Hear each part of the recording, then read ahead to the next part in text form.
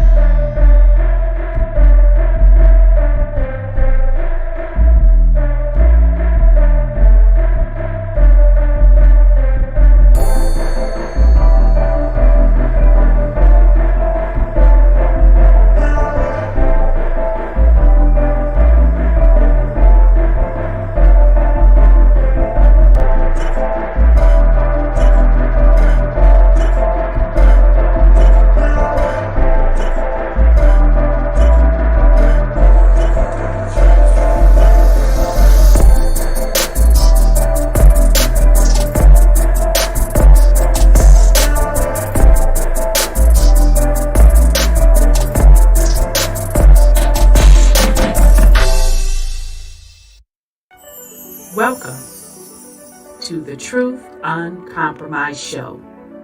I am your host, Rhonda. Join us every Thursday at 7 p.m. Eastern Time. Truth is peace. Truth is freedom to love, live, and be. We are Truth Uncompromised.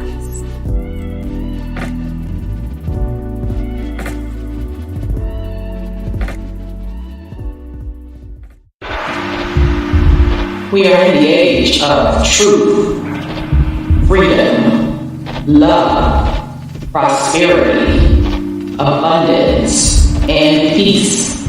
Welcome to Truth Uncompromised.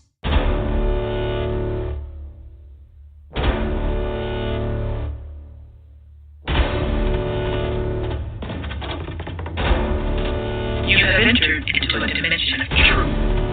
Time does not exist, and illusions are shattered. The journey of truth is intense. The journey of truth will set you free. Consider this a warning as you enter the dimension of truth uncompromised.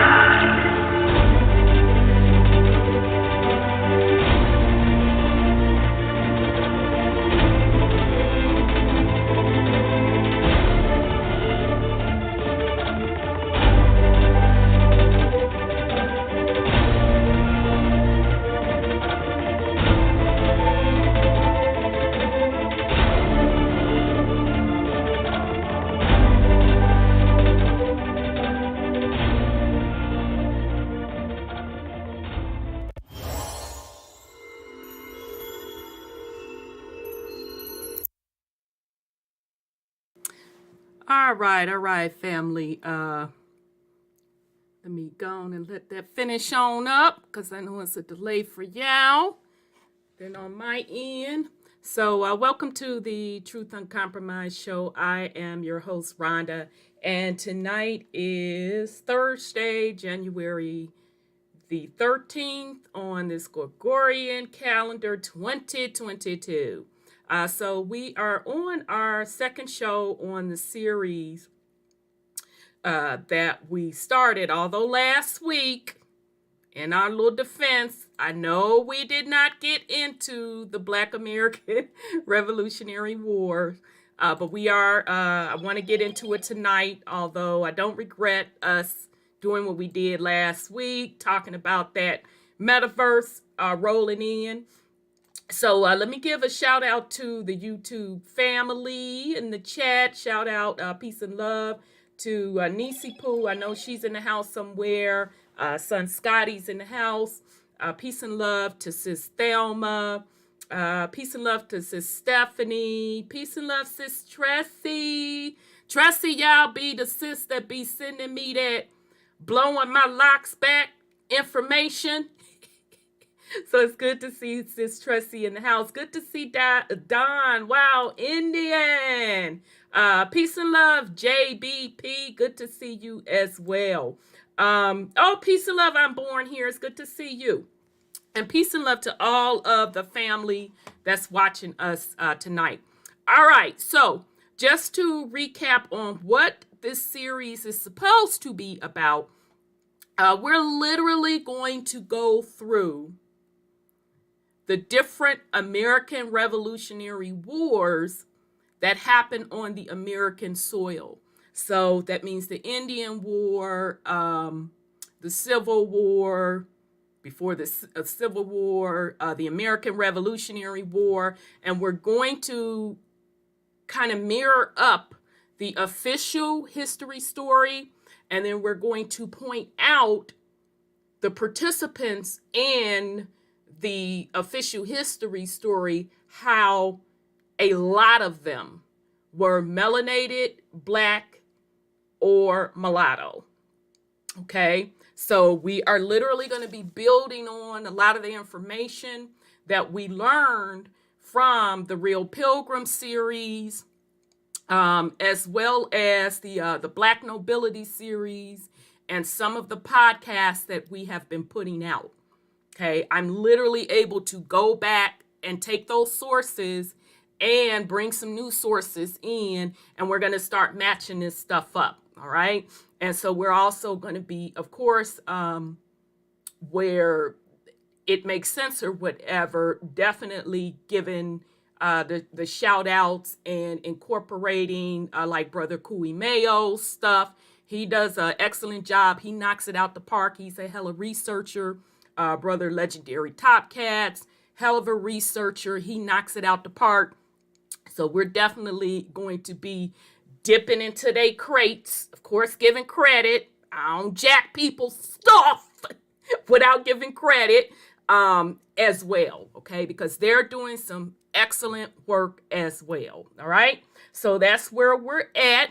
So I'm going to bring on my co-host, and yes, we need you all to definitely smash that like button.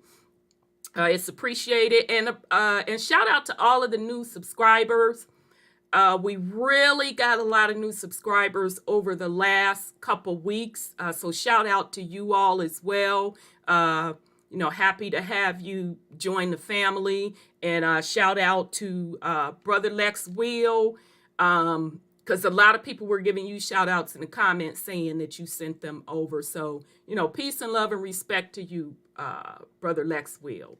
You're a good brother. That's why I give you your props, because you're mature. We don't have to agree on the information. It's not about that. So, shout out to you, Brother Lex. Okay, much respect. All right, family. So with that said, let me bring on my co-hosts.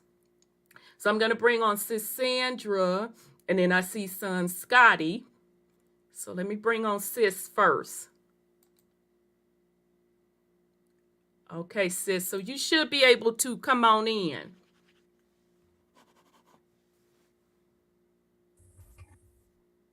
There you Hello. are. I'm here. Peace and love. How are you, Sis? Peace and love to you, Sis Run. I'm great. Thank you. And yourself and the family? I'm good. It's good to hear your voice. Good. Thank you. Same here. All right. Let me bring on son Scotty. Okay, let me see. You should be able to. There you go. Peace and love. Peace and love. Hey, brother. How you doing? I'm doing great. I'm feeling great. Yeah. It's my birthday weekend. Oh Lord, It's turn already up. started. Okay. Right? You gotta drop your Cash Exactly. App down there so we can send you a little love. Okay, so put your Cash App there and so we can send you a little love. So good for you.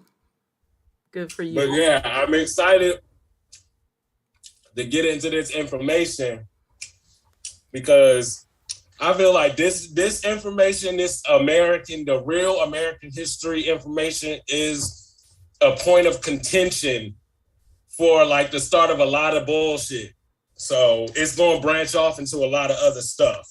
Yeah, so, and it's interesting. As I was starting to like take sources and start reading through the stuff, and then based on what we've already built up for, I'm like, okay, yep. That person was black. Oh, so these particular Indian tribes sided up with this particular set of Europeans, totally blowing my locks back. So, yeah, we're gonna really get into that because unfortunately with this information, it's so pieced together that you do literally have to take everything in like a puzzle and start putting it together. That's why it's important to keep researching and just to keep learning. And a lot of and cross-referencing like a motherfucker because absolutely. Because that's the thing with this information. It got so many gatekeepers and, trying to hide shit and like, change up the narratives and put the false narrative on top of it. And so, it's confusing on purpose. It is. And when you do that, when you cross-reference, and once you have that base underlying knowledge, you can start spotting a hijack. I'm like, you full of shit. Let me check your references. I literally, in one of the podcasts, I can't remember which one of it was, I literally busted somebody in a lie by their own damn reference. I'm like, no, that's not what that means. That is really indentured servants. And they listed a reference. So I said, let me go down. I'm going to your reference. It literally said in their reference, indentured servant. But when they put it in their book, they changed it to slave. That's literally a lot of the stuff I've been seeing. I've caught it in 2 books. And in one book, once I get to that podcast, I'm not even going to use the book because it would totally destroy that person's entire book, because they started off talking about one of their relatives, how they came over to the U.S. And I said, oh, okay, then. See, I feel a lie. I smell a lie. So I just did a little Gino. I said, that's not how your folks came over here. And I was like, whoa. So yeah. So I'm excited about it. I think that this will definitely be something important to help melanated people really start to understand not only how history was whitewashed, because we all generally know that. Well, people that listen to this particular podcast, we generally know that. But what a lot of people are still struggling with was that these different wars was not a black on white thing. It was black on black. Right. Exactly. That's what we still struggle with. Mm-hmm. Even in the small little niche that knows that history was whitewashed. Folks still struggle with that. Right. Okay, so we're going to go through this and we're going to be pointing out with the sources and all of that, proving it to you all that these folks were melanated / black folks. This was all a black on black war. And the sad part about it, when I was doing this particular series, well, not this series, because it hit me, to be honest, once I got the full grasp of the scale of the Black Europeans, it really made me sad. You're gonna have to go through a grieving process with this, because you realize, quote, quote, Black folks had the power all around the world. Yeah. And do we understand that all of that power was, quote, quote, lost? That, I'm not gonna lie, it fucks up your head, but it should help you put things in perspective on why things are still broken the way they are today. And I don't think until melanated people as a collective can really be honest with themselves about what happened in the past and what we're doing in the future, none of that unity crap is not going to matter. Because you're still going to keep making the same mistakes over and over again. You're not going to understand who are the enemy and why they are the enemy and the different bloodlines.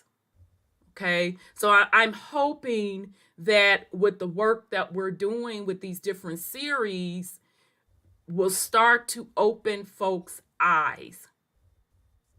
Okay, now whether or not people want to, take that in as their truth, that's certainly their business, their right. I'm just here to put the information out. Okay, so that's even down to even the religion, even down to that. Speaking of that, one of the biggest wars that they had in Europe was the War of the Roses, right? It was a 100-year war. They called it the 100-year war, but it was War of the Roses. Yeah, I'm going to have to add that one to the list. Thank you, sis. We're going to be on this bad boy for a minute. Yeah, that was between the Yorks and the Lancashires. Yep. So it's deep, y'all. Mm-hmm. It's certainly deep. So, okay, we're going to start with, go ahead on with the fuckery. Peace and love. I see some folks came into the house. Peace and love segment. Peace and love, Sis Tanya. Peace and love, Big Omega. Peace and love, Mike. Peace and love, Sis Shay Pink. Good to see you. Peace and love, Black Love. Peace and love, CC Mantis. I think I got everybody. Okay, so let's get into, go ahead on with the fuckery. Sis, we'll start off with you. Now, remember, I got to give the disclaimer because YouTube, you know how they roll, and I don't have to agree with it, but at the end of the day, this is their establishment. So don't be coming up here talking about Rona and they sister and they cousin, or messing with babies, and don't even do it. Mm. Okay, so with that said, you have any go ahead on with the fuckery, sis? Well, the problem is we have this critical race theory, and this is some of the stuff that's going to make a lot of people upset what you're about to do. Because sis, if you don't mind explaining to the family, what does critical race theory mean? If you don't mind explaining it to the family. Well, if I can understand it myself, is that they were taught it in college. My daughter and I was going over this the other day, and they were taught it in college, the truth about history and who is actually the ones who were in control and are in control of things. Mm-hmm. And people don't really want, they don't want to know the true history about themselves, because they feel it's going to upset the apple cart, so to speak, and put people, it's like they tell us we're slaves, right? And then it puts our young people in the position of defense, because they're always trying to fight to get back up on top. Exactly. Try to get on top. But the truth of the matter is they were on top. They still are on top. but they teach them that they're not. And it's in religion. They teach it all over the place that we're the slaves. And when you teach this kind of stuff, which is the critical race theories that is really truth, then these people get upset because then they have to retrain their European race or Asian race or whatever to rethink their position in this world. But they don't mind us being down on the totem pole. So that's as much as I understand about it. And they're fighting to get this stuff not told in the world, because then the whole world has to readjust its clock and its timetable and its history. Because as we know, and we've been this route before, they even color washed pictures. Absolutely. I'm seeing it big time. That's right. To keep this information quiet. That is absolutely correct. So now some people want to teach it. Well, it's interesting, sis, because first off, to the Caucasian population, you know, they've been brainwashed too, to think that all of those war heroes for the quote, quote, British side, even down to the president's Yao. Because shout out to, she's now an ancestor, sis Cheryl Wooding, when she sent me the poster of Washington and Adams and all of them, and they at a minimum look mulatto. In Hamilton? Yeah, in Hamilton. Yeah, but Hamilton, they do admit in the records that he was mulatto. They do at least admit that. But you have a Caucasian population feeling that that's how long white people were ruling, and white people were responsible for standing up America. And that's not the case. White folks weren't even in power. Now, that's just one aspect.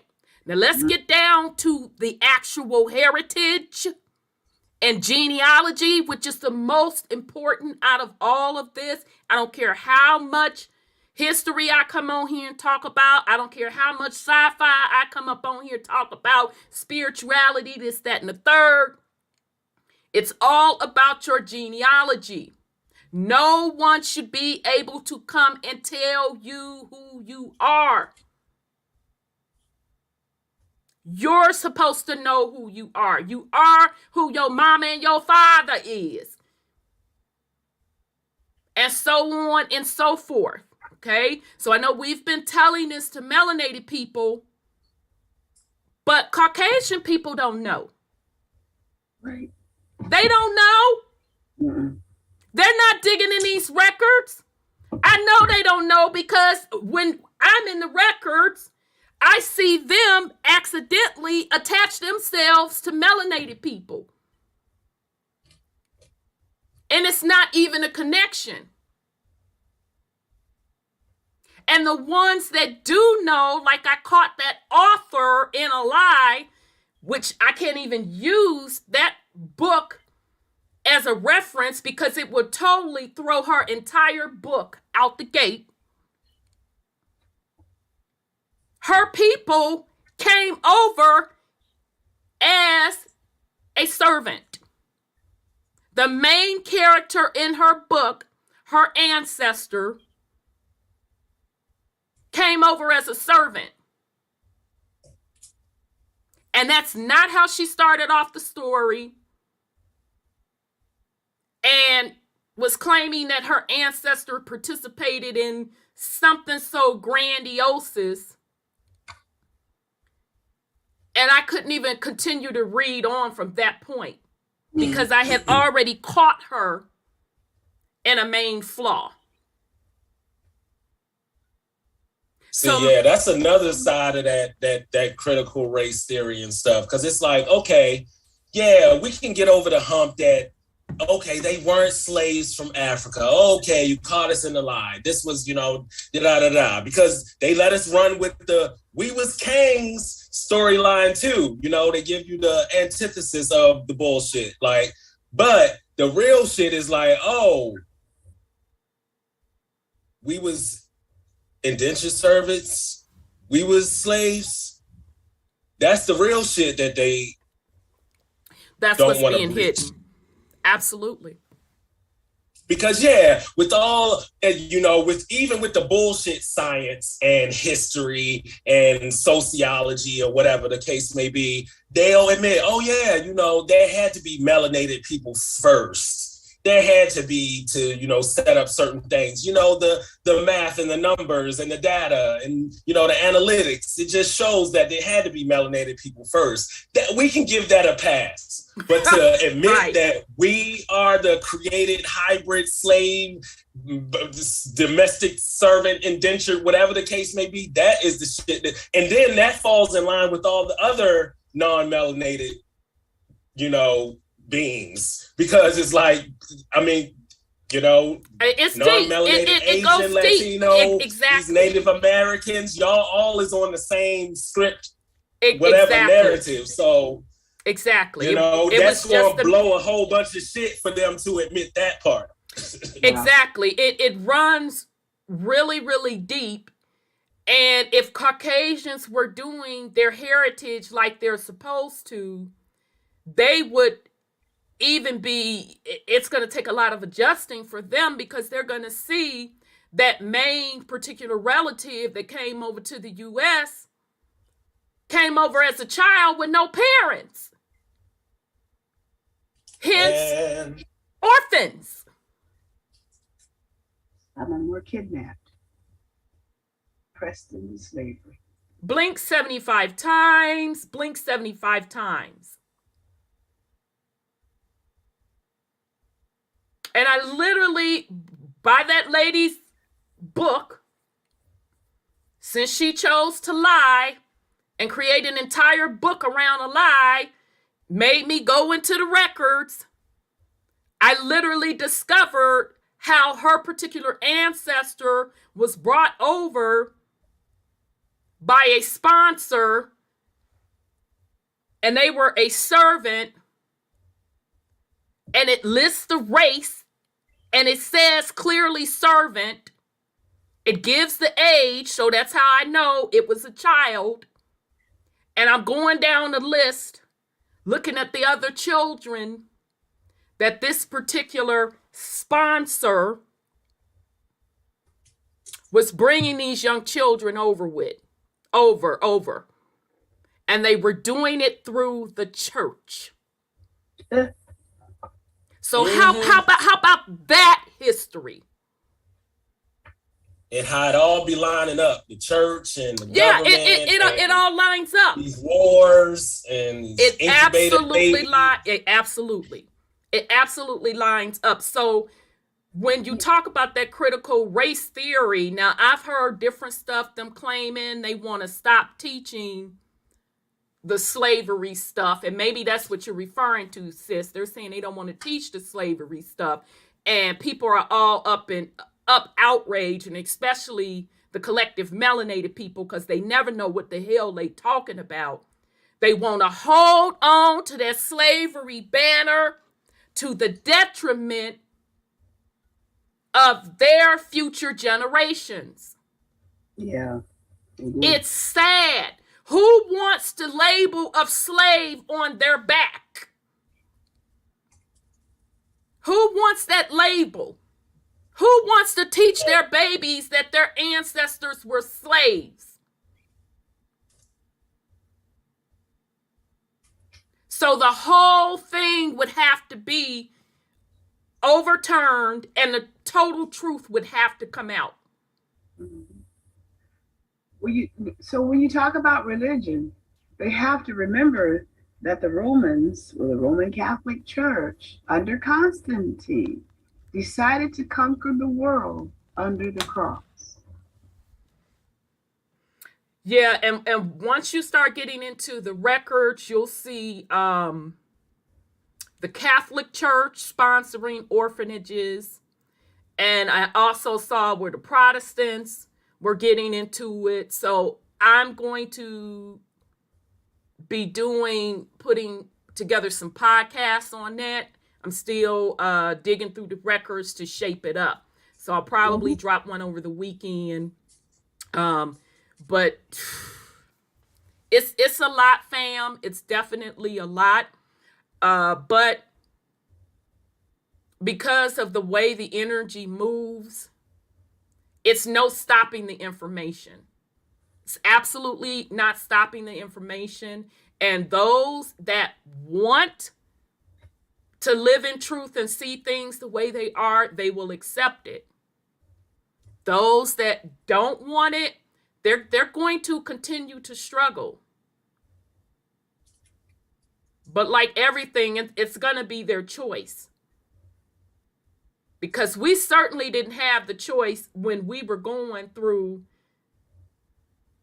their institutions, their schools. We didn't have a choice as children and as adults. If you went to universities and stuff, we didn't have a choice.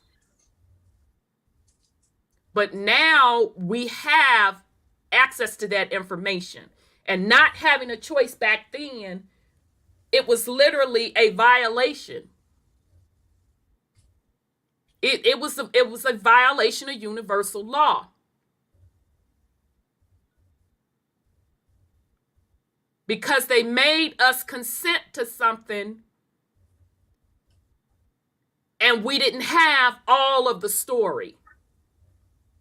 Right. That is a direct violation of universal law. I have to consent. That's in everything. So now that this stuff is being revealed, and do not think for any one bit that it's being revealed just for the sake of being revealed. It's being revealed because now the energy has shifted. And the swiftness of the universal law is pretty fast. So they're trying to clean up. Let's release all this information. Because as you do this research and you start looking at these sources, you're going to see where the Ivy League schools had this information. Not too many of us go to Ivy League. I know I sure in the hell didn't. Yes, these research universities. Exactly, the research university. They were the ones privy to it. Yeah. They got the books in there. Absolutely. You can't even take them from the library. You cannot take them from it. Look at them right there. Yep. Absolutely. So they were hiding and shielding the information for sure. So only a select few knew this information. Only the higher ups, or quote, quote, what they're calling the elite, knew the information. And another thing they do, they take the books that you can buy, like off of Amazon and all that kind of stuff, and price them so outrageously. Absolutely, they do. That you can't afford to buy them, like $250,000. I mean, seriously. Yeah, absolutely. So they have it out there if you could afford it. You know, like Christopher Columbus' book about what he found when he came here. I think it's $250,000, if I'm not mistaken on that price. Don't quote me. But it's any of them books before the 1900s where they was really not really just indoctrinated. Some of them was like, even if they was, of the race, they was like, we're just telling the truth. This is just what it is. Yeah. And they got put in prison for that kind of stuff. Yeah. Well, the Catholic Church puts them in prison. They put them in. Spanish writers specifically got blackballed and put in prison for telling the truth about what's going on in the Americas. Yeah, well, they burned. Was that part of the Inquisition? Huh? I said, was that part of the Inquisition? You said Spanish? Like no. They had Spanish writers, Caramelo had several of them, and he was talking about, the history that's forbidden for the American people like us to know, and the writers of those books was forbidden by the church to talk. Yeah, no, I think that is part of because Spanish Inquisition, they torturing motherfuckers trying to get the information. That's what they tell us in the Hollywood movies, but really it's to censor the information. Yeah, like right. Like they're doing right now, trying to censor all this stuff. Right. And damn, I lost my thought. I had it and it was good. Oh, well, because you know what they were doing once they decide to reset or change history. I remember on one of the YouTube channels, Autodidactic. Check him out. He has some good stuff. I haven't been on there in a while, but he literally did one YouTube show on melanated people in Europe. And he was going through a lot of the artifacts, a lot of the pictures and stuff. And I was looking through his comments because you don't see too many Caucasian YouTube creators do that. And I side-eye them, especially those talking about resets and talking about hidden history, but you want to tap dance and step over the melanated part. I side-eye you because I know that you know. But that's going to be your karma because I don't know. I'm guessing that you're doing that because you don't want to lose your Caucasian audience. But that's you and your integrity and you having to deal with universal law on your end. But shout out to the Caucasian YouTubers that have put it out there. Said, nope. The Moors ruled. You had black kings in Europe. There was black Indians. You do have Caucasian YouTubers putting it out there. But anyhow, I was in Autodidactics looking at that video, and I dropped down in the comments and read, and it was this one gentleman, older gentleman, said that his parents told him that I want to say he was in Australia. Don't quote me on that. It was either Australia or somewhere in Europe. Because Autodidactic, he's out of Australia.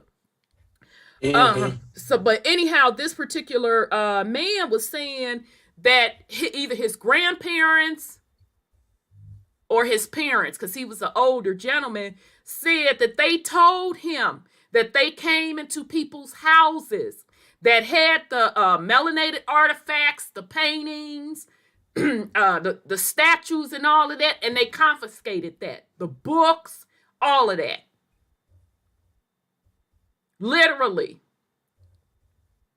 And now that, we've gotten into this Black European side, and when I research stuff, I can automatically look at pictures and see, okay, you whitewashed that. Okay, well, that's not really that person. And the funny part about it, you find more of the original pictures of people that they talk about in history, melanated, that has been hidden, than the stuff that they're passing off as official history. Because I guess they just got tired of hiring painters to either repaint the person, or they couldn't, there was only so much whitewashing of a painting that they can do. You mean acid washing? Yeah, that part too. Okay, let me bring on Brother Sean. He's coming on. Okay, but very, because I was going to say, I think it's real interesting how the only little section of the timeline of history they want to give us where melanated people was royalty or nobility or leaders or whatever the case may be is this Moorish shit. That's the only timeline they done picked out. That's the child. If I hear Moors one more time, like, you don't have to tell the world that the Moors was black. Infants know that the Moors was black. Everybody know that the Moors ruled Spain for 700 years. But they wasn't ruling over no white Spaniards. How about that part? Blink 75 times. Blink 75 times. How about that part? See, that's the part they don't be telling. They'll talk about, yep, the Moors was black, this, that, and the third. They ruled in Spain for 700 years. But you're not going to talk about the part that when they got there and conquered, those was melanated, aka black Spaniards. So the population of Spain today was, can we say an orphan population that eventually mixed with those original melanated Spaniards to become the Spaniards that you see today? All you have to do is look at Australia, which they had no choice but to tell the truth on that one. The exact script that happened with Australia happened all across the world. That's the part nobody wants to talk about. Very few people want to talk about it. Because even the Moors benefit from the Moors rule the world. So meaning folks that are identifying themselves as Moors, and I'm not talking about you honest Moors. Shout out and respect to you all. I'm not talking about y'all who tell it like it is. You understand it. You admit that, yep, there was black Europeans. There was this, there was that. Shout out to y'all. I'm not even talking about y'all. I'm talking about that group that wants you to sign up with organizations. It benefits them to have the narrative that the Moors rule the world.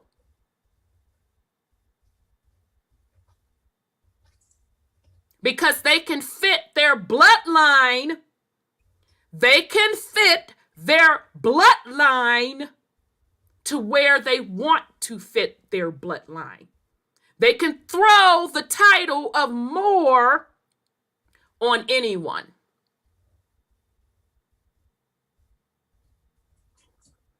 So there's a lot of shenanigans going on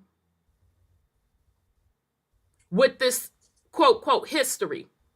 That is why it is extremely important. You got to do your genealogy. Nobody should come and tell you you are Hebrew, you are Moor, you are black European, you are black Indian, you're an African. How, Sway? How? You know my mama and them? This is how the hijack has been gotten away from because people don't know who they are. Now is the time / frequency to do it because people are jockeying behind the scenes for you to mob up with their group. And you mobbing up, swinging in the wind, ready to slice somebody's throat. And that ain't even your people's name. That ain't even your bloodline. Matter of fact, your people, your ancestors fought against their people for whatever the case may be. It's time to wake up. If you say you want to live in truth, now if representing your mob is more important than your, literally your bloodline, your family ties, hey, you do you, boo. I'm not here to criticize you, do you. But what you've not fencing to do with me and mine is to come try to tell me who I am, or I'm going to cut your throat. Plain and simple, I'm going to cut your throat because it is a disrespect to me and, more importantly, to my parents and ancestors. I'm going to cut your throat. And I'm going to make you prove it. And then I'm going to have you show me your genealogy. All right. So, with that said, peace and love, Brother Sean. Wholeness and power. How are you, brother? I'm good. How y'all doing? Good, good. Good to hear your voice. Happy birthday, bro. I know. Did you put your Cash App down there? Yeah, I put it down there earlier. Wait a minute. Put it down there again so I can pin it to the top. Oh, I see. No, you put mine. I don't see yours. Put it down there again so I can pin it. Or you pin it. I can't remember if you can pin it or not. Who you talking to, Tyrone? Because if you come up in here talking to me, trying to tell me what to do in my house, you finna to get blocked. So now you talking to who? You talking to who? That's my middle name. Don't be doing the Tyrone's wrong. We already got enough shit with our names. You talking to who, Tyrone? Because if you talking to me in my house, I cut your throat. Now say it again. If you froggy jump and say it again.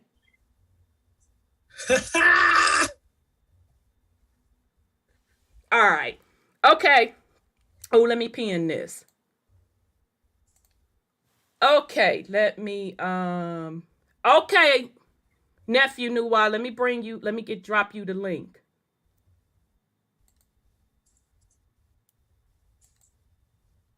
Okay. Okay, so with that said, son Scotty, you have any go ahead on with the fuckery? No, not right now. I ain't even been paying attention to no fuckery because, that shit is kind of draining, and I'm just trying to focus in on like the unfuckery, like creating some shit. So it may have been some shit, but I was just like, you know what? I'm gonna take a break from the fuckery right now because y'all done fucked me out of the shit. Like I'm fucked out. I understand. Sometimes you gotta take that break, baby. I totally understand. Okay. I'll be back to seeing what the fuckery is. Because it's always some, right? It's always. So, I'm sure somebody else gonna have something and I'm be like, oh yeah, I did hear about that, and I'll put something on it. Okay, that sounds good. Brother Sean, you have any go ahead on with the fuckery this week? Well,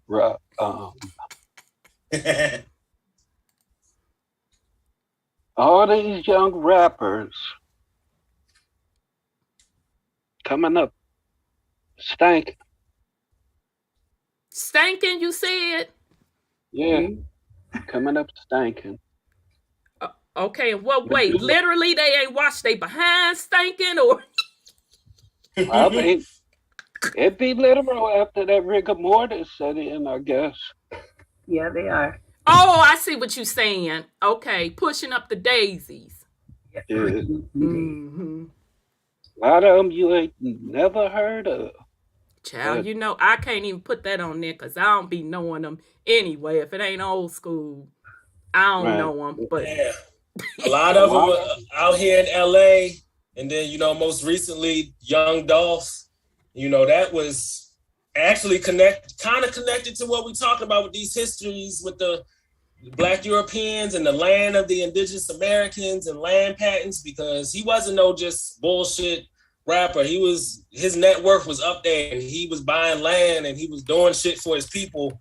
And just kind of like with the Nipsey thing out here, they be halfway on a script, but then be doing these kind of like Messiah things, and then they get taken out, and then it'd be like, so what part of it was real and what part of it was the script?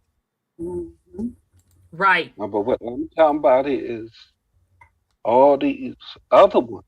I mean, if you look at these quote unquote gangs, you got rap gangs now. And all these niggas getting killed, going to jail, doing this, doing that. Wait, what do you mean by gangs? You mean they associating themselves with Oh, they are actual gangs. Okay, child, I know I'm out the loop. Yeah, because I mean, look at the way they sit up and advertise what they do. Got their guns, they whole I see what you're clique, saying. set it up. And they all going to jail or being killed from the videos and shit they putting on Instagram. These little motherfuckers being killed on the Instagram or Facebook Live, this, that, or the other. I mean, these little motherfuckers going at it hard. And like I say, quite a few of them allegedly and supposedly were signed to some of these people that's caught up in all these killings that's going on. Sacrifices. But, yeah, because what I'm thinking is they taking out insurance policies on these little motherfuckers. Oh, yeah. Oh, yeah. Contract. Absolutely. Then once they gone, Mama Thornton. Yep. who own the rights to their little shitty music? Shitty. The record company. Shitty. Exactly. We gotta stop here because you know, when our parents thought our music was shitty. But I ain't gonna lie, y'all. I be trying, but all that. I'm like, what? They was just doing it to get paid. They even tell you that they wasn't trying to put nothing artistic into it. They admit that. We can't. It actually had a category called mumble rap. You lying. You stop lying on them awards, people. Yeah.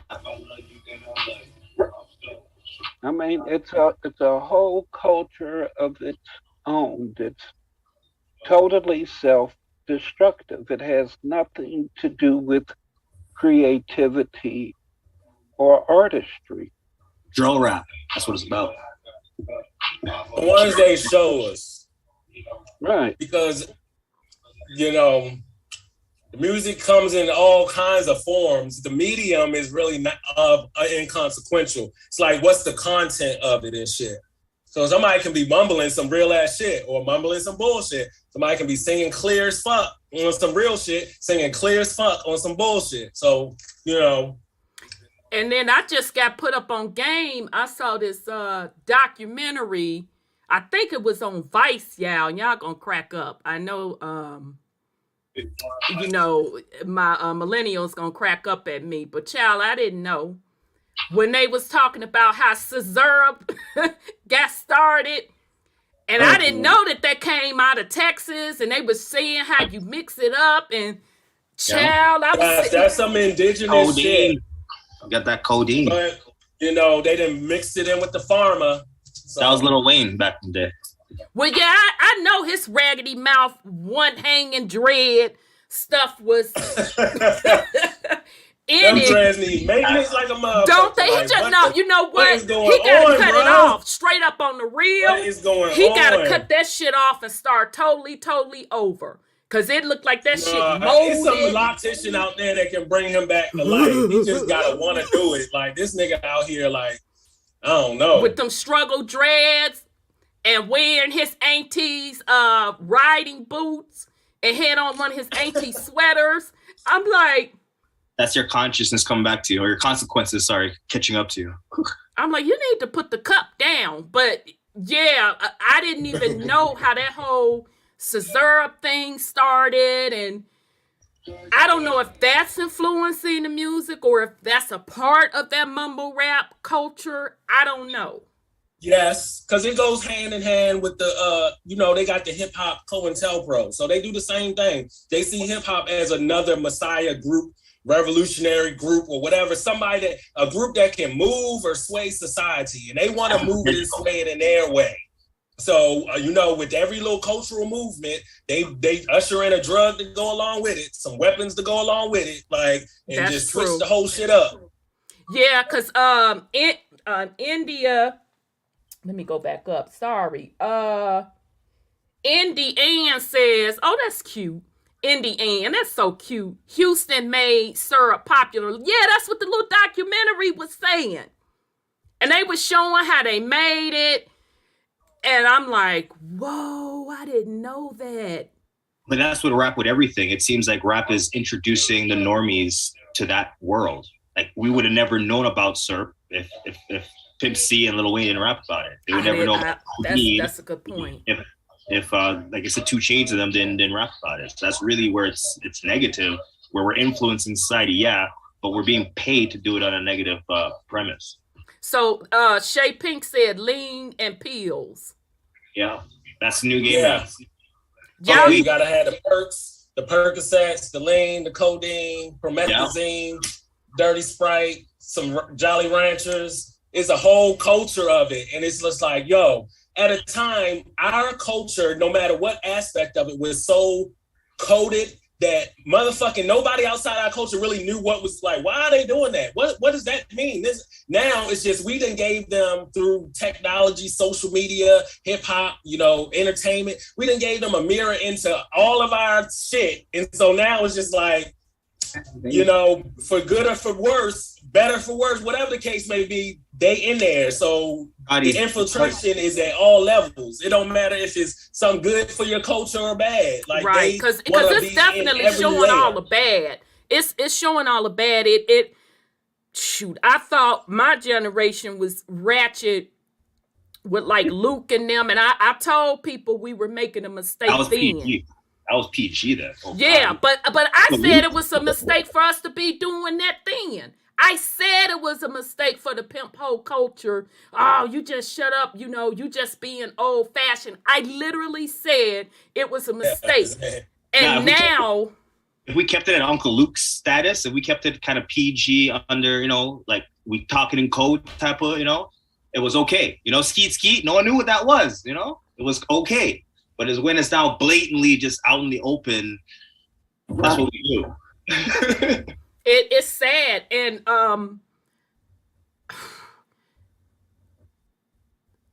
a lot of folks aren't going to make it. We just have to be honest with ourselves. Unless, as a collective, people start individually cleaning up their households, a lot of folks aren't going to make it.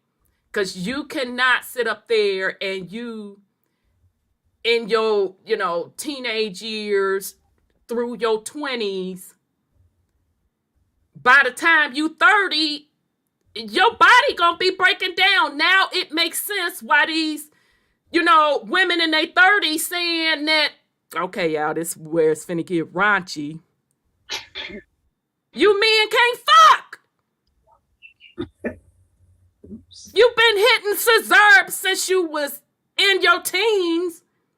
Xannies and perks. And it goes both ways because we see it's like a bowling alley. Got the uppers and the downers, You're trying to take a nap, hit the Zan. You're trying to, never mind. I mean, but we feel you. The drug abuse and the bad health practices is what causes detriment in our bedrooms, what causes all the negative energy we have in our overall relationship. Yeah, but when people are young, they don't think that. They think that they can always do it. Sis, now come on now. I done already told y'all. They're 20 years old in their 60s. Yeah, I know. I done told y'all the pole will never wear out the hole. Now this grown folks talk. I hear an 80-year-old lady tell me that shit in my 20s. I done took and told y'all.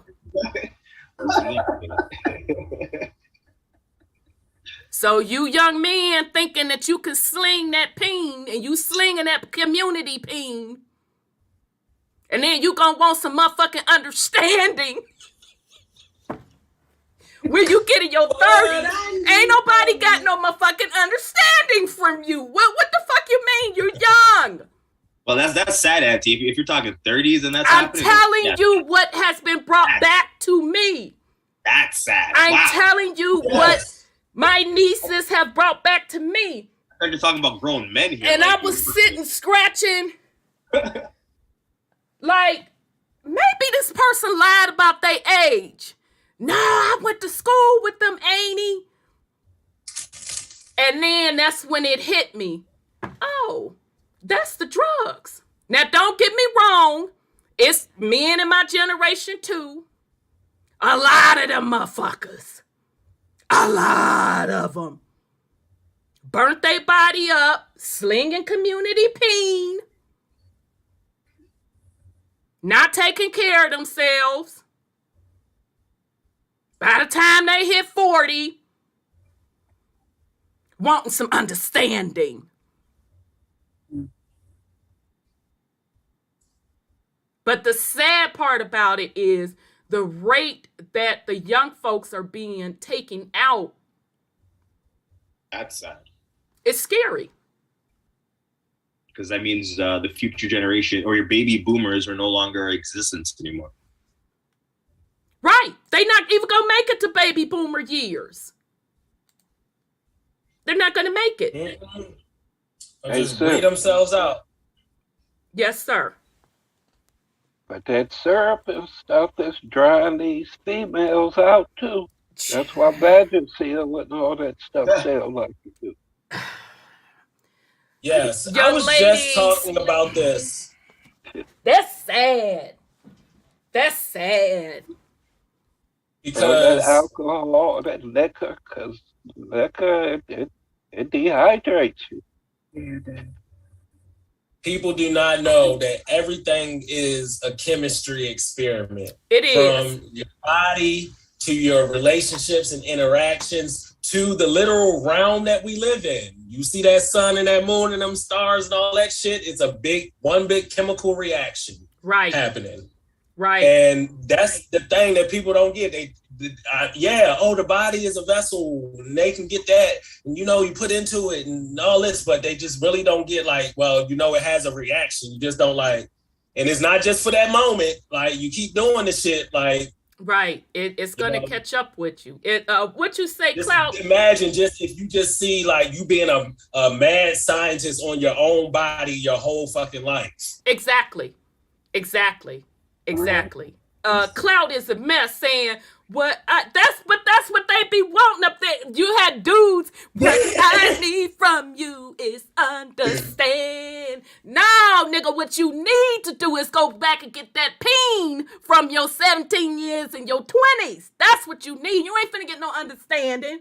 Because I know you done burnt your body out. You been slinging it. Now you want some understanding. Nah, bruh. And that goes for the women too. And if your hoo-ha, if your gina is breaking down, you doing some hard living. Because the gina is tough. So you doing some hard living. I'm sorry, go ahead. And also for the motherfuckers, motherfuckers out there on the spectrum, y'all motherfuckers, them other holes you get used up. That ain't the same hole. That ain't the same motherfucking hole out there. Well, sorry, y'all. This is grown folks' night. Mm-hmm. I was watching a show on TV, and I have to tell you, it was a little bit too much for my taste, because the females were raunchy. You walk up to a man and ask them if they want to feel you. And you go out there and no bras on and swimming naked in the public. All kinds of stuff was going down. And it was supposed to be a show about trying to get people, committed to each other in love, a matching. Oh, one of the reality shows. Yes. And I'm like, what's wrong with these people? Well, that's showing our age, sis, because they've been doing them reality shows for a while, and when they first came out, what's the one? Yeah, I think it was The Bachelor. It was The Bachelor. One of my college roommates, we're still friends to this day. She still models. She literally still models. I mean, you can't tell her age. So she can run with the youngins. And one of her co-workers was a contestant on The Bachelor. This was when they had probably like 4 or 5 seasons in. And I was like, girl, come on, give me the tea. I was like, y'all really be doing it on there? And she was like, yeah, you really can. She said, but you have to get tested for sexually diseases and stuff, this, that, and the third. I said, girl, so people really be throwing down? She said, yeah, if you want to, but you do have to be tested for diseases, this, that, and the third. Oh yeah, remember back in the day with Poetic Justice, when fucking Tupac was talking about, yeah, I'm gonna have the scene with Janet, and then they hit me with the STD HIV test. I'm like, whoa, we having sex for real? Like, is this what? Best moment of his life. Like, yes, I'll take that test. And I mean, do you blame Janet even if we ain't gonna lay down? Because based on where y'all be putting y'all mouth, I ain't doing no kissing scene with you. You offer up your lips and your tongue a little too freely for me, bruh. Business. It's not pleasure. It's business. Yep. Go on and swab. I want to swab every day. We have to do a kissing scene. Run them VD tests. Wipe me down. I want to know. I take my VD test too. I don't know where your lips is done been. Shit. That was some odd stuff to me, bro. I said, oh my God. That's light though. That's light what they've been doing. I know I did a podcast on this one young lady. I was just so shocked that her video had ran across my feed.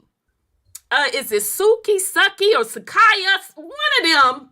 Oh, yeah, Suki Hana. Yeah, Suki Hana. Shit. My old ass. I apologize for botching the lady's name up. Pretty beautiful girl. But she put out some song about her gina, talking about wet gina, and I could only, the 30 seconds that came through, I'm like, she's kidding me, right?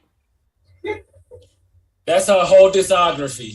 So I'm like, that's the bar. The bar is set in hell for artists. Like, you can say any fucking thing, let it be the lowest vibrating bullshit, and you just say it with commitment, because now, you just got to have a banner behind you. Be LGBT, be women empowerment. I'm a feminist. Be, whatever the fuck you have a banner behind you to support the bullshit and be confident about it. It don't matter if it's bullshit, and get you some followers and some social media backing and influence and all this shit. All about confidence. And before you know it, the whole bullshit then caught on and it's viral and it's having actual real life effects, because then you got little girls who want to be little Suki Hanas. Exactly. And when I found out she had children, small children, I said, I'm done. How's this acceptable? And people got upset with me about that. I'm like, I don't give a damn if you upset. That's not acceptable. Just like little Nas in the booty shorts twerking. That whole character is unacceptable. And the only reason I'm on him is because he started his audience with children. No, he started off sweet and innocent with that cowboy hat. Exactly. That's how he gained his children audience. And I was cool with that. Piss the fuck off with that shit, bro. I would have even been cool with it, with him, identifying himself as gay and still having that children audience. But when you switched it up with the booty shorts, I'm like, nah, bro, this where we have to part. If you dabble in that lifestyle, stay away from the children straight. There's no... I don't think you should. I don't think that's right to look at it like that, because people have a right to their sexuality. Yeah, when they're adults. But with that right comes responsibility. So just like I'm getting on the heterosexual people, I'm getting on the gay people, the LGBTQ community also. They have a responsibility also.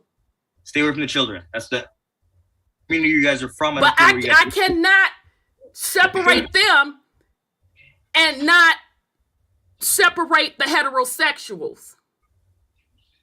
Because the heterosexuals started it. So-called black people, melanated, African American, whatever you want to fucking call us, in this little entertainment, sports, whatever, in the public realm, we are like cursed because one of us represents all of us, no matter what it's doing. Like one fucking criminal is gonna represent all black people.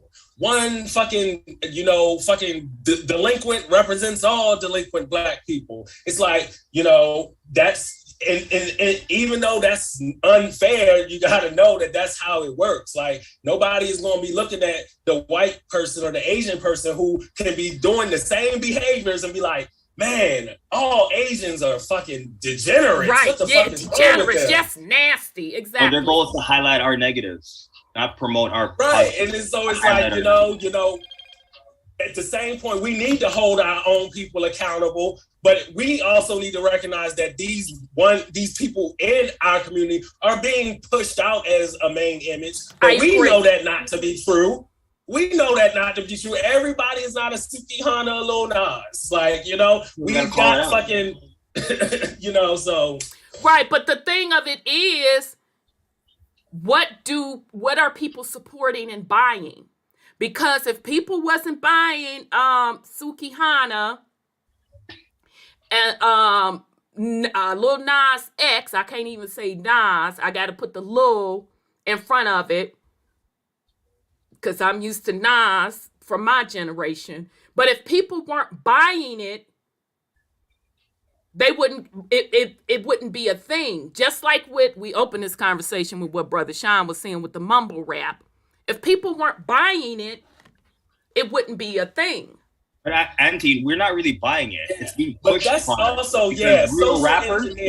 We don't agree with the mumble rap. Real people, we don't agree with what they're pushing. It just seems that it's being pushed no matter if we're agreeing with it or not. Because real rappers will say mumble rap doesn't have no place to be with anything. If you don't have real lyrics, if you don't have real content, if you're not speaking poetically in your raps, metaphors, then you're not a rapper. That's a written rule. So the mumble rap doesn't have weight, but it's being pushed as if it has weight. Let's say like 6ix9ine. 6ix9ine has no reputation in rap business, but for some reason he's still a noted figure. He's still selling records. Yet in the real world, no one's gonna fuck with him.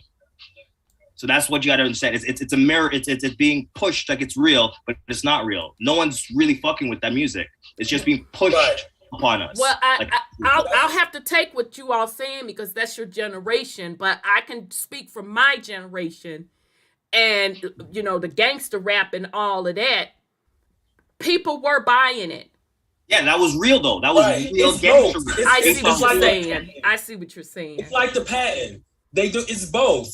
Some people, life imitates art. Art imitates life. Some people is taken from the virtual world, taken from the social media, taken from the art. And some people is actually that in real life. And the art is taking it from them and copying them and exploding it and exaggerating it and shit. And making it worse, like taking the worst of it and then emulating the worst of it. Where like little MC was rapping about his syrup, but he also would rap about not doing it. So like there was a balance in it if you listen to his music. But they just took the syrup out of that one part of his genre and blew it up. So they'll never hear the other side of his talk about what the syrup did and what he did after the syrup. You only hear about what he was doing with the syrup. So that's what they blow up and magnify our negatives. Well, child, it's a mess. I'm sorry. And that's 101. I'm sorry, go ahead. I was about to say that's like 101 in like advertising and marketing. Like they ain't marketing shit that you naturally need. Like if you have a need or want for something, you just gonna go out and get it. You just gonna naturally go out and search for it. So the stuff that they marketing and advertising and sending out to you is they're trying to sell you on something. True. They're trying to get you to buy in and consent to something. So the point of view is advertisement. It's going to be something they want you to ingest, not something that's good for you. Anything that's good for you, they hide. That's why good music is underground music. We have to go to the underground to hear what we consider to be real music. And everything that's what's called pop music, we know is garbage. That makes sense. All right, Brother Sean, I know you started this off, so what else you got on to go ahead on with the fuckery? This is a good one, though. Cause child, I can't even get with little this and somebody boy that and this and honey, I don't know. And just the next thing, they writing on Nas's name. So all of us that knew Nas, that were repping that, as you said, that true gangsterism lifestyle, now they've copied that with the little Nas and they're writing on that success, which is why they're now corrupting Nas's name. So when you type in Nas, what you gonna get? Little Nas. And the sad part about it is these quote quote rappers that they're putting before the populace, and it's definitely geared towards the younger generation. They're getting taken out so fast, and once it runs across the feed, and people like, oh, such and so got taken out, and my old behind, I'll be like, child, who?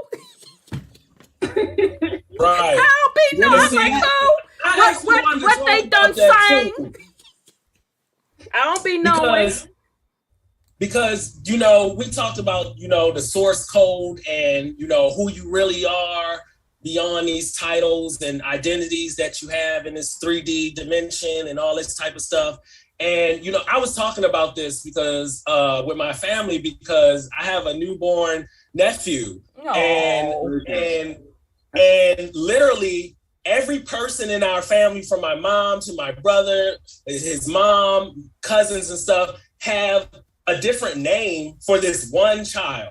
His name is Sean, SJ, EB, SJ, all these different names, Fish Stick. And I was like, that is a signature of indigenous American culture. Yes, it is. Y'all just trying to find his Indian name. Yep. That's his tribal name that's being presented. Exactly. And that is a part of hip hop that they have corrupted. Like, these people wasn't just popping up and saying shit and just rapping out of nowhere with these different identities and names. They were actually tapping into something real. And by the time the government and all these different entities then corrupted it, perverted it, contorted it, all this different bullshit, you forget that, hey, and then, that was another thing too, when you comparing who these Native Americans and these indigenous people, I don't see y'all really doing, I feel like that's something that y'all copied from us, because I don't see no other culture that's giving them people's multiple names. And it becomes like a thing in comedy, black comedy, like Pookie. Right, what's her name? Her name Ray, right. But in our communities, that came from somewhere. That came from a place. Junebug, right. So I always try to look at these things through multiple visors, because yes, they have corrupted our culture and it's some other totally different bullshit. But a lot of these artists, probably did have a genuine intention before they got turned out, flipped around, indoctrinated, whatever, signed a contract, blah, blah, blah. But always these things come from a place. And what was that place before these other entities got their hand on it? Because we are that source code. That source code. So they just built these industries around us. They monetized our natural mama given talents and gifts and skills and shit that allowed us to, build civilizations and build and cultivate and nurture families and have schools and universities and build infrastructures for, legitimate, humanity driving technology, not some bullshit that's on some weird terraforming transhumanism shit. So I would just be like, even though we are in this place where a lot of our shit has spin off from the original intention, what was that source code? Because maybe, not that we necessarily have to always be trying to go back to something, but you need to know that motherfuckers is not creating whole hip hop industries around just, let me pick out this goofy motherfucker and that's just I'm feeding my whole family off of this goofy ass shit. Meanwhile, the message and what they doing and the image and the symbolism may be destructive to the community that they actually come from. That's a great point. That's a great point, son Scotty. And people in the chat, Aboriginal drop Big Joe, Sis Shape drop Pooh. And then somebody had put something else. I know y'all had it. Ooh, the Junebug. Yeah, Junebug. That was one of my cousins. Indian name. And Bird. Chinaman. Yep. You know Bird. Man.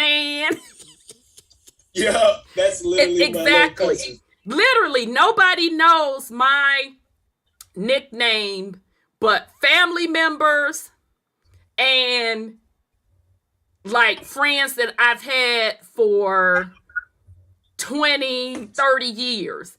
And even my friends that I've had 20, 30 years that I consider family, they cannot call me by that quote, quote, nickname, Indian name. They can't, they know, no.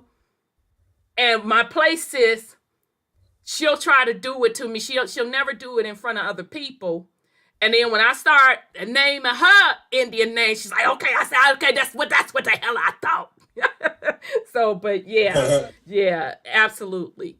Okay, so Brother Sean, you had anything else you wanted to put on the go ahead on with the fuckery? I know we kind of went in on what you were saying, but it's an excellent topic. Man, right now, people have a chance to bring their originality to the world. And it's this stupid shit that our people present to the world. You want the world to know who you are. Try being that. Right. Let it show in everything that you do. That's true. If they want to know what indigenous culture is, let them see it in everything that you do. Everything that you do is indigenous culture. Even if you came on the video and farted to a beat, considering. Did you say fart to a beat? Yeah. Okay, that's what I heard too. Okay, I'm just making sure. Go ahead. That's some indigenous shit. Flat the fuck out. Ain't nobody else doing it. So, I mean... You know somebody finna cut a song. They in the studio right now.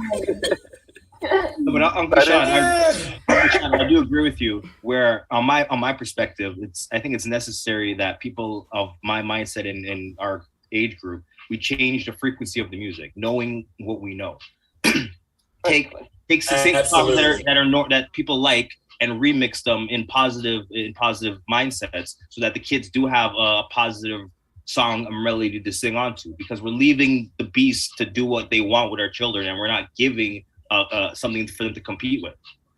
The thing is, don't remix nothing. Come with create something totally new. Right. Leave all that bullshit in the past. Right. Come with the original. Come with brand new shit, a whole new vibe with that whole new frequency. I see what you're saying. Yep. I 1000% agree. I want that because we're the creators anyway. They just take what we already created and then put their spin on it and change the frequency. And try to hold it there as long as possible. Exactly. Scotty. Yes, sir. With anything that you know, why are you going on audition? You should have done edited, written a script, then put you some little scenes out. Everything. You could be doing it yourself. You should open up your own company so that you can run your own studio and then finance your own friggin' movements. You see the way these YouTube channels blowing up?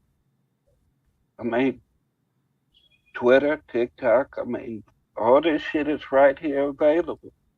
And people making money off this shit, getting exposure. Mm-hmm. Dumb shit. Don't nobody have to utilize this goddamn system. We don't have to give our power over to them.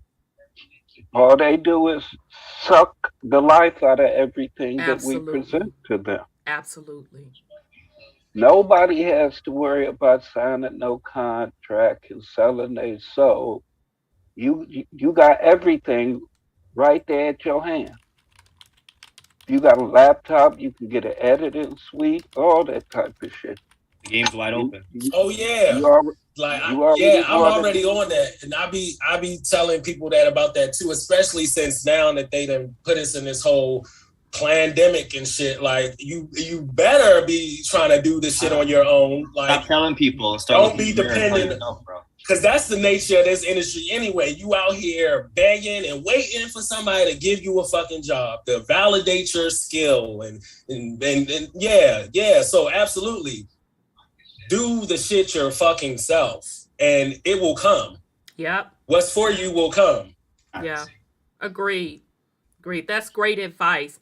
So, okay, fam. So, Brother Odell, he's in the house also. So I'm glad Brother Odell is here. Brother Odell, I'm fencing to open your mic to welcome you in. So,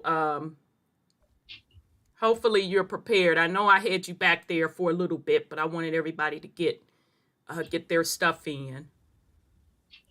Okay, so peace and love, brother. Am I coming through, everybody? Can you hear me, sister? We can hear you. Peace and love, Brother Odell from the UK. In the house from the UK. Yes, I'm here with myself. Odell. Yes, I'm just glad to say, everybody, how are you all doing, family? How are you doing? We're good. It's good to hear your voice. Good to hear you from the other side of the Atlantic as well. Very nice. Exactly. Right. Cheerio. I get used to all of that. It's very used to all of that. Right, then we'll need to fix up. Go ahead. Sorry, as soon as you want to speak, go ahead. Sorry.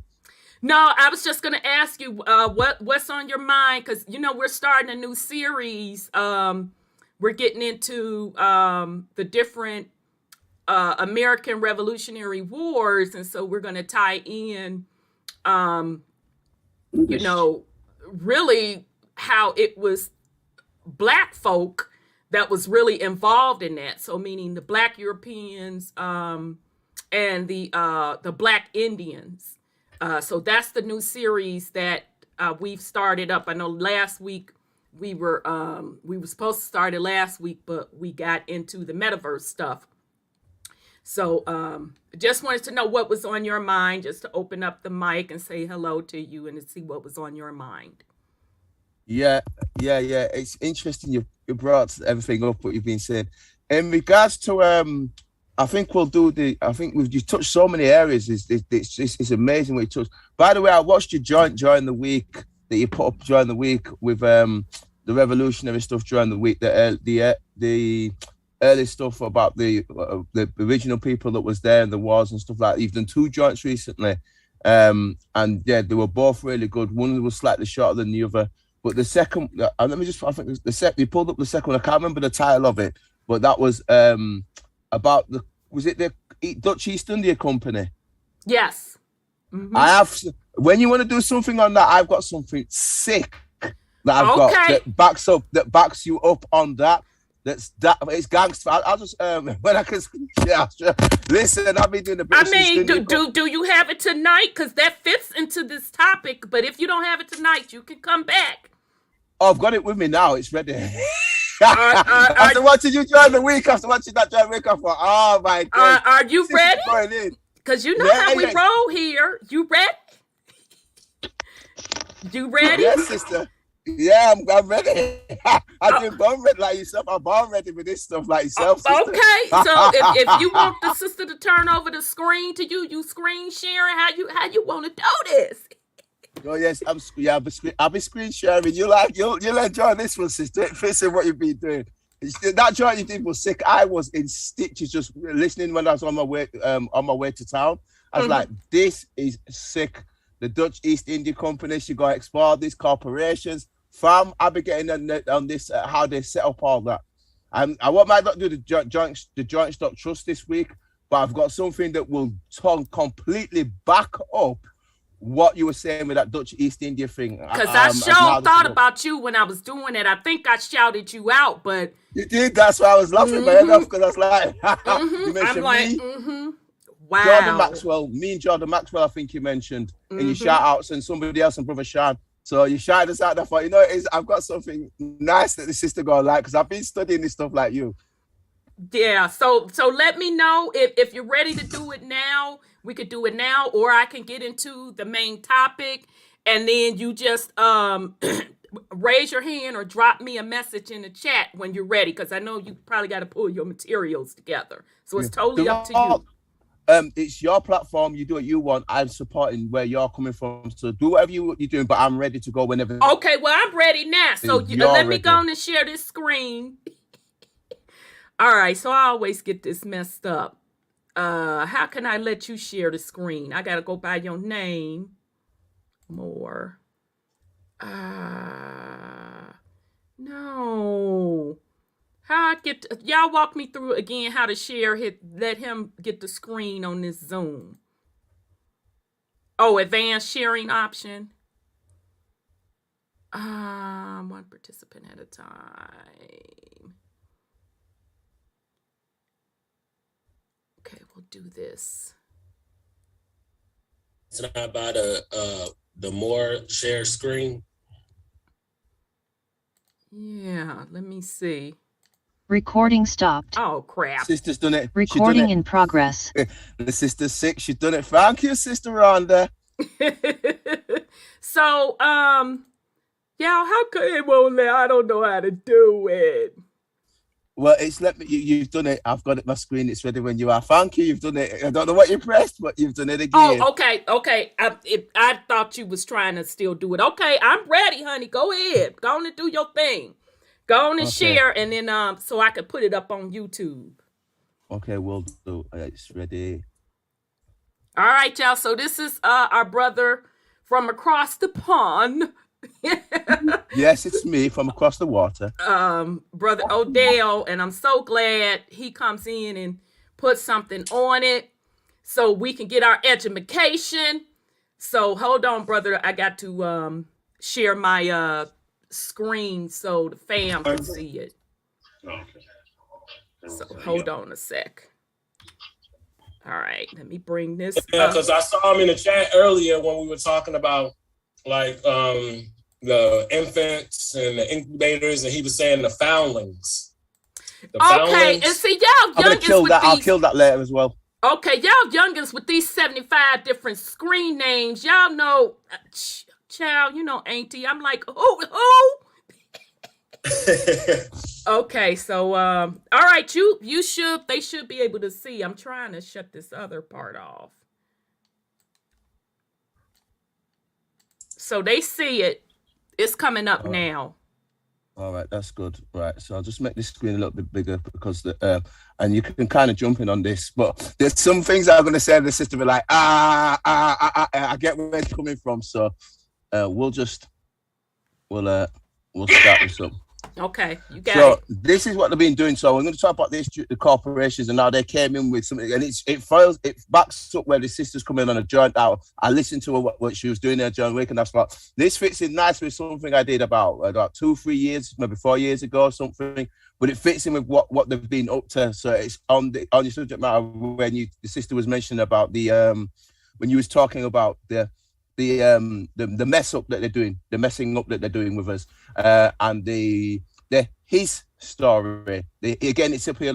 His story, not my story. The mysteries are our stories. So it's all in the words, and that gets back to And I'm going to mention the 3 books now. I have actually got them, but I don't. They're not up on screen right now. But I might be able to pull up.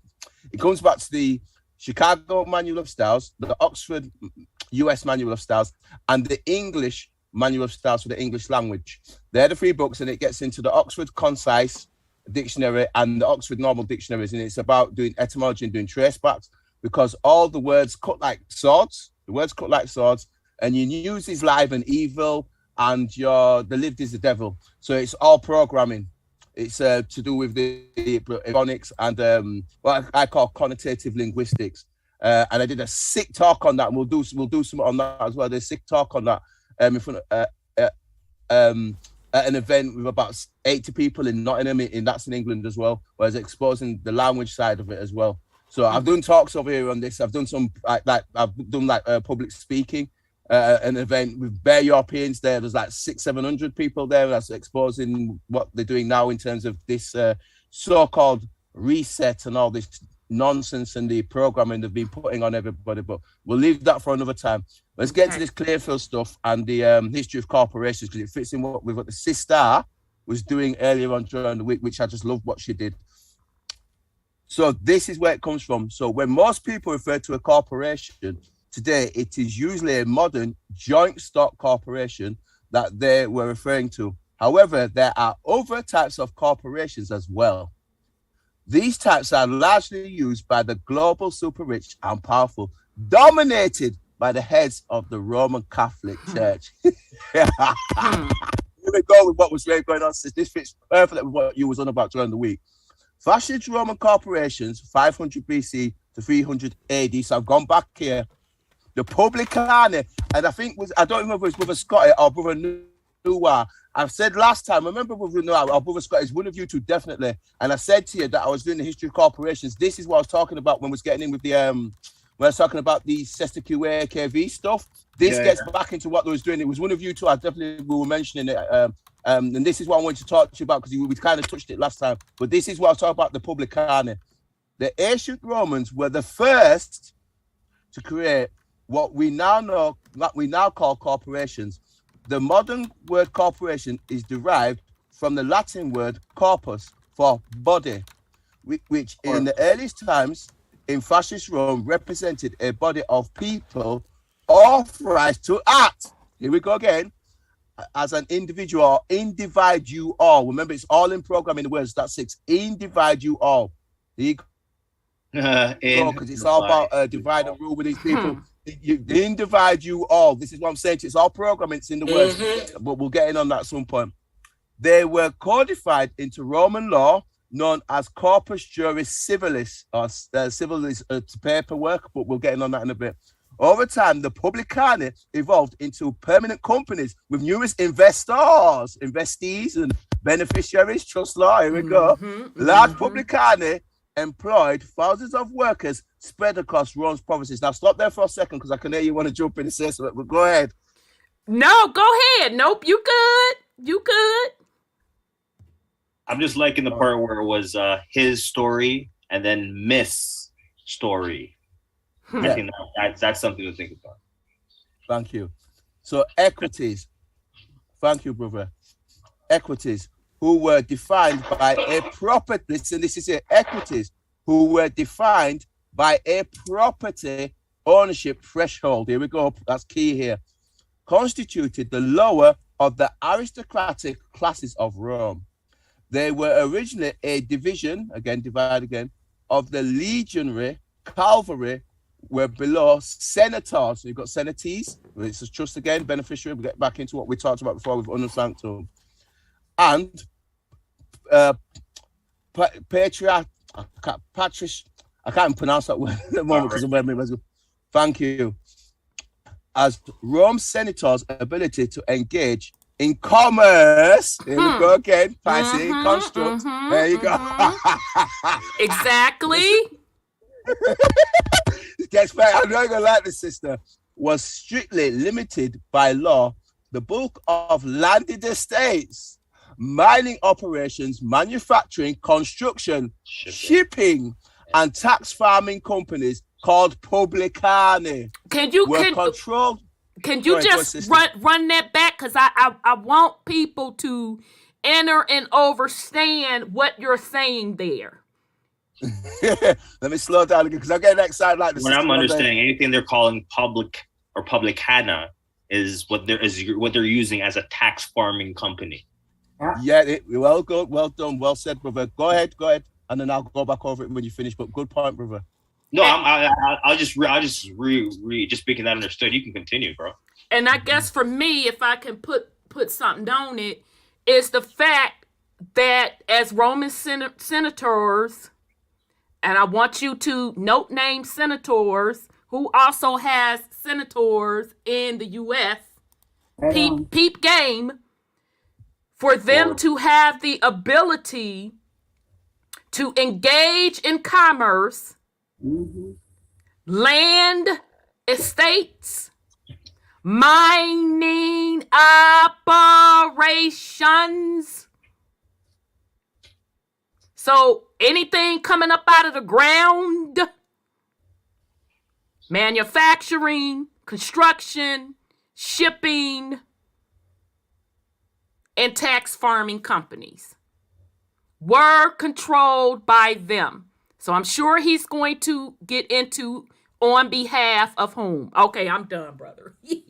And then also, I just want to add in that patricians is the noble people, the aristocrats. Thank So you. senators and noble people. So the king's boys in them, right? The king's boys. Yeah. Them. Yeah. Uh-huh. Yeah. Remember?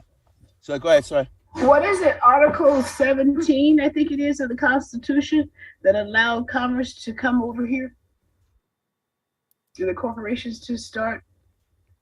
I think it's Article 17. Yeah, I can't even quote you on that. Remember, the United States is a corporation of London, so it's just exactly that's the United States getting the authority to do business now on that level. Bingo. Yep. Okay, Brother Odell. Thank you. Okay, yeah, and we're getting on that later. There's a part where you're getting on that, and I've mentioned something specific, and then you probably want to add on that as well when I come to it. Called publicani, right? We're controlled by them, and keep it. And when your sister mentioned about the senators, keep in mind we're talking about bloodlines, tracing bloodlines back and tracing who's who back as well. So keep in mind with that when I'm thinking that. Yeah. So keep in mind. Thank you, sister. I'll say it simply. Anybody that has wealth is part of that bloodline.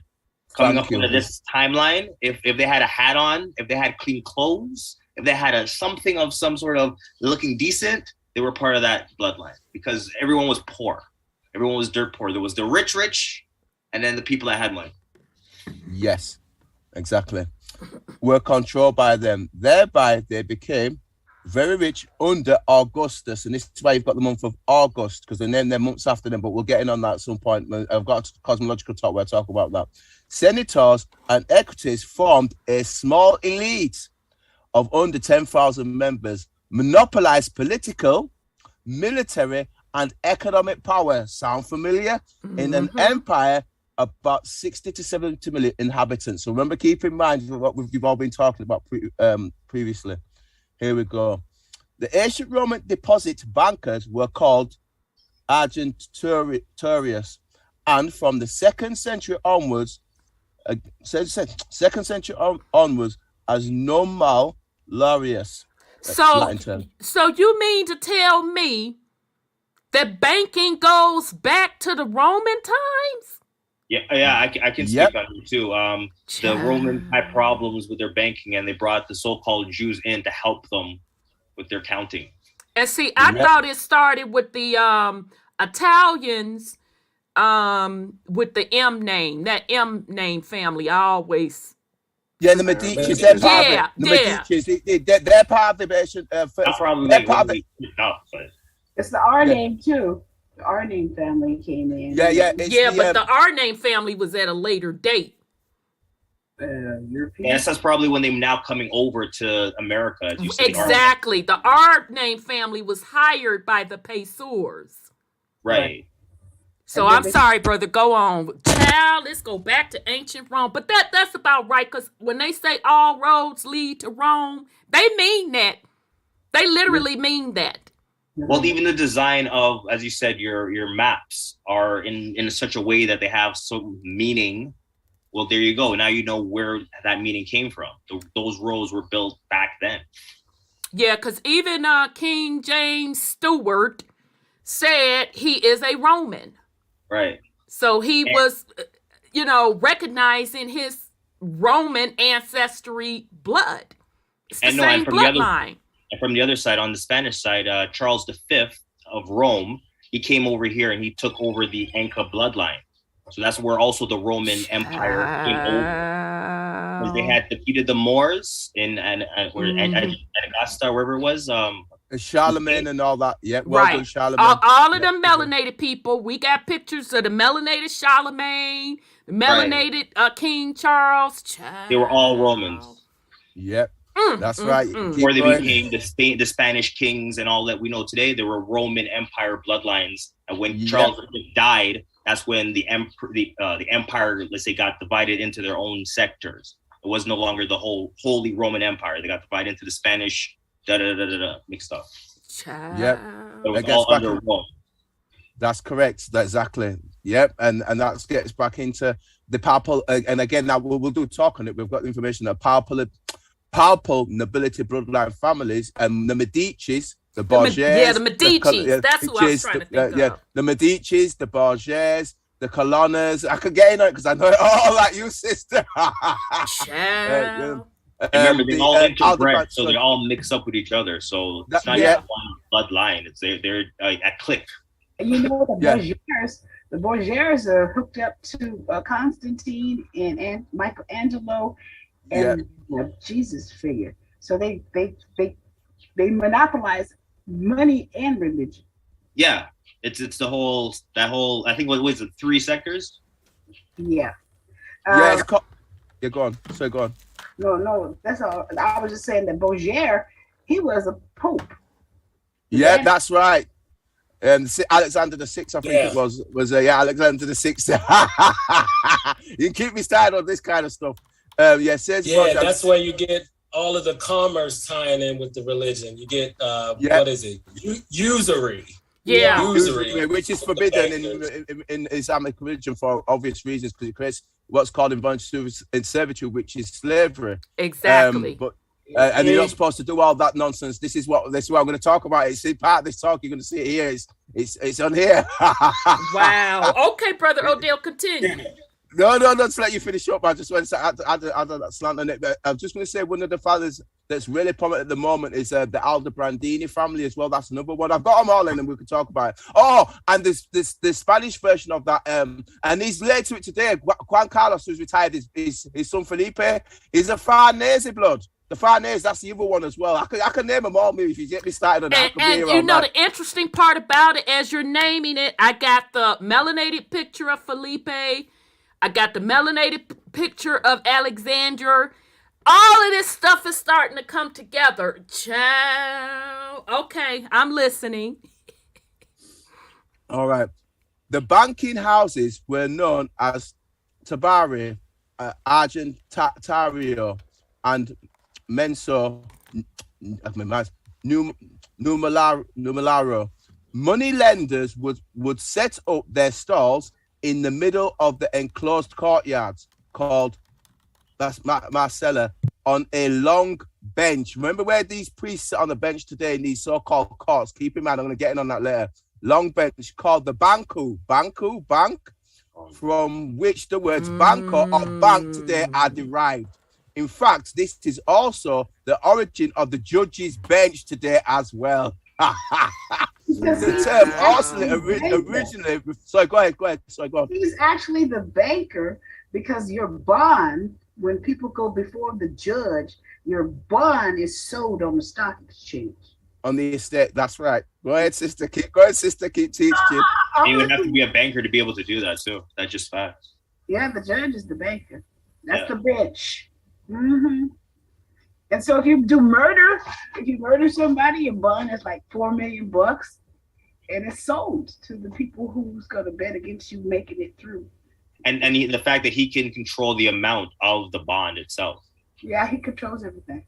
But isn't he serving as the trustee when he sits on that bench? Correct. Yeah. No, you're made the trustee. Yeah, you're made the trustee. Sorry? Go on, he's doing maritime law. That's right. I'm going to get into it. Yeah, construct. Yep. And you're made. This is why I did the Cestitue AKV when I came on last time, because and what I'm going to show you, I'll do it today. I've got to talk on it. I'm going to show you how the Roman courts are set up. I'll get in on that as well. Now, I'll give you the correct terminology that is going on that bench. So I will do that. But go ahead, sister. Okay, I'm done. No, I'm listening. I'm done. Me too. All right.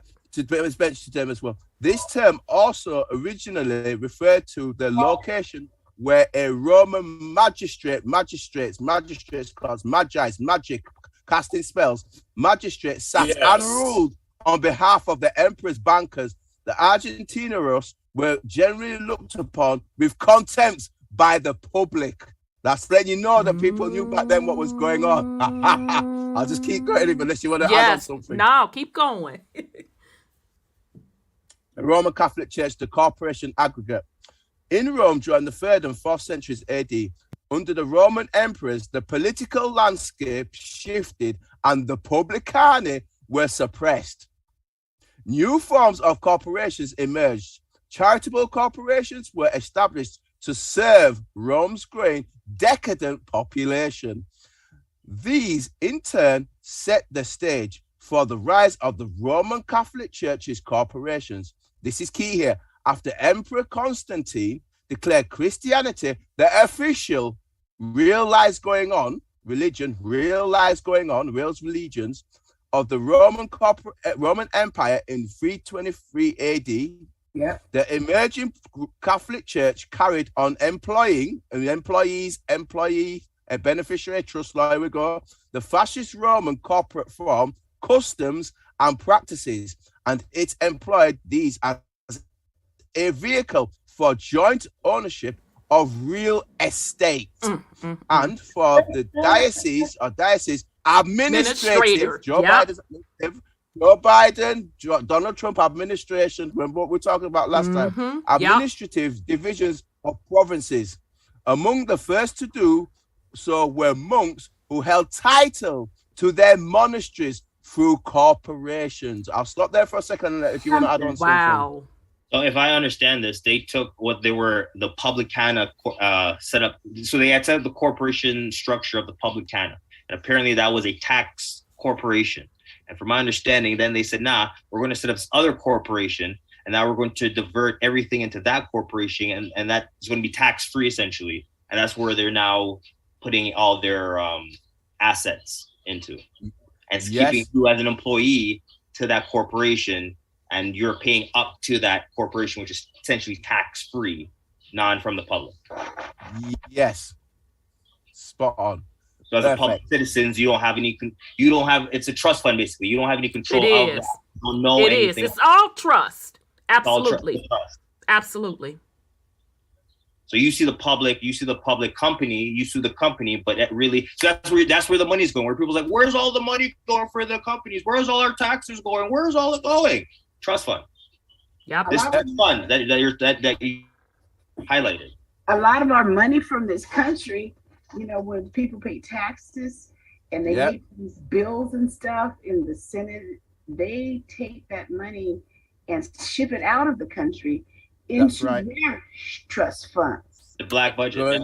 Exactly. Yeah, it's going. Exactly. It's going to the City of London Corporation. That is because that's how they set it up through Woodrow Wilson with the Federal Reserve in 1913. Remember Jekyll Island? I've been quoting it because this gets into the QKV that I talked about last time.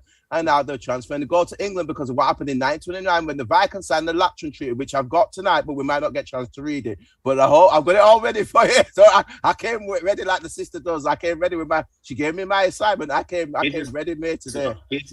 So just to be clear, so folks can understand how far back this goes.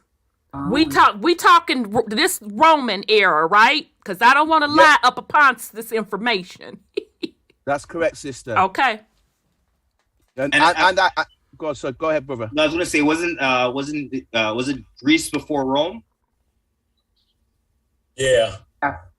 Right. So we know Greece fell, and like I said, we're gonna say it's gonna go back to Anunnaki, but like I said, we know this system is nothing new, but it seems like it's getting better. They're perfecting it as they go along. Right. So and you know why they have to quote perfect it as they're going along. Because what is this all based on? We're talking currency, right? Right, and resets too. Exactly. I am getting on that. This is energy. This is energy. Exactly. Piscean construct. Exactly. Exactly. Go ahead, sister. All right. Nope. You go ahead. Because since you brought that up, I know you're going to touch on it. I'm cool. Continue, Brother Odell. Thank you, Sister Rhonda. But you gave me my assignment and I make sure I came through with a good sister. Appreciate you. Okay. Charter companies. Here we go. This is another derivative again. As not so common today, they were usually formed by a group of investors. Remember, we've got senators, investors. You've got the same words keep coming up. Or shareholders in colonial times to gain a monopoly over trade under a royal charter granted by the sovereign and less commonly by a republican government. These were usually... Yeah, exactly. I didn't mean to interrupt you, but yeah, not a Democrat government, but a republic government. Sorry. Yep. A republican form of government. Remember, governing mental, republic, back to the people. Exactly. Governing mentals, all in the wording. Well said, brother.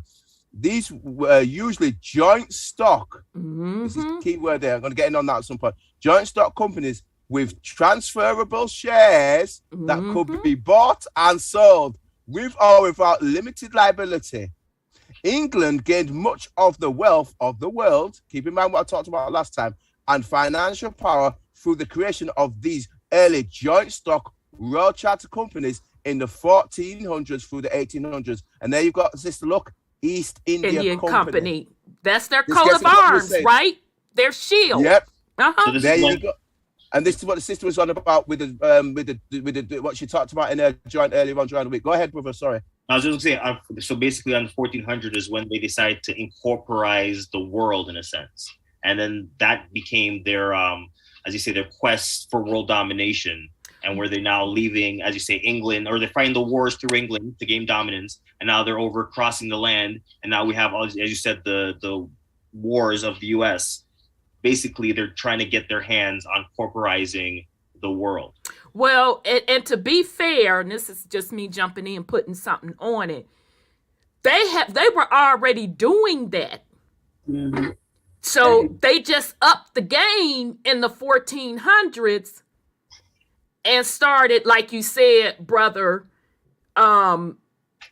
chartering, setting up these charter companies were really to just do business on other folks' land. So in other words, how to not move the money, but account for the money and the estates and all of that. So when people talk about the New World Order, oh, child, I know we fencing to be censored, but when folks talk about the New World Order coming, it's been done already came.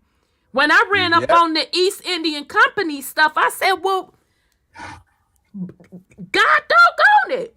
They done already done what folks are claiming they're going to do. They've already done it. Yeah. And now they're just telling you about it, like if it's coming, to make you feel comfortable. Like, okay, they have it under control. Don't worry, we have it all sorted out. But it's already been done. Right.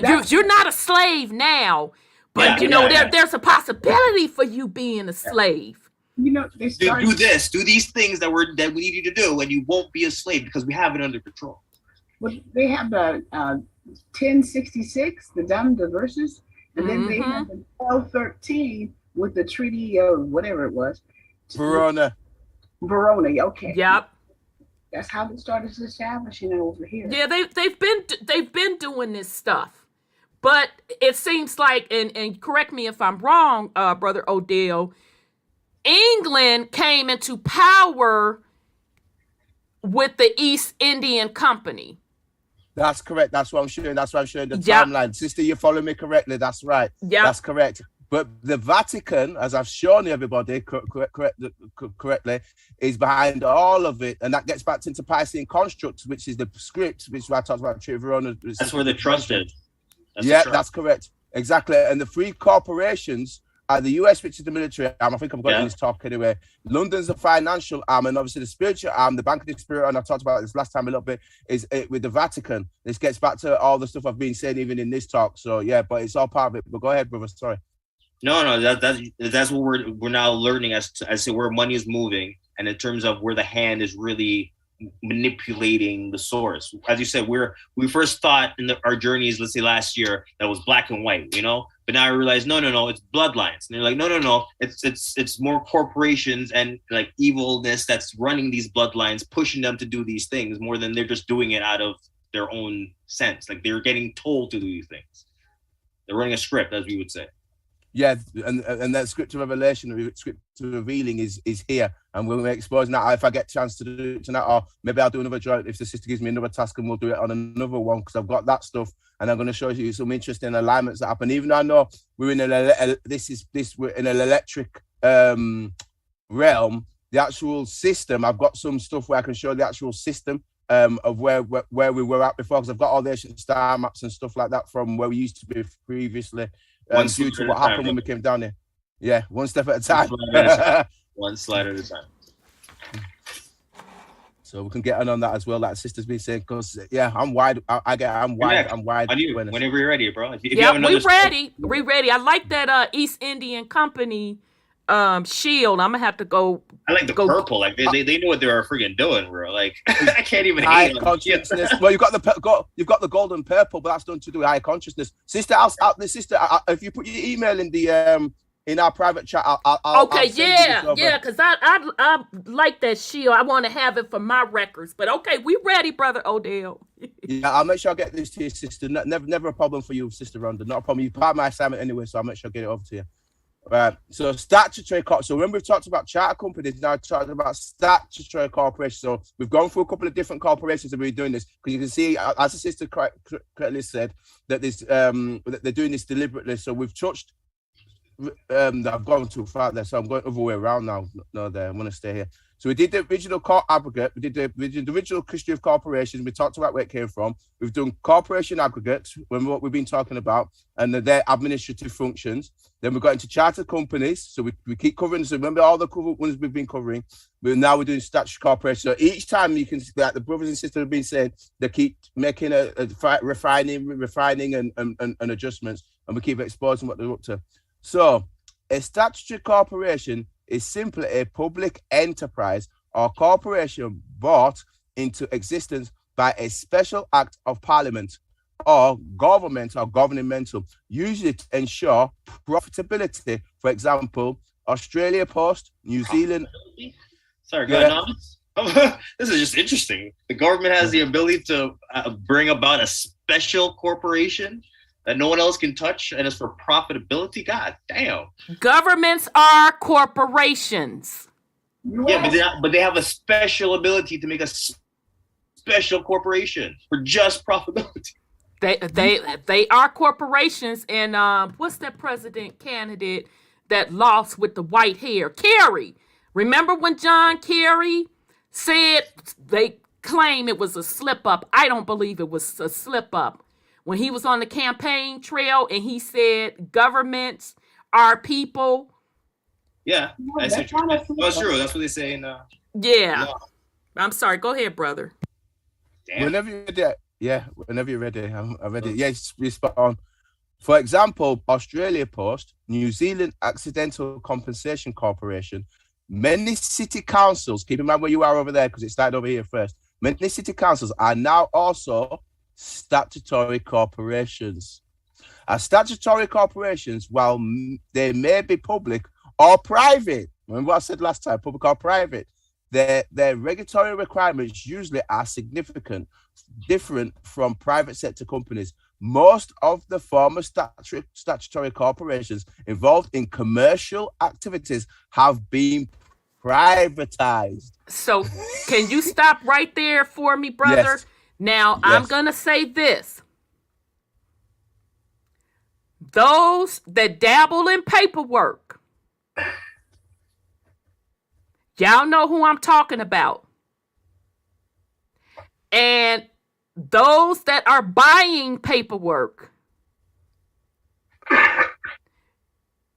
you better know what you're doing when you're trying to mix public and private. Yes. And that's why most of y'all get locked up, because you have no clue on what you're doing. And if they meant for you to use it, you wouldn't have to jump through all of them hoops. You would have been tapped on your shoulder. So just because you know, don't mean that you can get to use it. And then the second part of the game is you don't know what they're changing behind the scenes. So this is why we keep telling you on this platform, we don't subscribe to the paperwork. It's their shit. Leave it alone.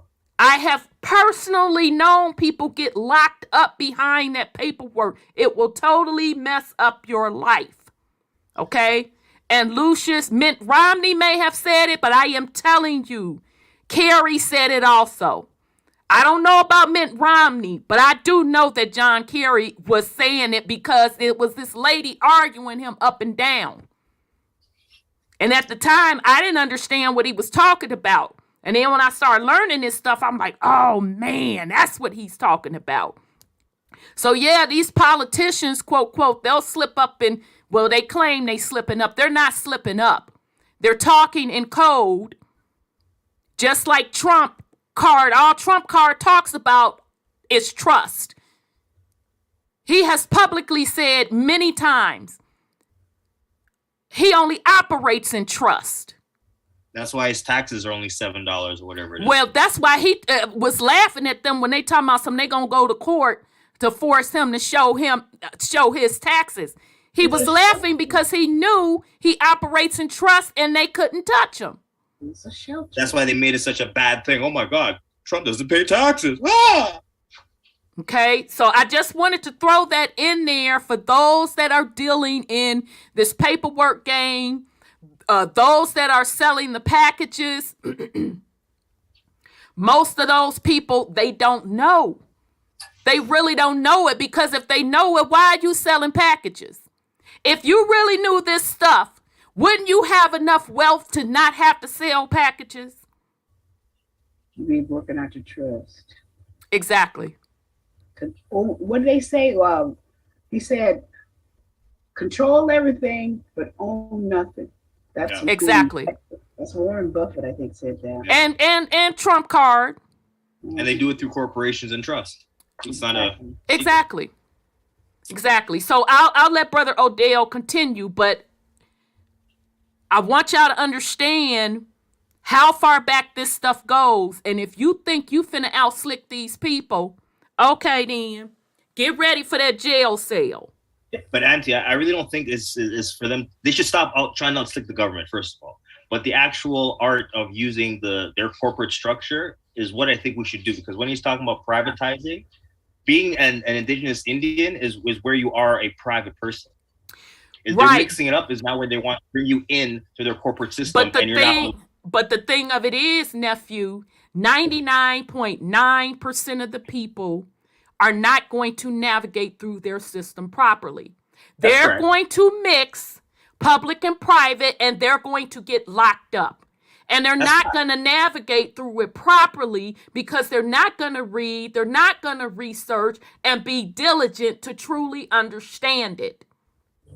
So let's not sit here and pretend and play with the stuff. See, I'm not going to sit up here and advocate for folks to do something and they get locked up when I know 99.99999% of the people are not going to do the necessary research to know how to navigate the way they need to navigate. I agree with you, but I would say then the people that want to make quick money, that's what you should focus on. Trust. Corporation. That's what you should look at. That's where you should look. If you really want to say you're a gangster and you really want to say you got money in the bank, you shouldn't have money in the bank if you know how to operate on that level. So that's why I want to see you should expose yourself to the information. And again, 99.99999% of people are not even going to go research how to even operate in trust. Right. They're not going to do it. You got to put them on game, though. No. Trust me, I've been there. And Brother Sean, jump in. You've been there, too. Done that. Got the T-shirt. Got the hoodie. And I got the scarf. I am telling you what I know. They're not going to do it. I done told y'all Jordan Maxwell been done exposed this information, and folks I think it's too much for them to comprehend. They're not gonna do it. They haven't done it. It's just new to your generation. No, but they do it now when they're business people. When you're running a business, you're operating on that same level of private and public. When you operate under your business name, that's where you're operating under the public. Again, 99.99999% of the people still do not understand that. You know it. I am telling you, they don't understand it. I'm telling you what I know. Trust me, I done been there. People sit up here and talk all this big game about how they know trust, this, that, and the third, 4, 5, 6, 7, 8, 9, 10, 11, and they ain't even operating within their own individual trust. I'm not telling you something that I don't know. I'm sorry. Can I say something? Yes, on that? ma'am. Yes, Niecy Pooh. So a lot of times, what they're not telling people is a trust is meant to protect your assets. That's and correct. A lot of these people don't even have any damn assets. Oh, well. You cannot tell me about a goddamn trust and you are renting an apartment. Well. Yeah, exactly.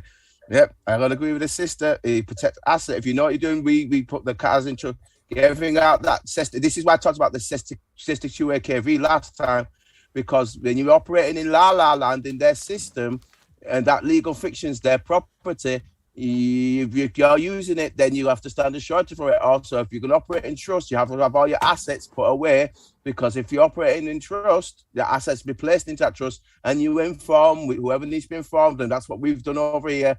And my friend uses his car trust all the time, and he never gets bothered, and it's fine. And we let the DVLA know, and it's not an issue.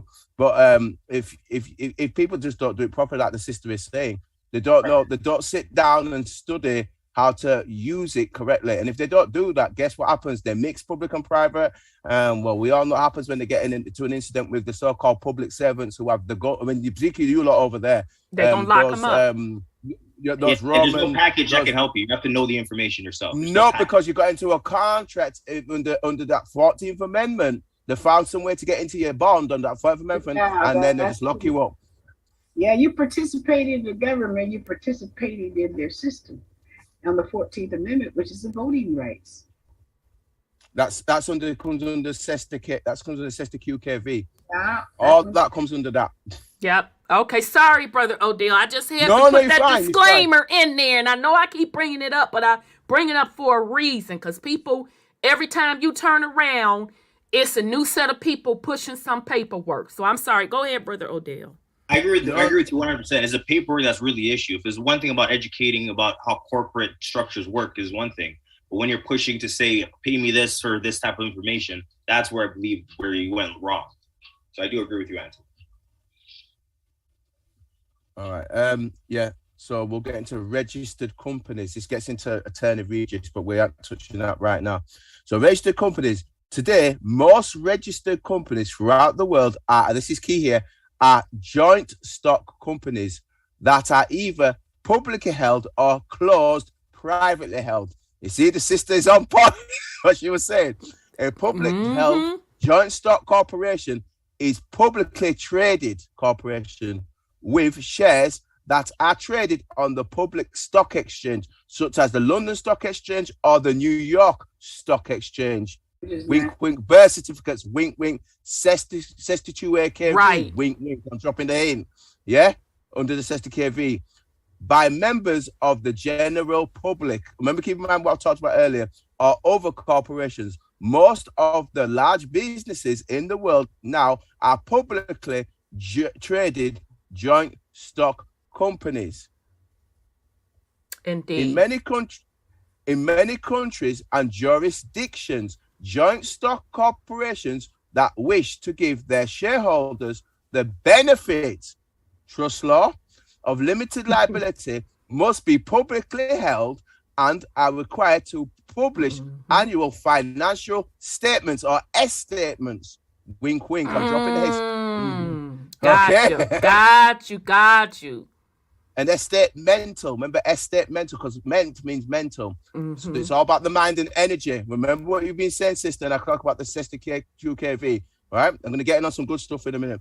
And report, maritime report, back to the ports. So yeah, it's all in the words.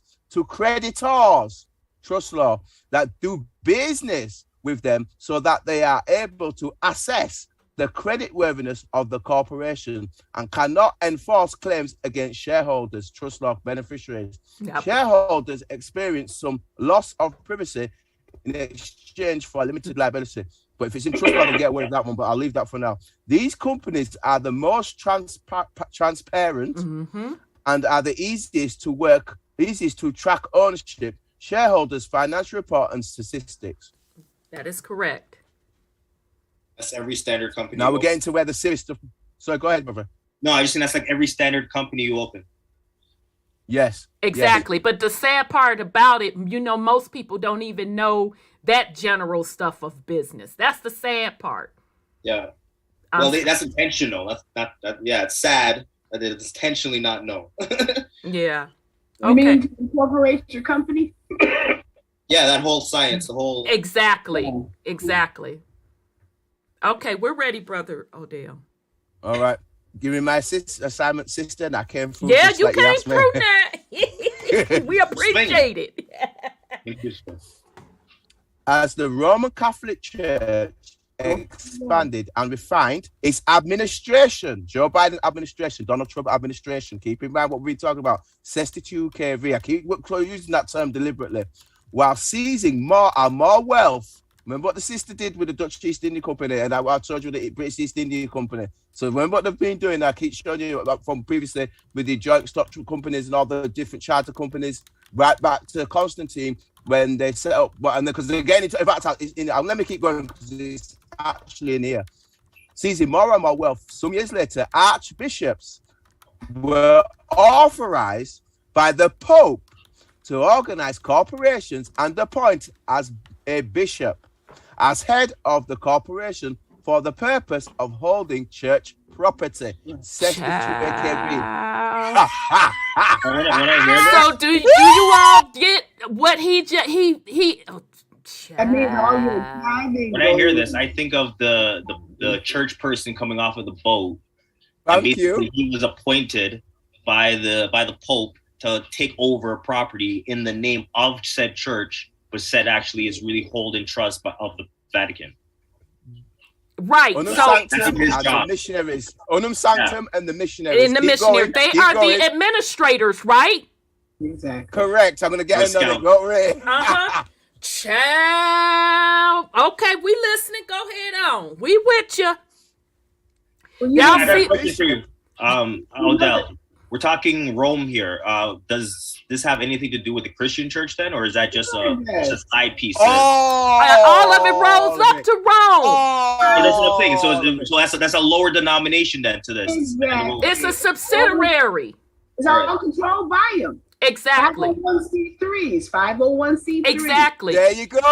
Exactly. On the Lyndon Baines Johnson. Exactly. So do y'all now understand why when we sitting up here talking about you have to understand trust and all of that? And plus the people don't understand that when they pay their 10th of tithing. Yeah. I never understood that. Roman tax blood. It's a tax. Exactly. Like if you look at it from their perspective, you're giving it to God for tithing. Like if God made everything, why do you need your money? Like, right, but who's God? Yeah, who's God? Who's He made everything. Though. He made everything. Ordinance departments. Exactly. Governance, ordinance departments. Y'all see how deep this runs? In God we trust. Exactly. Now he's sitting up here talking about the Catholic Church, but this is business. And even behind this money thing, the currency thing, this is really about the capture of your soul. Thank you. I'm getting in on it. I'm on my way there.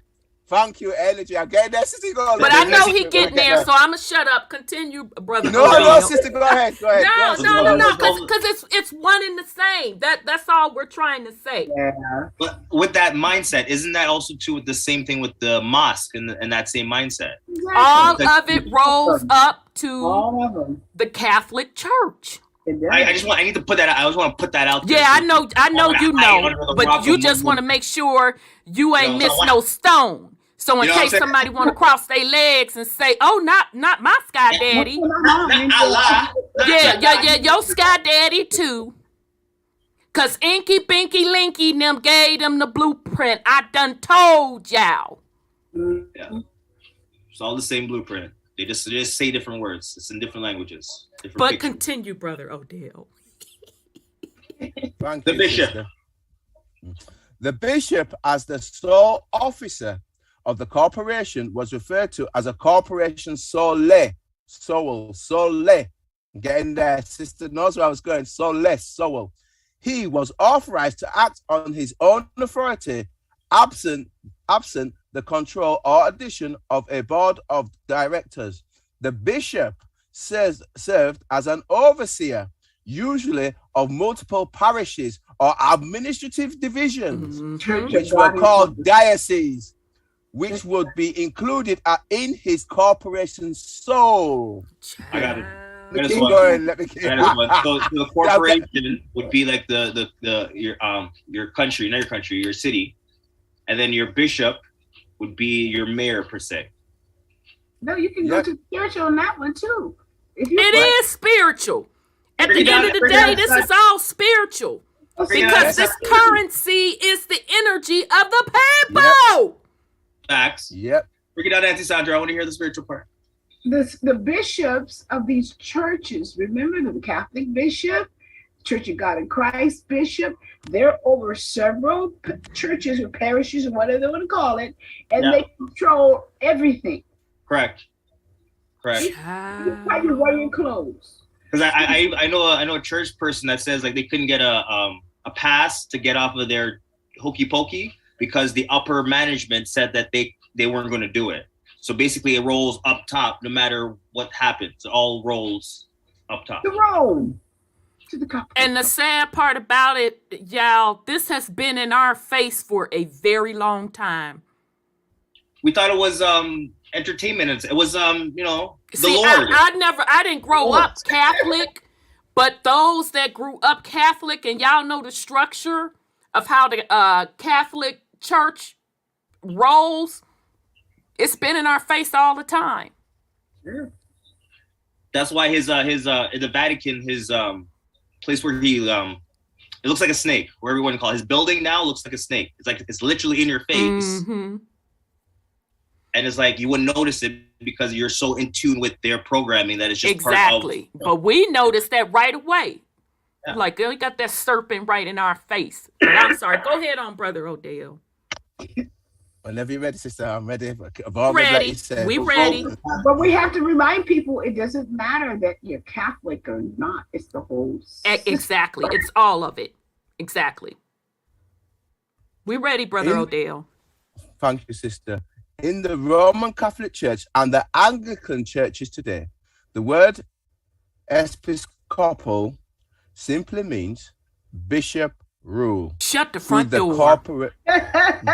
Episcopal just means bishop rule. You know that's a denomination over here in the States. Yeah. The Episcopal Church. AME. Child. Okay, continue, brother. I did not know that. I didn't learn me something new.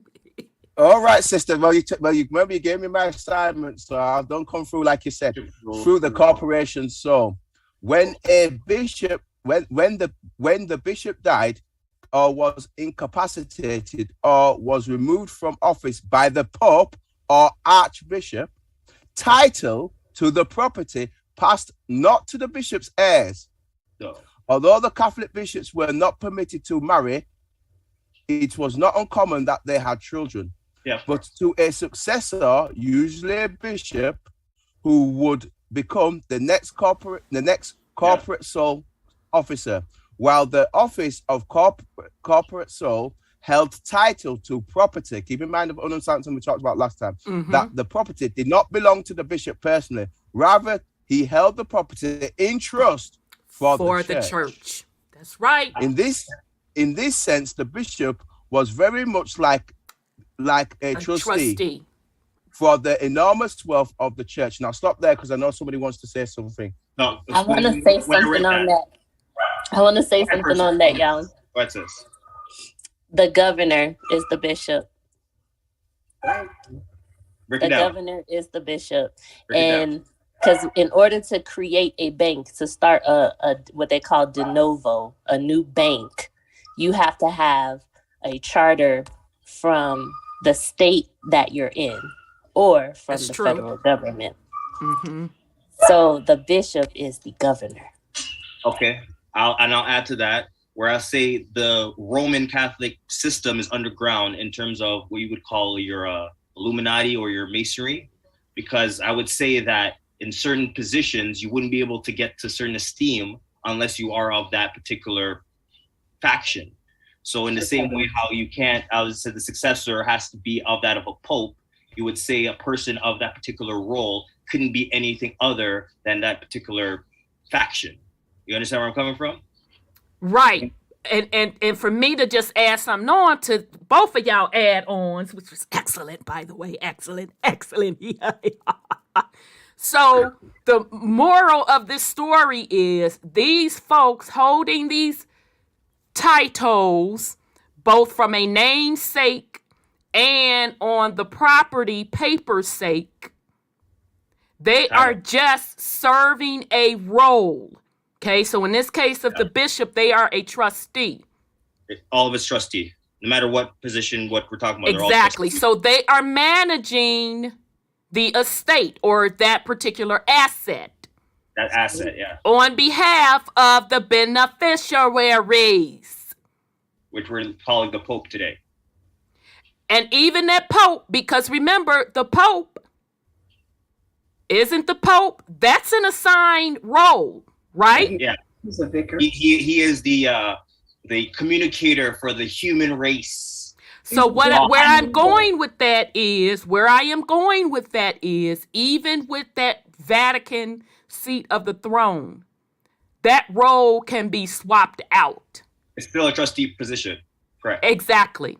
So who's really the beneficiaries of that Catholic trust?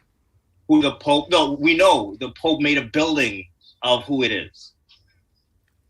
He can't tell us openly. It's the hidden people. That's all of this is on the private side. You mean the black Pope and stuff like that, or no? Look how the building is shaped. Yeah. No, Sis Sandra is right. You got the public facing Pope. Exactly. And then you got the black. Jesuit, I'm gonna get in on it. Yeah. Exactly. So I know he's gonna get to that. So I just want the family to keep this all in mind. And then finally, who is the largest quote landowner on the planet? Vatican. Exactly. All right. The vicar of the world. Yeah. Continue, Brother Odell.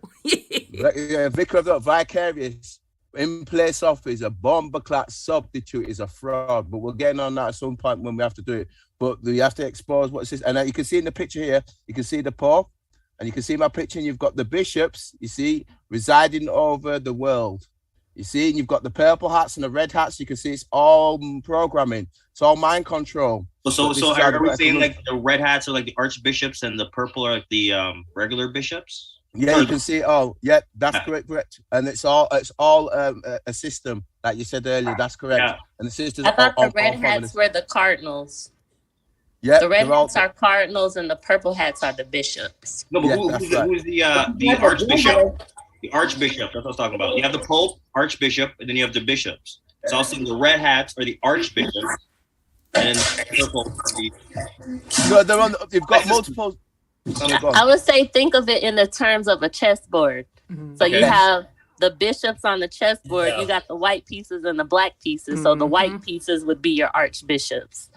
Yeah, and the thing is as well, you've got multiple bishops. You're making some checkers. So white pieces. Because they're both the same colors, they're just different. They hold the same role. She's just giving an example, Nuwa. Yeah. She's just giving an example. Yeah, you're being literal now. She's just was trying to put it as. I got you. Sorry, sis. I'm got you. Yeah. Order of power. And then if it's literal, I mean, cardinal is literally red, so it might be red hats. Right, cardinals. right. And last thing I want to put on it, and then let's let Brother Odell continue. But y'all notice the hats that they're wearing. So don't think that Judaism don't fall up under this either. Thank you, sister. Don't think that it don't. You peep the hats, right? Yep. That's why I showed that picture, sister. I made sure I'm covering because all the religions are under the Catholic Church. They're all issues from Rome. Yes. Thank you, sister. Exactly. And it comes down from the military too, because all of that is just insignia of the hierarchy. Exactly. Of the fucking colonization. Rank. Yeah, rank and hierarchy. Exactly. Yep. Okay, we're ready, Brother Odell. Thank you. Yeah, you've got archbishops, you've got the deacons. It all goes back to cosmological origins, which I kind of touched a little bit last time. Yes, deacons in astrology. Yeah, it's all back to what was originally set up, but we'll leave that for now because I'm going to get in on this aspect of what assignment for what the sister gave me. But we will touch that because it's all relevant to what's going on with this advent of Aquarius and what's going on because we all know what's happening. So they're about to fix a part of it. But I'll finish this first because it relates to what the sister giving me on my assignment and what she said with the Dutch East India Company. This is key here, so you can see I'm showing all the uniforms and the purples and reds and all the mind control, but we'll keep going. These ancient corporation souls were often formed under canon law. Tell it now. Church law. And therefore absent the permission. And again, missionaries, remember what brother talked about earlier, missionaries in church and the missionaries, remember what they're doing, and jurisdiction of their state or estate, rather than seeking a charter of articles of incorporation from the state or estate to organize their new corporation sole or soul. The Catholic Archbishop had the authority of the Pope under canon law to charter new corporate souls and appoint an office holder, bishop, to the new corporation soul. The use of the Roman Catholic corporation soul by the Catholic bishop and the papacy continued largely unabated for a number of centuries, expanding across the world, gobbling up wealth and assets for the predatory vicar of Christ. Wait a minute, child. Wait a minute, Brother Odell. Let me just make sure my country behind is understanding this properly. So basically, they're getting around the, what do you call English law? Original common law. Common law. Okay, so because they're really one and the same, to be honest. But the canon law, the church is able to run they hustle and set up these new corporations and gather up assets, and then on top of it, gathering up assets, it's tax-free. Correct. Yep. Now we know how they doing it. Yep. Okay. And the fact that they allow the Archbishop to do whatever he wants under his own authority. Damn. Yep. No, they're holding on to nobody. But here we go. And this is what I'm going to show you. This is so this is key. So this, by all the way, I'm showing you, this is actually in the mile of the Vatican. All this is the bank, Spirit Bank.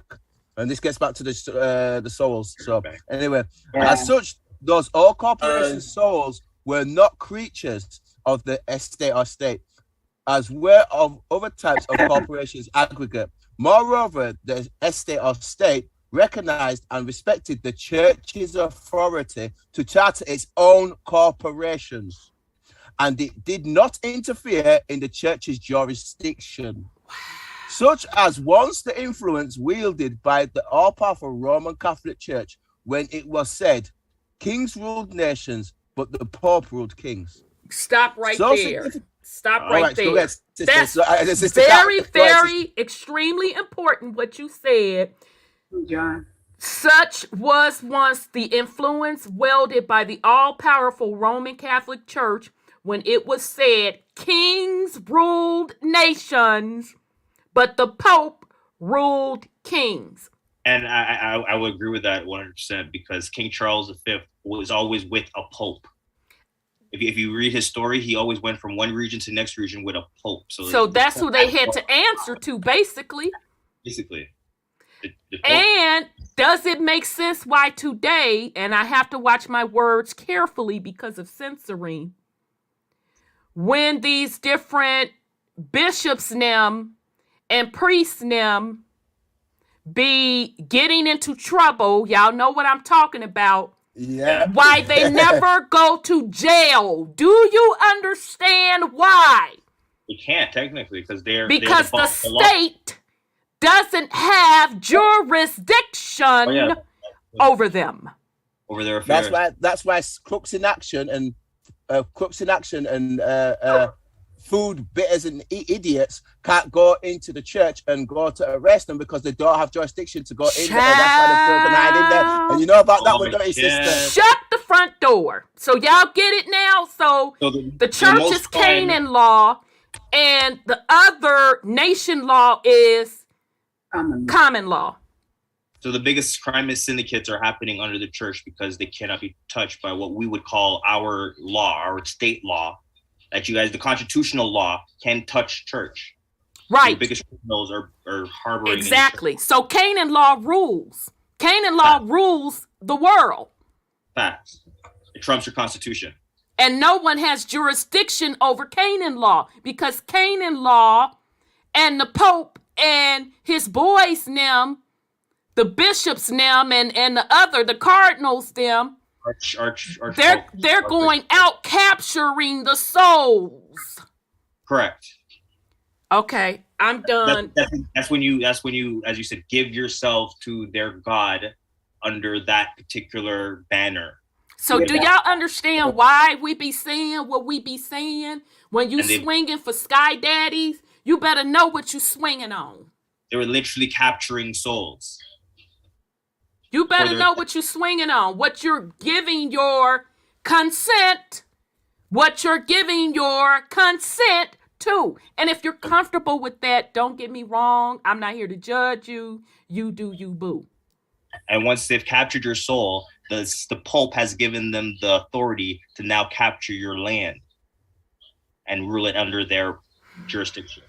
I got a question on that.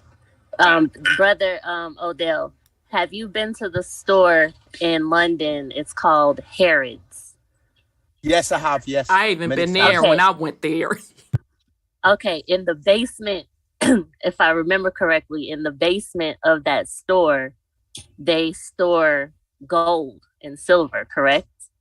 Yes, not a lot now, but they do, not a lot as much now because they've been moving the gold because most of it's I'll tell you where it's gone, but yes, they do. They've got some gold there, but not as much what these have. But go ahead, sister. Yes, that's correct. I remember it was a long time ago when I went, but I remember Princess, I think it's Diana, had gotten, she had passed away, and they had a shrine up for her there. And when you go to past the shrine, you can see all this gold and silver at the bottom. So the soles of your feet, the bottom of the store, making that correlation. And then the gold that has been literally taken out of Mama Earth that belongs to the people. So when they say the bank, it's not real money unless it's backed by gold and silver. That was never really our concept. But there's been some people who've been trying to make us adopt that doctrine. Yep. But that was not what we were supposed to be doing anyway. That was always their shit. Never yellow rocks to us. I just wanted to yield on that. Yeah, very good point. Yes, sister. And the gold issue is this: the reason why it's relevant, and this is because it gets back to the cosmological stuff that I do. What happened was the gold was was reason why they used to back the gold originally used to trade with the gold in terms of coinage and stuff like that originally was because the energy that's on that represents what people used to, what you're supposed to be doing was get lead, which is Saturn. This gets back to what the sister is saying in this realm. And what they used to do is you used to have a process where they used to turn Saturn, lead into gold. But what it was representative of was your transformation. Gets back into the Nimbus wheel, and it's your transformation from you, alchemy. Yeah, thank you, alchemy. And it represented actually somebody who transitioned from the lead to gold. And it was actually you transforming your DNA, your RNA and DNA transfiguring. This is to do with all the pokes that they tried to push around at the moment on us. And it's not going to work because it was actually you were supposed to transform yourself into your next state of being, which is what I'm going to get in on at some point when I talk about this advent of Aquarius. So it was more about that than it was when it was rather about the fiat currency and the money. Exactly. But it had more of a metaphysical aspect, a alchemical aspect, alchemy aspect of it. That's the most important aspect of it, which is to do with us, not the physical gold itself, but it represents it as a representative that if you get it back to its original meaning. So I agree with where the sister is coming from. Yep. But go ahead, sister. Yep. Y'all said no. I was gonna say y'all saying the exact same thing. You're saying the exact same thing because now. I'm sorry. Go ahead. Sorry, I was going to say I see gold as just another bait that they use to capture more souls. Exactly. We were about to say the exact same thing, nephew Nuwa. That's exactly what it is because now everybody's focusing on the currency of the day and not the real currency, which is them. Yes. Because they make all of this move. But okay, we finna I'm finna be quiet so you can continue, Brother Odell. No problem. Whenever you're ready, sister, like you said, you got plenty of time. We ready, brother. All right. As I said, the points are all based on the task you gave me. It gets interesting, but I'm not too far off to finishing this. But like you said, it's all relevant to, particularly because you did that talk during the week and the task you given me. So I'll end this bit a little bit now because it's relevant. But this bank you can see here, that's actually in the Vatican, and that's the Bank of this. That's linked to the Bank of the Spirito, which partly is in London as well. There's a Bank of arm of it in London, Bank of the Spirito, which is the London Stock Exchange, by the way. And they wouldn't tell me where that was when we went down there to discover it. I asked one of the guards and he says, you're going to have to guess which one it is. You're right about which building, but it's one of the two buildings, but he couldn't tell me which one it was because obviously they're not allowed to say it. And I got it right because I knew what it was, but I just wanted him to confirm it, but I knew anyway. But let me get in on this because I've done some good research on this stuff. But anyway, so significant was the power of the Roman Catholic Church throughout Europe that for many centuries no king could ascend to his throne unless the Pope was present for the coronation, either personally or by his emissary. Immense fortunes were often paid to the Catholic Church to induce the Pope's coronation blessing by his personal laying of the crown on the new king's head. The king upon whose head the diadem had been laid by the Pope himself could never be challenged. Such a king, having been crowned by the Almighty Vicar of Christ, was viewed by his people as ruling in place of God, governance to ordinance departments, and by divine authority. So and I'll stop there for a second. Yeah, because I just want to put something on it. Child. So when the missionaries hit the different indigenous people's lands, and this is included in Europe also. So don't think that London and England and all of that, they had indigenous people there minding their business too. Yep. They were invaded also. Demonology. Exactly. So what I'm saying is the missionaries' goal was to convert the populace over to Christianity for the purpose of capturing souls. And before the RBK, essentially. See, that's what happened to the Black Irish. They came there conquering under the cross. Let me back this up because I don't want people to miss this point. When the missionaries hit the different coasts and shores around the world and was converting the indigenous people's population under any one of them umbrellas, so not just Christianity, whether it be Judaism, whether it be Allah, it does not matter. That was signing your soul Yeah. over to this entity of that name, whatever name it was. But no, actually, it was in trust. It'll be in trust. It all rolls up to the same thing. It was in trust. Allah's in trust. Jesus is trust. Yeah. Right. So I just want you all to be clear on that. When we talk about religion, and when people say, well, the indigenous people, they were already, they were already Hebrew. Yeah. Oh, okay then. So Cloud Committee, so there were indigenous Black Europeans? Absolutely. Yes. What we're trying to tell you is that the entire planet was invaded. It's by the same exact bloodline. Right. Once they consider themselves a ruler or they have some sort of power, money, that's the bloodline. Okay. All right. I'm sorry. I'm ready.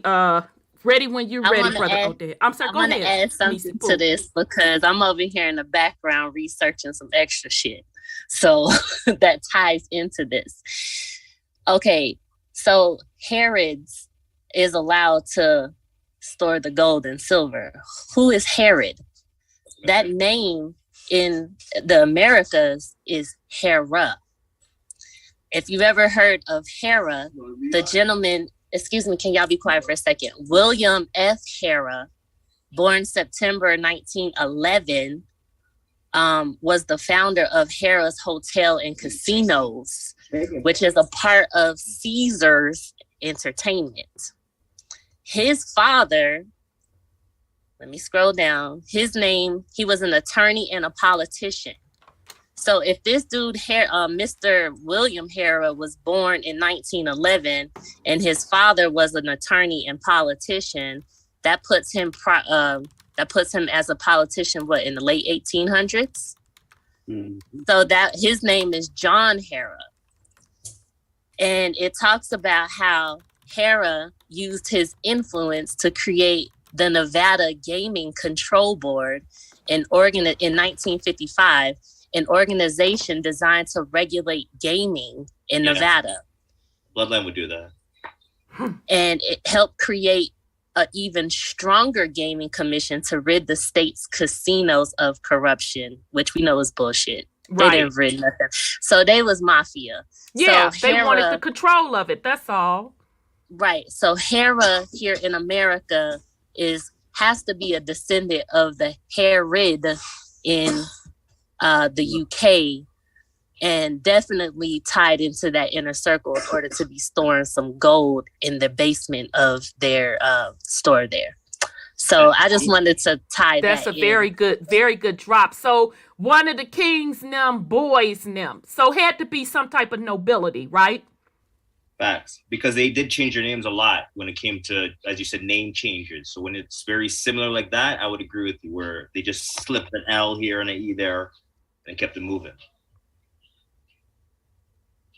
Yep. I yield. Go ahead, Brother Odell. Go ahead, Brother Odell. But that's a good drop. I gotta read that. That's a very good drop. Very good drop. We ready, Brother Odell. We promise. Thank you, sister. No, you're okay. I'm cool. I'm just chilling here in the background. Thank you, sister. Good drop again. And obviously I mentioned about Harrods. And again, Harrods is in the, and I'll show where, if I pull up the map, I'll show it is. It's in that square mile of the London City Corporation. This is, and it gets back to what we've been saying. So the sister's right. She's right. She's right yet again, as always. So yeah, I like the drop.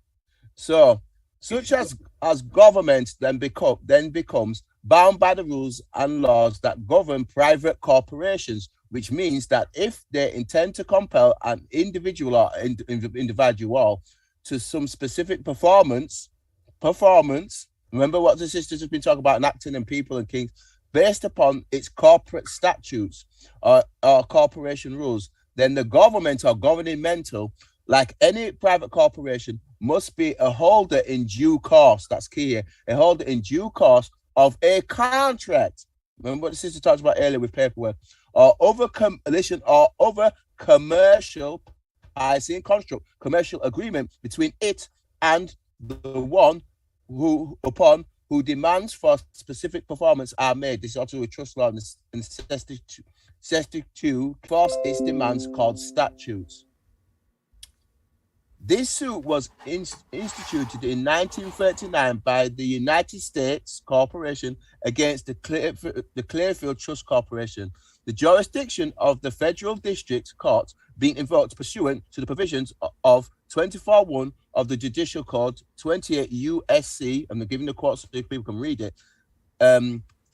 S41, 28 USCA, S41. The cause of the action was based on the express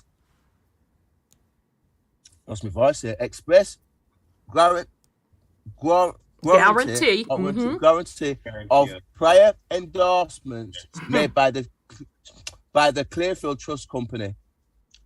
C. Penny and Co. Wait a minute. You from the UK. That's a raglass department store in the US, JC Penney. Now let me get my capacities together. They did what now? Express guarantee prior to endorsement made by the certification trust. Yeah. So intervened as a defendant, which is a trustee of an estate, by the way, if you're defending. Never want to be defendee or bailey or anything like that.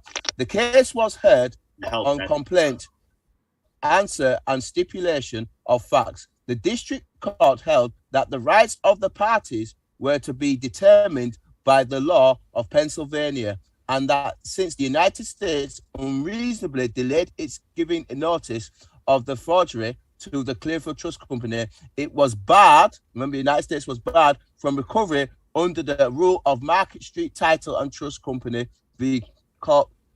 Chelton, 296 PA 23045 A48, because it's then that way you can find where it is, whoever's interested. Researching, right. Yeah.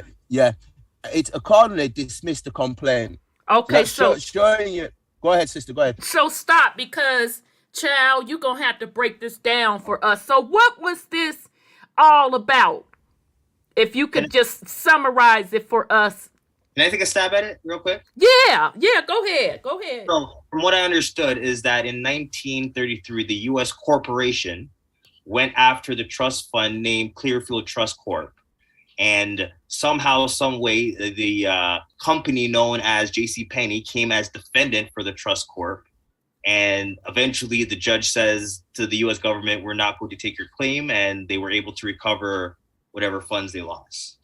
But Correct. It was all through trust. Like the government, so your government went after that trust, and the corporation defended the trust, and it won in law. Yep. Through Pennsylvania law of that jurisdiction code. So basically, Pennsylvania law was able to defend that corporation because I guess it was able to defend it in whatever way the Pennsylvania law was. Because it's under trust. Right. That's where I was going with it. Was it because it was under trust? Yes, sister. Okay, because remember, trust law is the highest law of this land.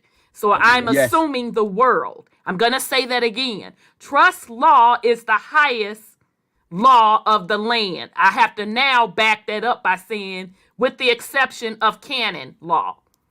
Yeah, exactly. Okay. Yeah, exactly. So that's why they did not win, because it was under trust. Right. Yes. So if it was me, if they went after NUA as a regular citizens, they would have won because I wouldn't have been protected under trust law. But back up what you said, and remember when I said 99.999% of the people do not understand trust, and that they are not supposed to have assets in their name. It's supposed to be in trust. Sister. Do you understand why? That's right, sister. Yes. No, I agree. That's right, sister. Yeah. Keep going, sister. They gave you the game. Most people don't get it. And in Trump Card's defense, he gave that game pretty on the regular. Exactly. He gave it to the public on the regular, and it kept going over their head. The Donald. The Donald went in. Right. They and can't touch him because he don't own nothing under Donald J. Trump. That's correct. Right. And also, what did Donald Trump talk about? Before he left office, he did not talk about a democracy. He talked about a republic. Yes, he did. He going, sister. Yes, he did. Trump, to me, was the only corporation president that kept putting game in front of people's face, and 99.9999% of the population didn't get it and still don't get it. Well, Can I say something? When Haiti had that earthquake, I'm gonna give an example of this trust crap. When Haiti had that earthquake, they collected $10 billion to help. Correct. Mm-hmm. And Haiti didn't get not one single dime to recover from that earthquake, because that $10 billion was put in a trust. Yeah. Child, now see, I didn't even follow it, because so wait a minute, you mean to tell me they put the $10 billion in a trust? Yes. And Bill Clinton was one of the better. Sure was. Now that I know. Facts. That part. Yo, it wasn't the Clinton Foundation trust. Her brother allegedly. Yeah, allegedly and supposedly. Allegedly and supposedly running that trust, and those people did not get one dime. Right. I didn't know they put it in the trust though, y'all. That part went over my head. I'm sorry. Go ahead, Nisi Poo. Well, no, they hide it. They hide it with the. It's in her foundation, the Clinton Foundation. That's a foundation. But it rolls up to a trust, though. Right. That's what I'm saying. Right. That's how you don't know about it. But see, Haiti could benefit from the trust because that country is not a part of the circle of trust. Right. They don't treat them Haitians. So y'all know that movie, Meet the Fockers. Yeah. When the Fockers saying, you know, he was testing the guy out to see if he could be part of the Fokker circle of trust. Yep, he sure did. Oh, that's an excellent example. Exactly. You're gonna be vetted if you're talking about getting in their circle. Number one, you got to get in it. You either in it by bloodline or through marriage. And just don't think you finna roll up on one of them and marry them. You finna be vetted. You're going to be vetted. When you say and if vetted, you're not worthy, you're not going to be part of that, because this is their empire. Right. Now you could be a side piece, but you ain't finna be married up into that family if you don't pass the vetting process. And you don't even get peace. You get to, I would say, the benefits. You get to partake in the what's available, but you don't really get anything. At the end of the day, you're not going to, as I said, the bishop doesn't get to pass it down. Right. So in other words, you're not wait a minute, let's talk in trust. You're not a beneficiary. Facts. Exactly. Simple. That's the best way. Right. Because you know, if you're not a beneficiary, it's simple. You don't get exactly. You could go and sit down and have several seats. Yeah. So do y'all understand why, if you want to dibble and dab and trust and paperwork, you need to know what you're talking about? But I'm sorry. Continue, Brother Odell. You're whenever you're ready, sister. I mean, no rush. Ready when you're ready. Okay.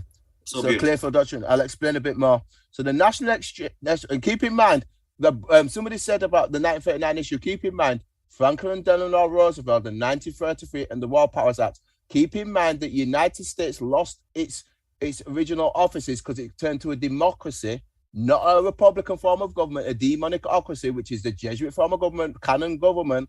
And keep in mind, the offices were removed from the US and all the offices were transferred to the IMF because under administration, remember, all their powers under Joe Biden and obviously Trump and them, they transferred, the offices were transferred to the IMF and the Bank of International Settlements. Remember, I talked about it last time under the 62 AKB Act. And the Bank of International Settlements, which is what I was showing with the Vatican when I went back here and I was talking about the Vatican here, all traces back, I was showing it right? So, I'm going to get to the world's governments. So keep in mind, in 33, when I had the bank holiday, and the gold was being transferred, and the real assets were being transferred due to what happened in 1929 with the Lateran Treaty in the Vatican. And so obviously, was that Auntie? No, I was laughing. I was laughing at his obviously, the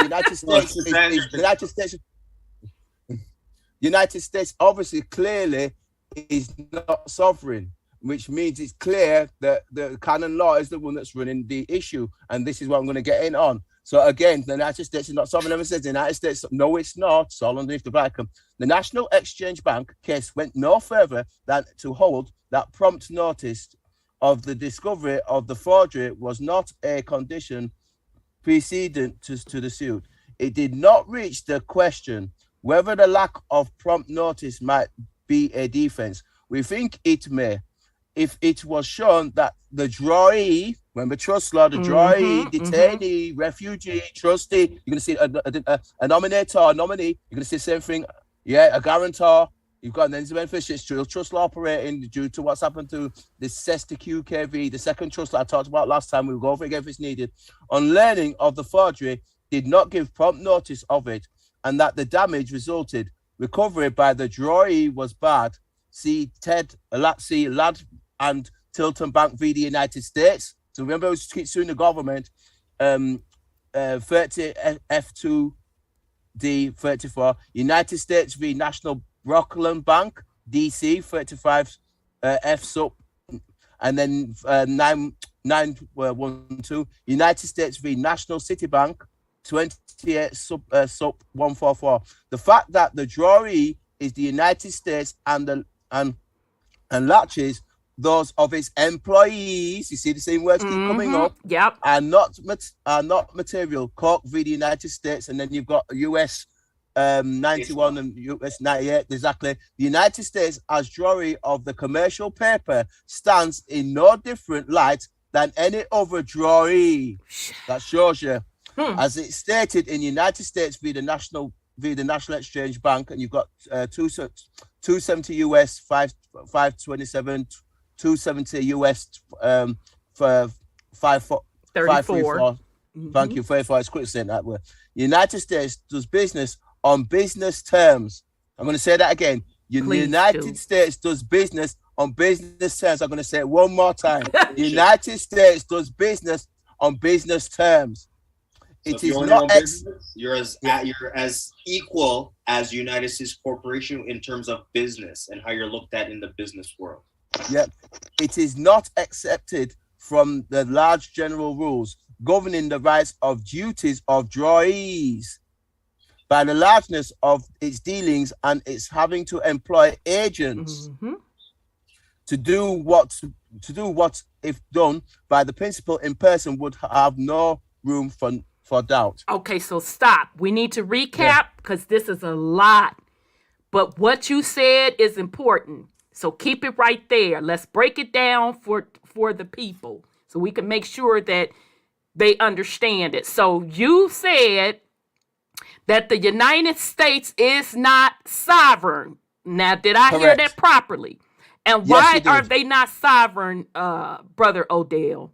Because due to the Lateran Treaty in 1929 and what happened in bank holiday.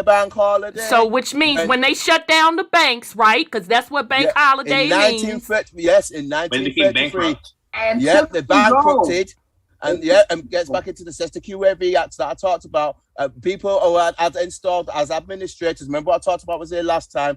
And obviously Franklin Delano Roosevelt, who was a high-level Freemason, asked for the War Powers Act.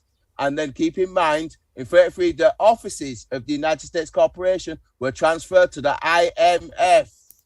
The International Money Fund. Monetary Fund. So therefore, the United States is not sovereign. It is bankrupt. Go ahead, sister. Okay, so so what is the IMF? Just at a high level, what are they doing in regards to the United States? The IMF are administrators of the United States. They are administering the United States because in chapter 21 or 25 bankruptcy, it's not functioning as sovereign. It is bankrupt. So therefore, the IMF are administering and that's who's and they can appoint whoever they want into office over. Exactly. So they're administering the estate. Yes. Which is the United States. Yep. Right? Which I can assume it's a trust, although it's a corporation as well. Am I correct? Yeah, corporation sole, which is what I showed earlier on when I was talking about here. The corporation sole is because the Vatican came. Remember, the Vatican came with the missionaries, converted everything over, and then when it was in that country, due to what happened with the British East India Company, which is why I showed this earlier on, the British East India Company.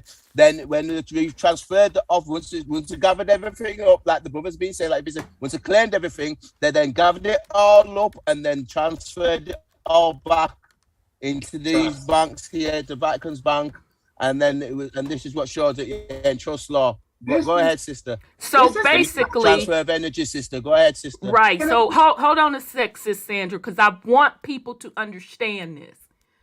So the United States corporation rolls up to the trust. Is that correct? Yes. And the IMF, the International Monetary Fund, is just the administrator of that particular trust. Yes, because the lost its sovereignty due to what Woodrow Wilson did in 1913 when they created the Federal Reserve, which I'm going to get in on shortly. Exactly. So that is why the United States is not sovereign. Is that correct? And that's why that's why Donald Trump could not get the Federal Reserve Bank audited, because he's not sovereign. The Federal Reserve Bank was created by the Roman cult to administer estates due to what happened in the Revolutionary Wars in 1812, and what happened with Lincoln with the charters in 1861 and 1865, and the District of Columbia, which was created in 1871, because they've been turning everything into these corporation soles, and then they transferred it out of the United States back over to the Vatican. So there's another thing that happened to the people in Roosevelt's time. He took all the gold. Oh yeah, it was confiscated. That's why I talked about the bank holiday. Exactly, that was the bank holiday. It was confiscated. The gold was transferred over here. It was transferred over here to the London City Corporation, and the Vatican got it. That's right. Under I can't remember which. I used to know which pope it was under, but it might be. I'll find which pope, but not Paul. It was one of them. But yeah, it was done, and the gold was transferred over here, and then the Vatican took it. This is what Karen Hughes just talks about, because she worked at the World Bank. She knows about the stuff. A woman called Karen Hughes, she exposed it as well. She exposed it, and she knew what was going on at the World Bank. And these banks all come under the IMF, and the key one is the Bank for, and probably in this talk, the Bank for International Settlements and the Depository Trust Company, and they're all owned by the Jesuits of Rome, all back under the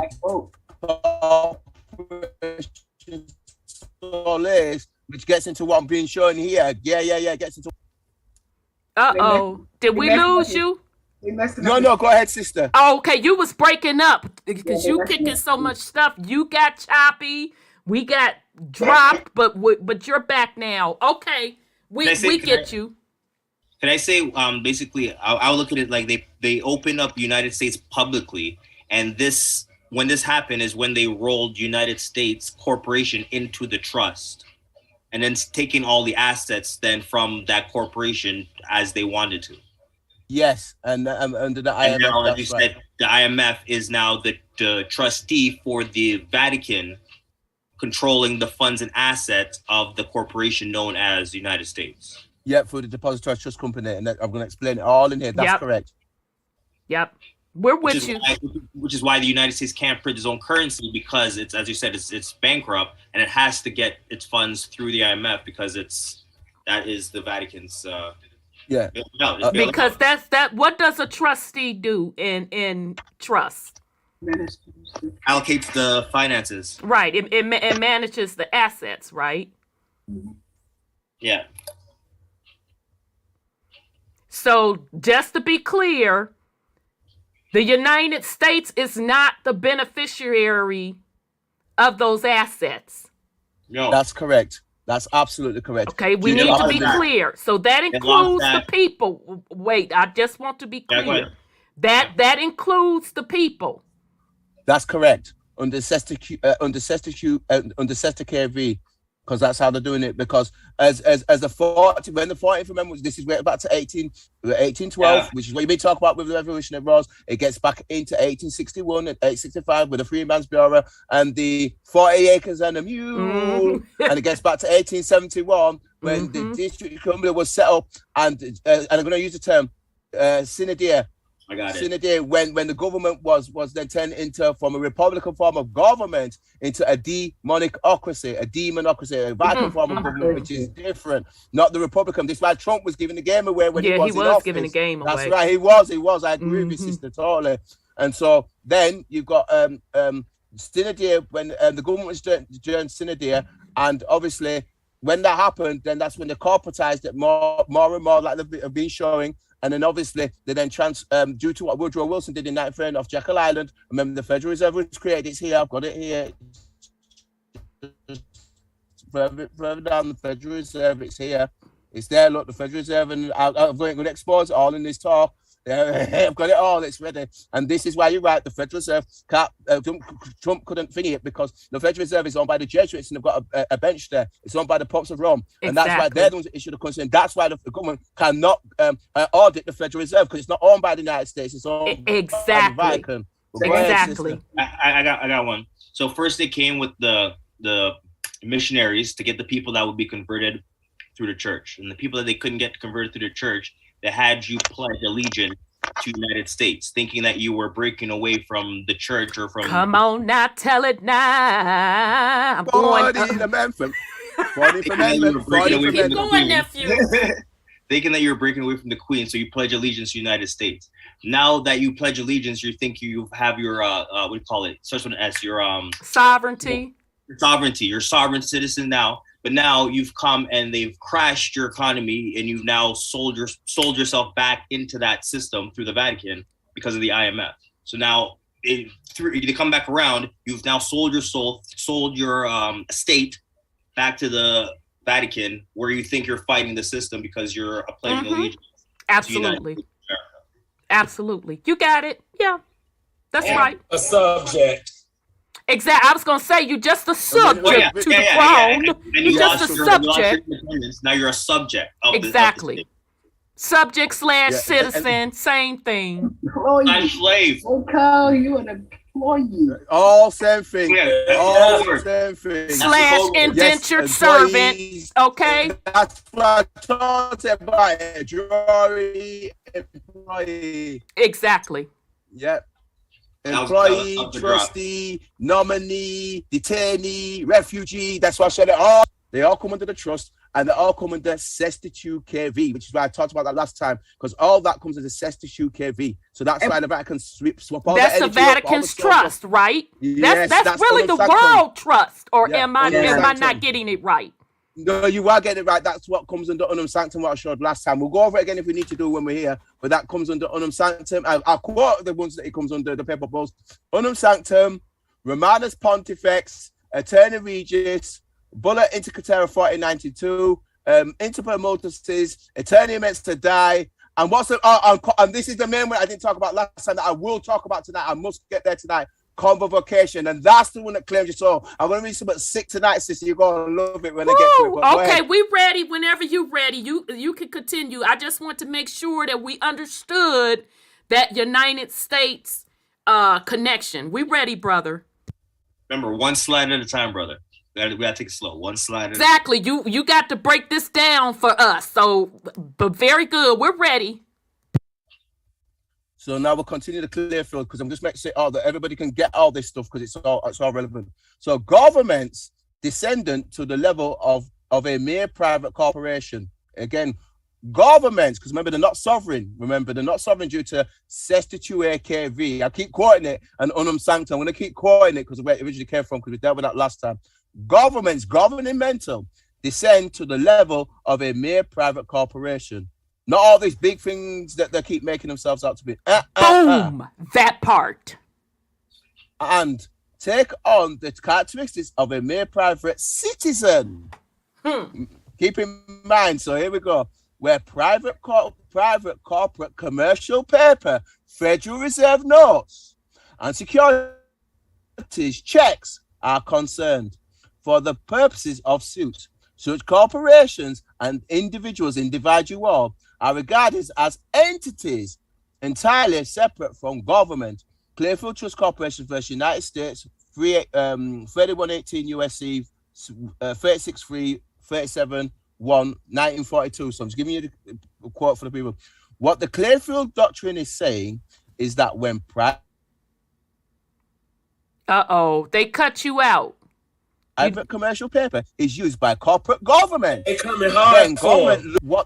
Yeah, exactly. They don't like it. What the Clearfield Doctrine is saying is that when private commercial paper is used by corporate government, then government loses its sovereignty status and becomes no different than a mere private corporation. Boom. So when you're using that paper fiat, that fiducie, that the United States, who they getting that from? Ain't they getting that from the boss, the Fed Reserve? They're not sovereign. Because they're not printing their own friggin' money. It's not their shit. Continue, brother. This is gold. That's what Sammy. That's the salmon you gave me, sister, when you told me last time. Yeah, you bringing it. You bringing it. That's why a lot of these presidents have been tried to assassinate them because they wanted to bring and start printing their own gold. Yeah, JFK. Yeah, JFK. Yeah, with the silver in 1950s and 60s. JFK with the silver. Keep going, sister. Yeah, he wanted to print his own money. And of course, the powers that be have the C_A and FB_I in control of keeping this country in line with the demonology of finance of the Vatican. And because I'm sorry, go ahead. I didn't mean to interrupt your flow. Most of the agencies work for that Vatican, the Black Pope, or whomever, the vicar of the world, whoever that is. Yeah. So they did him in. And just to add on to what Sis is saying is that shoot, I had it and it left. Oh well, forget it. Keep going, Brother Odell. I had it and I done lost it. It might come back when I'm saying this. I might give you something to help. Oh, I got it now. So the fact that when they say that these presidents are wanting to go back to the gold standard, and like with Trump card gave up all of that game, I'm going to tell you what they doing. Trump, because I told y'all when Trump card first came into office, the reason his name was Trump, because he can play that particular face card any way he want to. That is the advantage of having that Trump card, right? So he can give both sides of the game. So when you hear about these presidents and them talking about they want to go back to the gold standard, they want to print their own currency or mint their currency. In Trump card's case, he was talking about getting rid of the Fed. They are giving disclosure for what they are doing because they are trying to get around universal law to say that the public was not given consent. That's what they are doing. Because make no mistake about it, you do not get to sit at the seat of the corporation as president if you are selected. If not, if you're selected, you are selected. You are handed a script.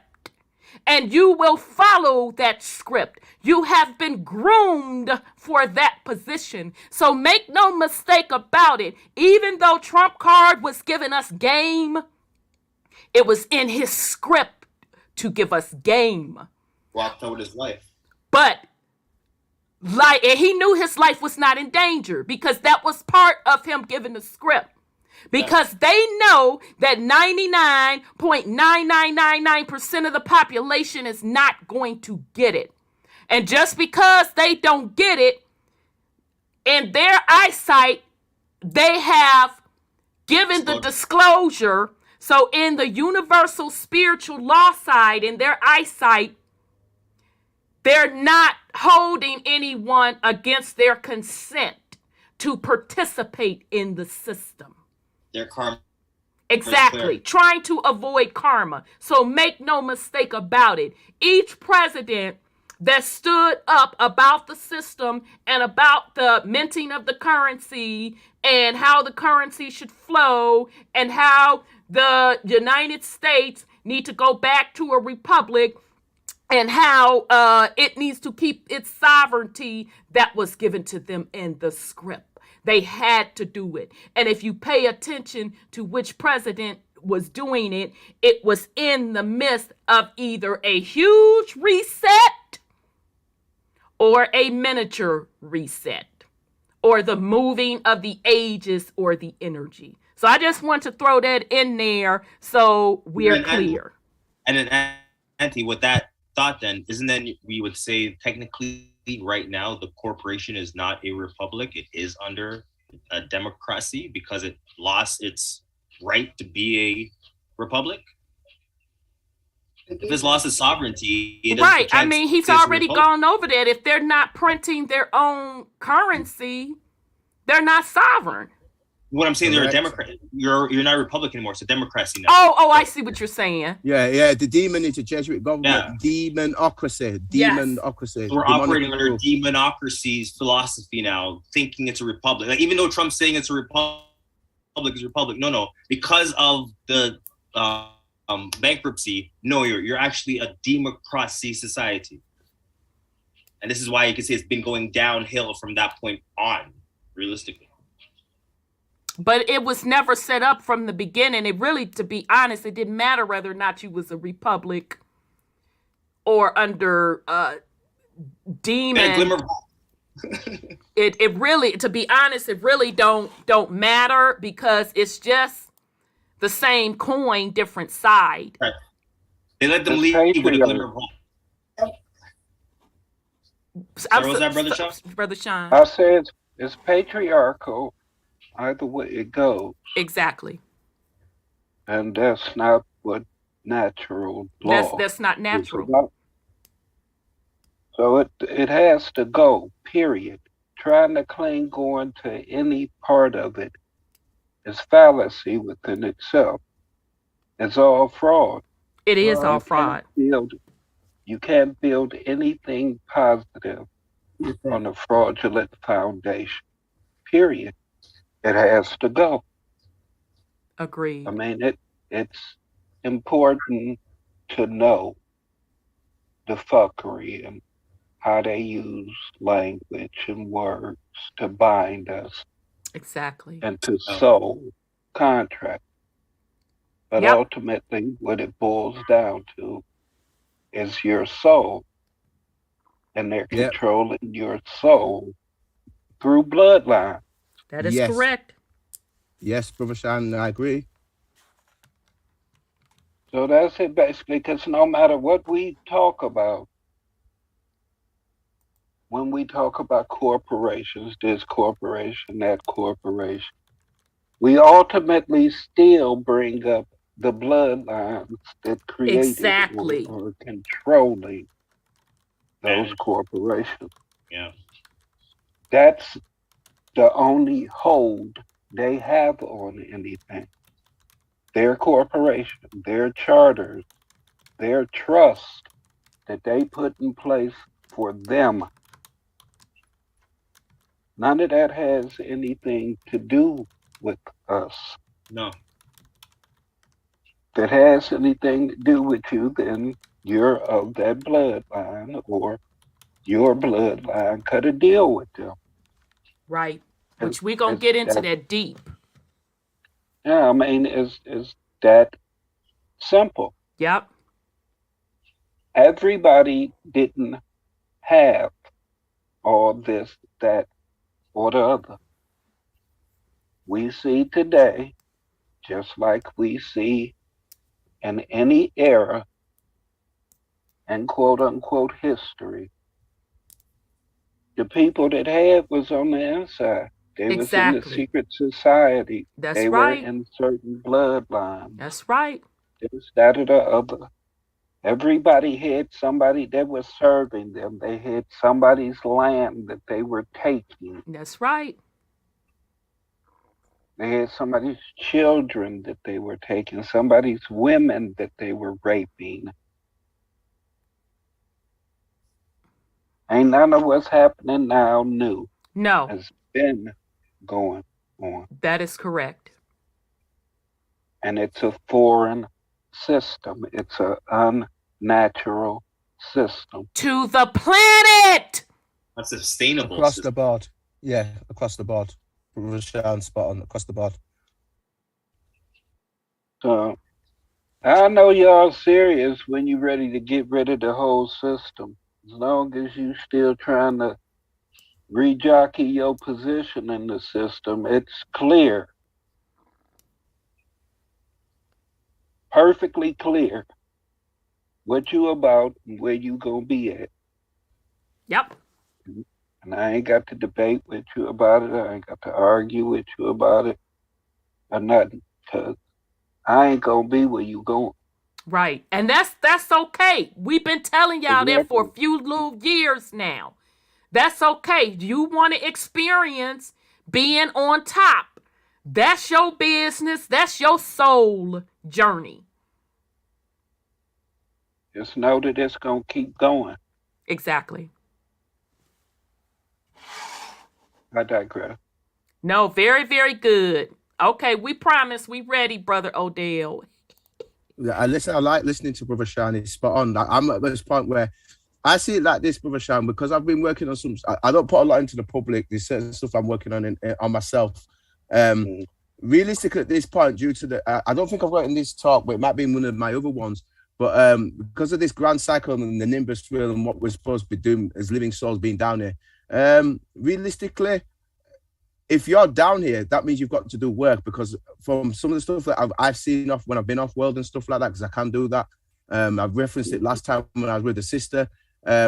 Realistically, going back into the universe to which we came from, whether you're going to be birthed as a sun or as a galaxy or create something completely new where you, because we as souls, living souls, we come from the original source that created everything. We come from the original creator. Double Blaze to talk about that all the time. Mm-hmm. And whatever we're going to create in this, I mean, I've seen these COS spirits came to visit me not long ago, and they showed me some ancient galactic star maps. I mean, these millions of different forms of, carbon, different forms of silica, different of life-based life forms all over this universe.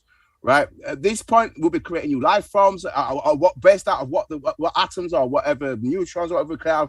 We've got the potential to do some massive things during this new event that's coming. Whatever it is we're going to create will be new. It won't be. It is supposed to be new. It'll be completely different. Whatever it is that we're doing. In fact, and that's why we can't put not a limit on it, or we can't put what it will be like, because whatever it is, it's going to be something totally new. And so if you're also looking to be doing that when you leave here, because that's the work I'm fixing on at the moment, is to be ascend, because we're supposed to be in an ascension cycle from 2017 through to 2072. We're supposed to be in a natural ascension cycle. So if you're putting in the work, we won't even be here having this discussion. We're long gone doing whatever we're supposed to be doing. That's how I'm looking at it. You get me? So that's where I'm coming from, like where Brother Shan is at. So whatever we're doing, like you said, whatever they're doing, it won't be around whatever we're doing. Whatever they're doing, it won't be around whatever we're doing. Because of their mindset can't fathom that, because their pineal glands are calcified. Now, I think it might be in this talk we expose that. Their pineal glands are calcified. And then, let me just show the picture of it, because I've got it here. Okay, and as you're finding that, that's why it's important for you to know what is your purpose. I cannot tell you how many people I ask that, what is your purpose on the planet? And most don't know. That's all I had to say. I know you said you want to show us something. No, I think it might not be in this talk. Okay, no, that's the no keys worries. that's the keys. That's the keys to the earth. There, that's when the brothers, always knew our Scotty, the Vatican have drawn the keys to the earth, the Piscean construct. That's why I've got that up there. That's the keys to the key to the earth because they're showing, but their pioneer guys are classified. It's in another part of this, but I'll show it later because I want to just finish this bit wrong. Just because where we're going with what we've been exposed, you've done laws that govern private corporations, which means that if they intend to compel an individual to some specific performance based on its corporate statutes or corporation rules, then the government, like any private corporation, because that means they're not sovereign, must be the holder in due course of a contract or other commercial agreement between it and the one upon whom demand specific performances are made. And further, the government must be willing to enter into a contract or commercial agreements into evidence before trying to get to the court to enforce its demands called statutes. Now, I want to get in this. That we've covered before with the law of Mortmain in 1066, which what I think the sister mentioned earlier on, which is law deal title and gets back into what was really going on. This gets into the 11 and 1000s when the Vatican was fighting for this gets into what Sean mentioned when we were talking about the taking women and land and stuff like that and getting the keys to the earth, the keys to the land and the Mortmain. Sean's right, the Vatican have got that. We're going to this last time with the contract and the canon law and stuff like that. We're going to unum sanctum because the declared dominion of the earth, which we touched last time. This lets you know, I'm going to touch this on it briefly to let you know that the government do know what's going on. So this is James Travacant speaking about the bankruptcy and the canon and maritime and law. So, Mr. Speaker, we are here now in Chapter 11. Members of Congress are official trustees presiding of the greatest recognition in the world history, the U.S. government. We are setting forth, hopefully, a blueprint for our future. There are some who say that it's a coroner's report that will lead to our demise. Keep in mind with the Piscean construct going in the advent of a quest coming, but we'll keep going. It is an established fact that the United States federal government has been dissolved by the Emergency Banking Act. This is what you were mentioning earlier. I think it was Scotty or Nuwa. I mentioned it as well. March the 9th, 1933. Statute 1, Public Law 89-71-9 declared the President Roosevelt, I mentioned this, being bankrupt and the hidden history of the money and the New World Order. Remember what you said earlier, sister? New World Order. Yep. Usury secrets revealed at last. Page, usury. Yep. Which is supposed to be illegal, but keep going, brother. Thank you. Page is insolvent. House Joint Resolution 192, 73rd Congress in session, June the 5th, 1933. So I'm quoting it so people can go and look at it. The sister already knows where it is. Joint resolution to suspend the gold standard. This is what I was talking about. And abrogate the gold clause, dissolving the sovereign authority of the United States. There it is. I'm going to read that again. Shall I read it again, sister? Yeah, please do, brother. House Joint Resolution 192, 73rd Congress in session, June the 5th, 1933.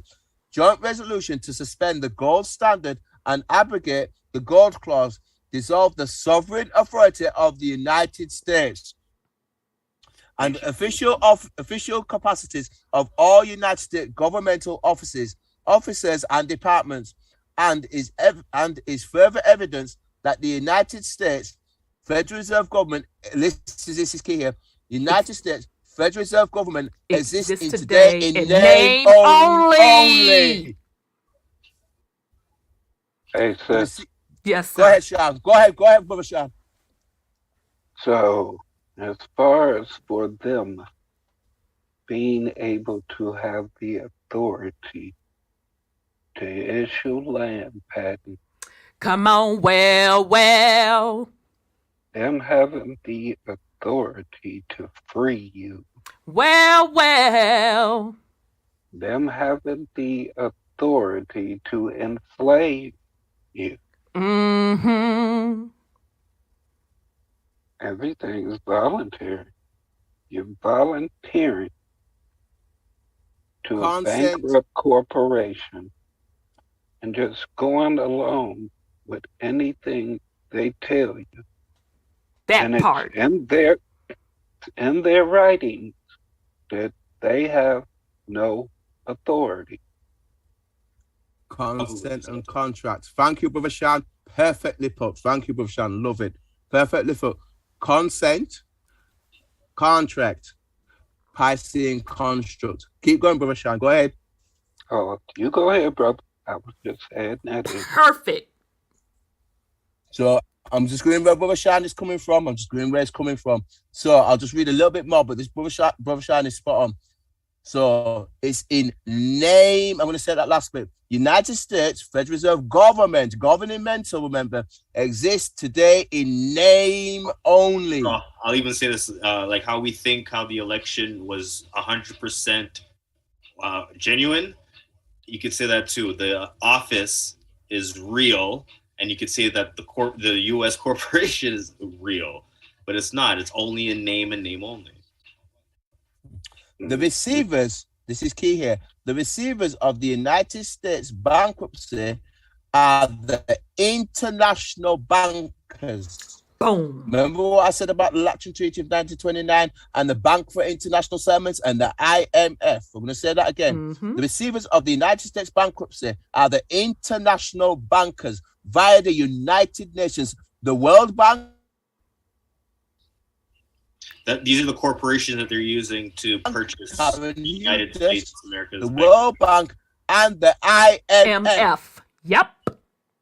Okay, International Monetary Fund. All the United States offices, officials, and departments are now operating within a de facto, not a de jure government, right? A de facto. People don't know the difference between de jure and de facto. I could do a talk on that, but we'll leave that for now. De facto status in name only under the emergency war powers. Franklin Delano Roosevelt was a high-level He-Mason. Emergency war powers with the constitutional Republican for bankruptcy have adopted a new form of government for the United States. This new form of government is known as a democracy, being established socialist, communist, Sister's like, I knew you'd like this one, sister. So we're already living a socialist economy. Under a new government, we're under for America. Socialist, communist order under a new governor for America. This act was instituted and established by transferring and or placing the office did you go out? Of Secretary of Treasury to that of the. So I'll say it again, just so I didn't. They're trying to stop me, Office of Secretary of Treasury to that of Governor of the International Monetary Fund. Public Law 9456 page 8, Section House Resolution 113-955 reads in part: the U.S. Secretary of Treasury receives no compensation for representing the United States. Gold and silver were such a powerful monetary during the funding of the United States of America that the founding fathers declared that only gold and silver coins can be money. Money in America. Since the gold and silver coinage were heavy and inconvenient for a lot of transactions, they were stored in banks and a clean check was issued as money substitute. People traded their coupons as money or currency. Keep in mind of 62 KV, which we talked about last time. Currency is not money. I'm going to say that again. Currency is not money. Yep. I'm going to say it again. Currency is not money, but money substitute. Redeemable currency must promise an IOU to pay $1 equivalent in gold or silver. Federal Reserve notes make no such promises and are not money. So hence is why they're not those fiat currency notes, i.e. the dollar, is backed by nothing. Yeah, but what's gangster is that now they're telling you to take your backed by nothing fiat dollars and go invest it into crypto. Yeah, but I already told y'all that's the new upgrade for the reset. Yeah, but it's just how you can see how they're doing the same thing. Over Yeah, and over. it's the same script. It's the same, exactly. It's the same script.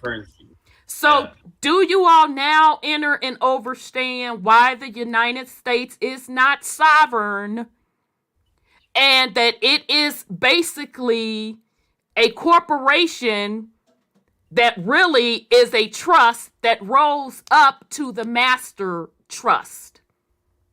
Yeah, but now it's a trust. Now it's a trust corporation. So do you all understand that the World Bank now, United Nations, International Monetary Funds now, are also just corporations that I'm just going to take a swing here that are are the administrators of the estate. Yes. Correct. And who's the state? The estate it still rolls up to that trust, and the beneficiaries, we don't know who they are, but I'm just guessing it's that family bloodline in them that goes back since the beginning of whatever. Yeah. The bloodline that got formed, the created ones. Let's say like that, the created ones. So when people are out here flapping their gums about the Constitution, and common law, that means what to whom? 1776. I'll wait. So when people are out here flapping their gums about the Constitution and common law, that means what to whom? Nothing. It's a piece of toilet paper and 19. Exactly. They care nothing about that. It means nothing. All right, I'm done. We ready. So, I'm sorry. Go ahead. So it also means that on that other document you read of the socialist form of government, they all knew, and I've been saying it, that the Chinese is in control. Chinese is not in control. I'm sorry. Say that again. They're in control. They're in control of our government people. The people who work for... No, they're not. No, they're not.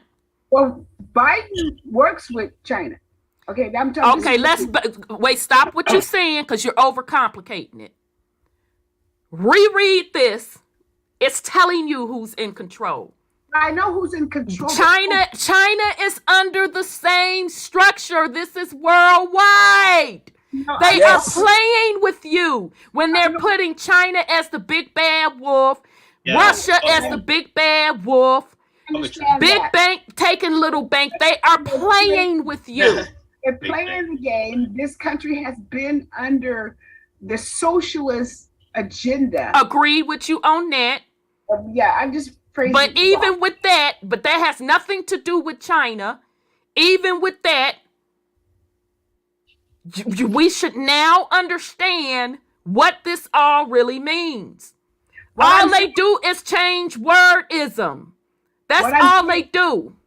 What I'm saying is they've been faking with this Democrat, Republican versus socialism and all that kind of stuff. Bingo. Now I'm with you, sis. We're saying the exact same thing. You're exactly right. They've been faking the funk.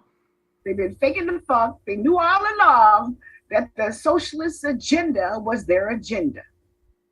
It doesn't matter if it's, I'm going to say this again. It does not matter if it's Republic, Democrat, Socialist, Communist, Independent. It does not matter. None of it matters. They all roll up under the same trust. They are all corporations / trusts, mini trust that rolls up to the master trust. Yes, sister. To the ones that don't know, it did matter.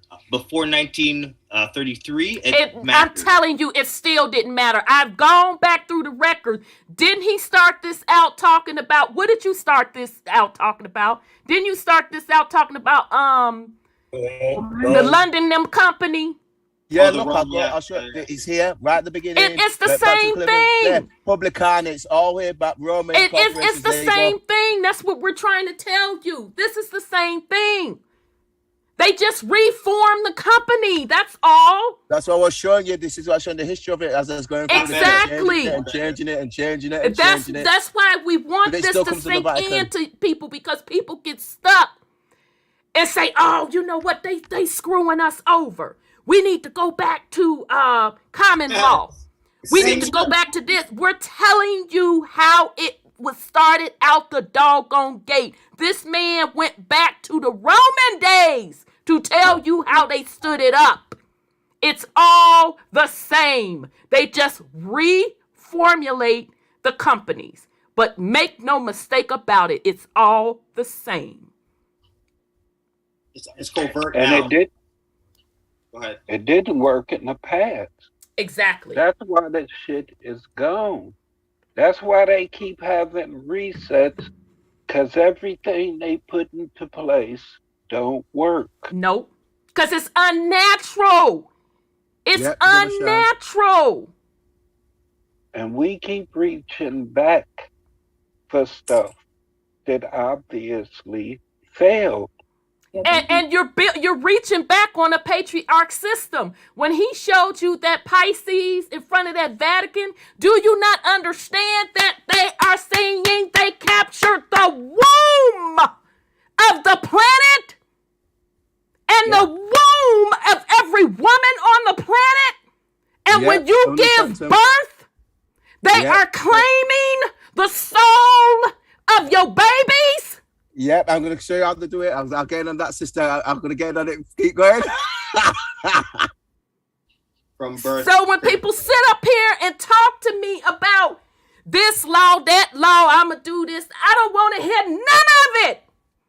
Because you're still not understanding what's going on. This is about your soul. And if you don't give a shit about your soul, that's the most valuable part of you, that is who you are, then you deserve to be got. So what it leads to is they go into AI technology and going full force ahead. It's the same thing, Sis Sandra. It's just to recapture, to re-sign you up for another consensual soul contract. It's the same shit. But don't you think we already had the AI technology? We had free energy. We didn't have that. Exactly. We have now. None of this is new. We are the greatest AI technology. Yep. Brother Sean's right. Keep going. Their technology must be a evolution of what we had. Let's say that. They keep trying to be us. Exactly. They keep trying to be what we were. Yes. The fact that we keep changing and keep evolving, regardless to what they do to us. That's why they can't focus on one goddamn thing, because we're constantly doing shit, whether we're aware of what we're doing. Mm-hmm. And that's the problem. We're not aware of how we affect the universe. Exactly. And now we linked our souls beyond this electric universe. That's what you should be concentrating on. Understanding who you are. Exactly. And controlling your goddamn self. Not worried about mastering and controlling and telling a goddamn body else what to do and what to say and how to react. Control your goddamn self. That part. I digress. Very good. All right, we ready, but just so y'all know, just to be clear what he going over, consider this is disclosure by James Trafficant from Ohio. What year did he killed him after that? Did they? Y'all remember what year old boy dropped this in? I think it was 993, I think. 2009, I think. So right after another bankruptcy, right? Right. Oh, okay then. Yeah, they got rid of him. Okay, but do you all understand that this was yet another disclosure telling y'all what it is And people still a lot, swinging on you about a constitution, about a Democrat, a Republic, about common law. Still not getting it.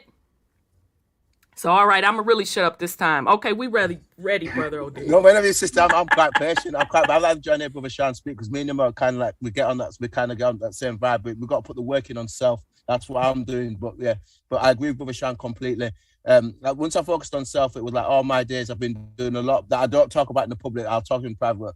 But some of the stuff I've seen off world is ridiculous. And again, this part of the cosmos is going through a massive change with this having a quest. But let's try and get to the end of this thing because I've got a couple more things to drop for your sister. But sure. Anyway, this is just relating to what the subject matter we've been on. But Federal Reserve notes.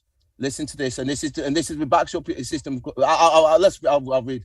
Federal Reserve notes or FRNs are unsigned checks. Listen, remember, keep in mind that the 62AK agree that I did last time, but we'll touch if we need to. Federal Reserve notes are unsigned checks written on a closed account. FRNs are inflatable paper system designed to create debt through inflation, devaluation of currency. Whenever there is an increase in the supply of money substitute in the economy without corresponding increase in gold or silver backing, inflation occurs. That's how it happens, people. People don't know correct. This stuff, but I keep going. Inflation is an invisible form of taxation that irresponsible governments inflict on their citizens. Yep. Federal Reserve notes system is based on canon law and the principles of sovereignty protected in the Constitution and the Bill of Rights. In fact, the international bankers used canon law trust as their model, adding stock and naming it a joint stock trust. In 1873, the Federal Reserve Act was legislated post facto to 1870. Although post facto law, section 9, paragraph 3, the Federal Reserve System is a sovereign power structure separate and distinct from the Federal Reserve of the United States government. The Federal Reserve is a maritime lender. Do you all understand that? I told y'all when I was breaking down in one of them podcasts about how the financial system works and what the Federal Reserve is. I told y'all the Fed Reserve is the boss of the banking family, lending out that money and set the points on the interest that's going to be paid back on that money. We talked about inflation and how when you have inflation, you have to spend more of them fiats to get same value. So if an apple used to cost 5 cents and it went up to 50 cents, but you still only getting that one apple, that's inflation. And they inflate the currency to the point where it would take you a wheelbarrow of currency to buy a gallon of milk until they collapse it and start all over again. Piscean construct, which is going anywhere, and they're trying to get the new version of it, the third version of Aquarius version that they're setting up through the Bank of International Settlements. It's going to come through China, not China. China's part of it anyway. Let me remember what it's called now. I've got to remember this bit because it's quite important. The new system they've got in place that's going to come for this I call it the third version of Aquarius one will be and it's under a joint of currencies when they decide to collapse this one, and they've got it ready because the UPU have put it into their statutes. The UPU, which is the Universal Postal Union, which controls the planet for the Vatican, and they're going to do it. And it's got a particular term they use, and it's going to be rolled under about 3, 5, 6, 7, 8, 9 currencies. Somebody going to say something? Then go on.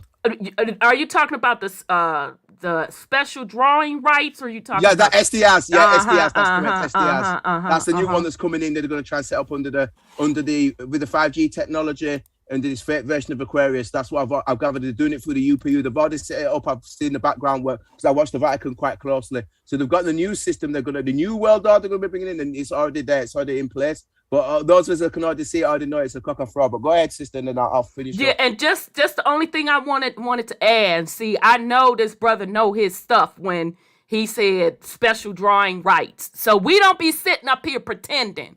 We literally have done our research and homework.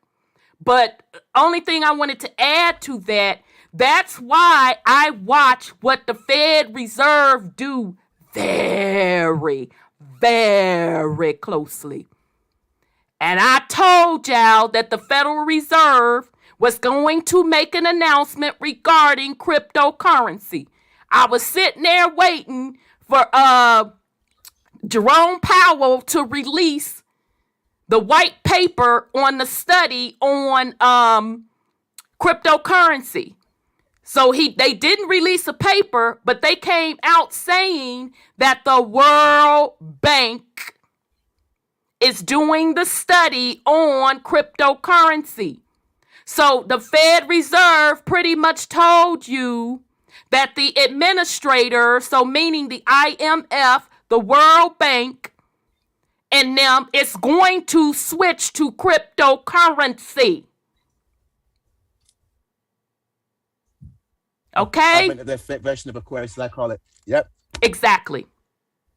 Okay, I'm done. You got it, sister. You got it. You're where at me, brother Shana. You get it. Just with it, sister.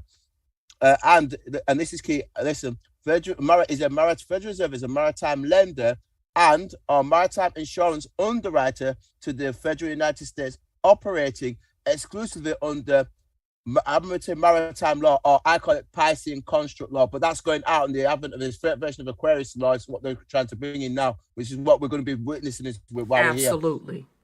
The lender or underwriter bears the risks, and the maritime law compelling specific performance in paying the interest or premiums are the same.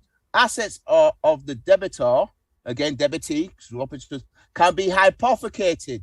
That's a key word there, hypothecated, to pledge something as a security without taking possession of it. A security by the lender or underwriter. The Federal Reserve Act stipulated that the interest of the debt was to be paid in gold. There was no stipulation in the Federal Reserve Act for either paying the principal prior to 1913, Woodrow Wilson, Jekyll Island. Most American or United Statesians, let's say that, most United Statesians owned clear lordal title to property, or a fee simple absolute is what it is, to property, free and clear of any liens or mortgages until the Federal Reserve Act of 1913 hypothecated all property, birth certificates within the Federal United States to the Board of Governors of the Federal Reserve, in which the trustees, stockholders, held legal title. The U.S. citizen, 14th Amendment, franchise tenant, 14th Amendment, was registered as beneficiary of trust via his or her birth certificate. Wink, wink. That comes under Cestitude AKB. Mm-hmm. So, again, they say, as a result of the manipulated bankruptcy of the United States of America in 1930, the Lateral Treaty of Vicum was signed in 1929, all assets of the United States people or persons and of our country itself were held in the depository trust. The corporation at 55 Water Street, I'm giving you the game here. The corporation at 55 Water Street, New York, secured by UCC commercial liens, which are then monetized as debt money by the Federal Reserve. It may interest you to know that under the umbrella of the Depository Trust Company lies the CDC Corporation, the Federal Reserve Corporation, the American Bar Association, and the bar stands for British Accreditation Registry, which gets into what went on here, which is what I talked about last time. The legal arm of the banking interest, and that's the City of London Corporation, and the Internal Revenue Service, IRS, IRS, Internal Revenue Service, the Systems Collection Agency. You might want to take exception to the name of the marquee at the entrance of the 55 Water Street, all of which is private law written by the National Institute of Law Professors and the Bar, British Accreditation Registry Association, and the agents of foreign banking interests. Vatican. they have come to this position of writing the law by fraudulently deleting the titles of nobility and honor, the 13th Amendment from the Constitution. This is why we got the 14th Amendment, because it replaced the 13th Amendment as the original 26th, because it had the nobility clause in it, because no one from the bar was allowed to take office, because they all knew that they worked for the Vatican. So stop right there, because you said a lot. Stop right there. So we got to digest it for the people. Because I see Clout Committee is asking a question, and I'm going to need you, Clout, to go back, and I need you to listen to this, because this is a lot. I'm not finna lie to you. If you've never been exposed to this information, you're going to have to listen to it, do research on your own to truly, truly understand it. You're not going to get all of this in just this one little YouTube show. No, we're speaking like we know what we're talking about. We're just running through information. This takes time. I didn't just wake up out of the bed and somebody dropped this on me and I say, yep, I got it. That's what I thought. It takes time. So I'm not even going to answer that question for you because I want you to go do the work. And that's why I gave out. It's not something to just tell you. On top of that, to be fair, in this talk specifically, if you noted, what did I do? I quoted where he can find the information. Exactly, Cloud. Literally, he gave you the codes. He gave you the code. And to really understand that, you literally got to go back to that slide. Oh, no, I'm sorry. Go on. You just showing the code. Right. Go look at them codes. Look at the codes. They're there. Yeah, and they're there. I gave all the codes out here. I gave the codes out here. I gave the codes out here. And then obviously there was relevant stuff. Obviously, I know you confused on how it's tied to your soul. That's why I'm saying go back and do the research. Because we gave it to you in this. It was basically when they came over. I'm gonna show. I haven't gone to the soul bit yet. That's the last part I'm doing. The soul bit is the last part I'm doing. I've not got to that bit yet. Okay, so go to the next slide, and you're gonna have to come back and do the soul part because I don't even want to rush through the soul part. I don't want to rush through. Yeah, stop right on this one. I don't want to rush through the soul part. I don't want to rush through that because one slide at a time. People not going to get it. We went over a lot on the financial stuff tonight to just start getting people familiar with this stuff, that this is the first time they are exposed to it. So if you don't mind, I would like for you to come back and let's dedicate that strictly for the soul. And we did touch on it in our first talk about we did. Soul. So if he wants to go back, then last time we were talking about it, we gave him the law and how they broke down the actual different ways of capturing the soul. Right. So okay, I'll be quiet, Brother Odell, so you can go over the DTC. I think they changed it to the DCC, but go ahead. All right. The depository trust company. Yeah. So yeah, we'll touch this, sister.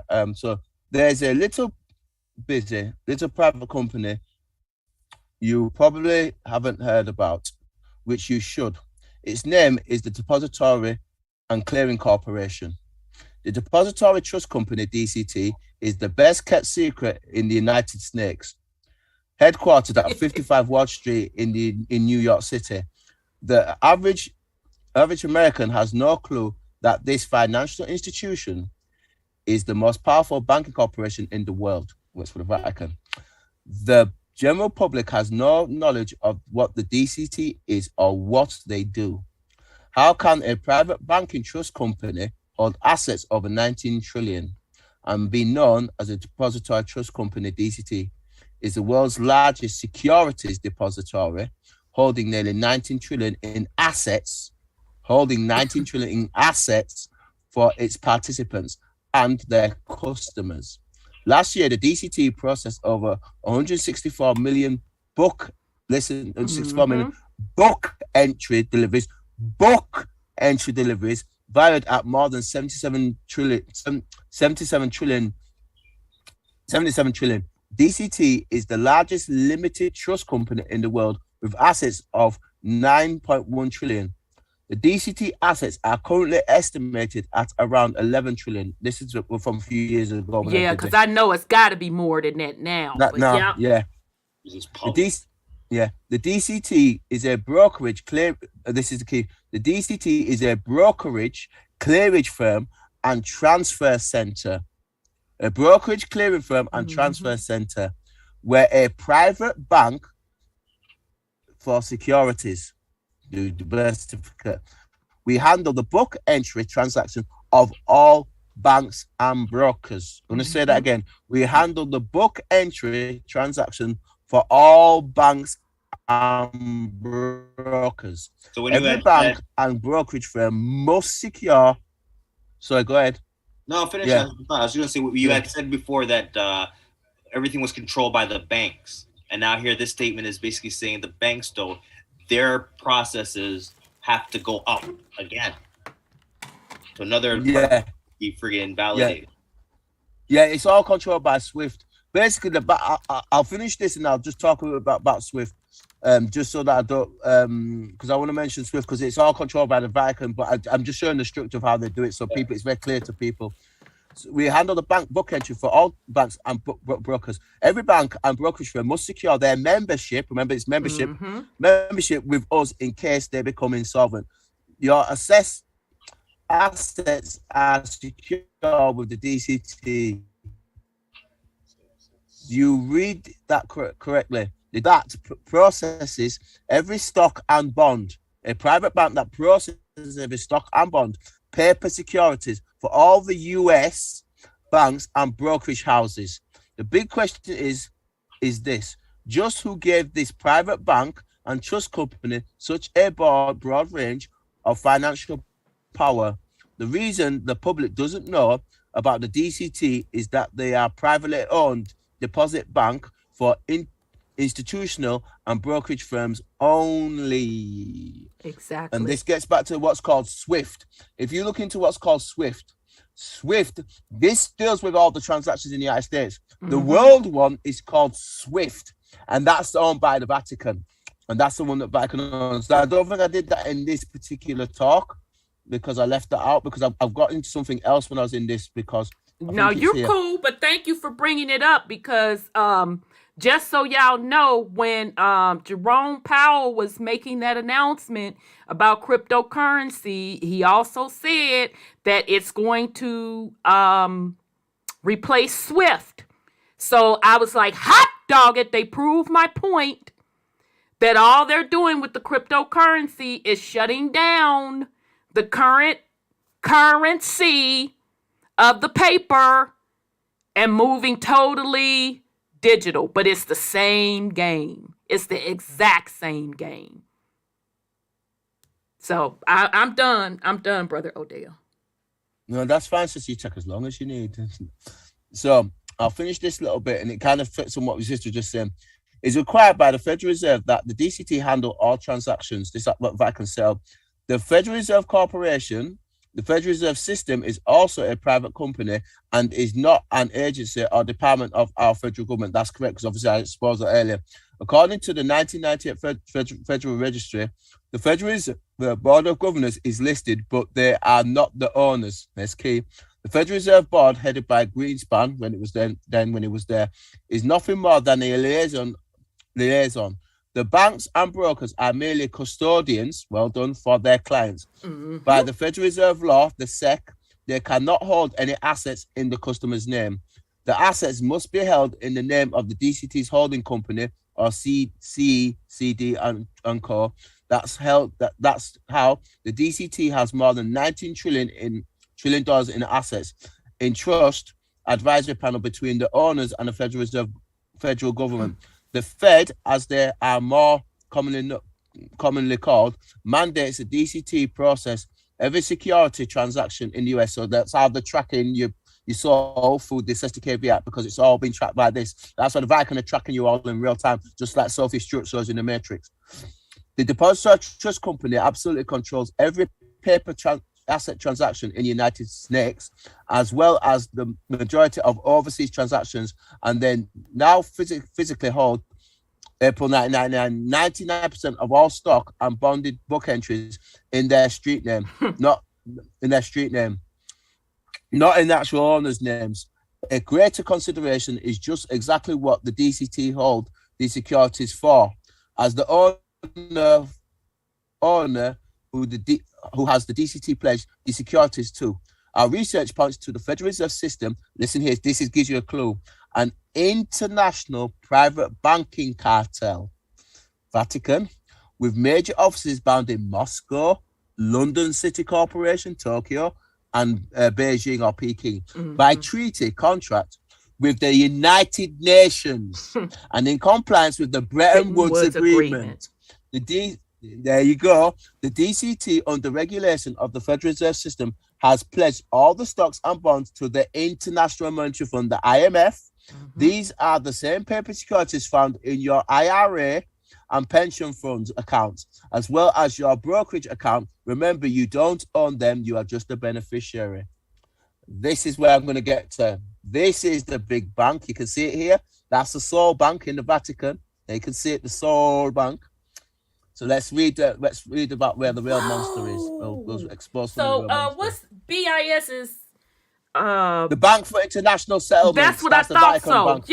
Yeah. I'm going to get in on this. Never seen a picture of that before. Wow. You have now. You have now. You know, it reminds me of the Tower of Babel. As it is. Well, again, look, you can see it. I'm going to move these stuff out of the way. This gets into the social. So that is in Basel in Switzerland, because obviously these 4 arms of this, the Switzerland. That's why the Pope has the Swiss Guard, the Swiss. It all goes back to the Vatican and the Swiss Guard. The Swiss. That's why they have their money in the Swiss accounts. Yep, that's what they all do. So the Bank for International Settlements, your birth certificate is a Roman settlement certificate, and it's exposed that in the KV Act. That was on here last time. The monster octopus has so many tentacles, but of all those sucking arms, nothing. I just want to do something here. Just change this angle, please, so I don't lose my voice. There we go.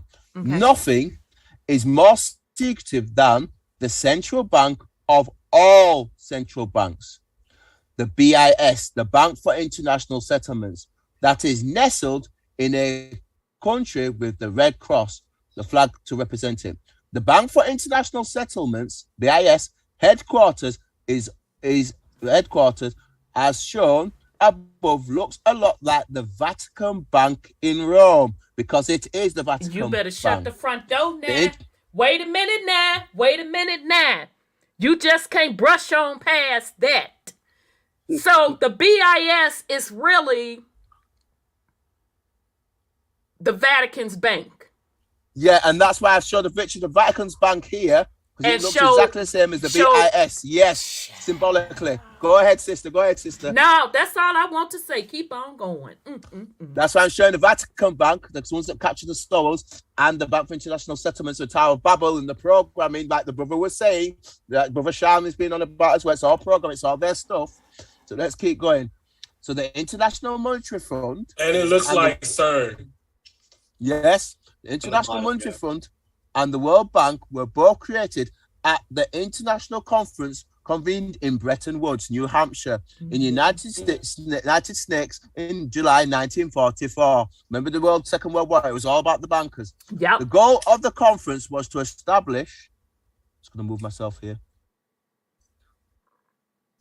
Was to establish a framework for economic cooperation and development that would lead to a more stable and prosperous global economy. While the goal remains central to both institutions, their work is consistently evolving in response to the economic developments and challenges. Now, this is key. I've given a little hint on this one. This is a critical term. The sister doesn't want me to go in on this too hard. I've got a one that Ray goes in on. Yeah, you're going to have to come back and talk about the soul exclusively. Okay, but I'll give you a little hint on this, because this is the term convocation. This is what the Vatican claim you saw through. That's why I put it in convocation. The third trust came into 1531, which claims your soul. Okay, stop right there. Cloud Committee. Do you see what he just said? Because you wanted to know how this had anything to do with your soul. Third trust. Okay, so continue. When you say convocation, I see invocation as well with that same word as we're looking at. But go ahead. The third trust. Yeah, because that's the words of it. you do the invocation. That's the ritual spell of it. Yeah. And now this is the physical, material part of it, where they're physically taking your soul. Which claims your soul. We have all been baptized into the Catholic Church via the birth certificate, which is a ritual that they perform in the hospitals. Okay. I'll stop there. You stop there. I was going to say, you stop right there, because you're going to have to come back and do the soul part. So what I want y'all to understand is that on that birth certificate, because somebody else asked that in the chat about the soul, S-O-L-E, and the S-O-U-L. Now, I don't know how they do it on the rest of the world, or even if they still do it today. Don't they take a footprint, the soul, S-O-L-E, and put it on that birth certificate? Yeah. So we're going to stop right there. Yeah. So Brother Odell will come back, and that's going to be dedicated on the soul, S-O-U-L, which this is all really about. That's what this is all of this is about, what it's built on. At the end of the day, these people don't really care about no money. And Auntie, I was going to say, that whole story about them coming here for gold, I think that's a play. Because my logic is this. If you are a all-knowing being, one, and you have the genetics ability to make beings, two, and you have alchemy, three, why are you not making gold? They do make gold. No. So the whole play about them coming here for gold. Right, because and you're absolutely right. It was all just, it was a ritual. It was a spell, because at the end of the day, and I can't speak for other parts of the world. I can only speak for the indigenous people in the Americas.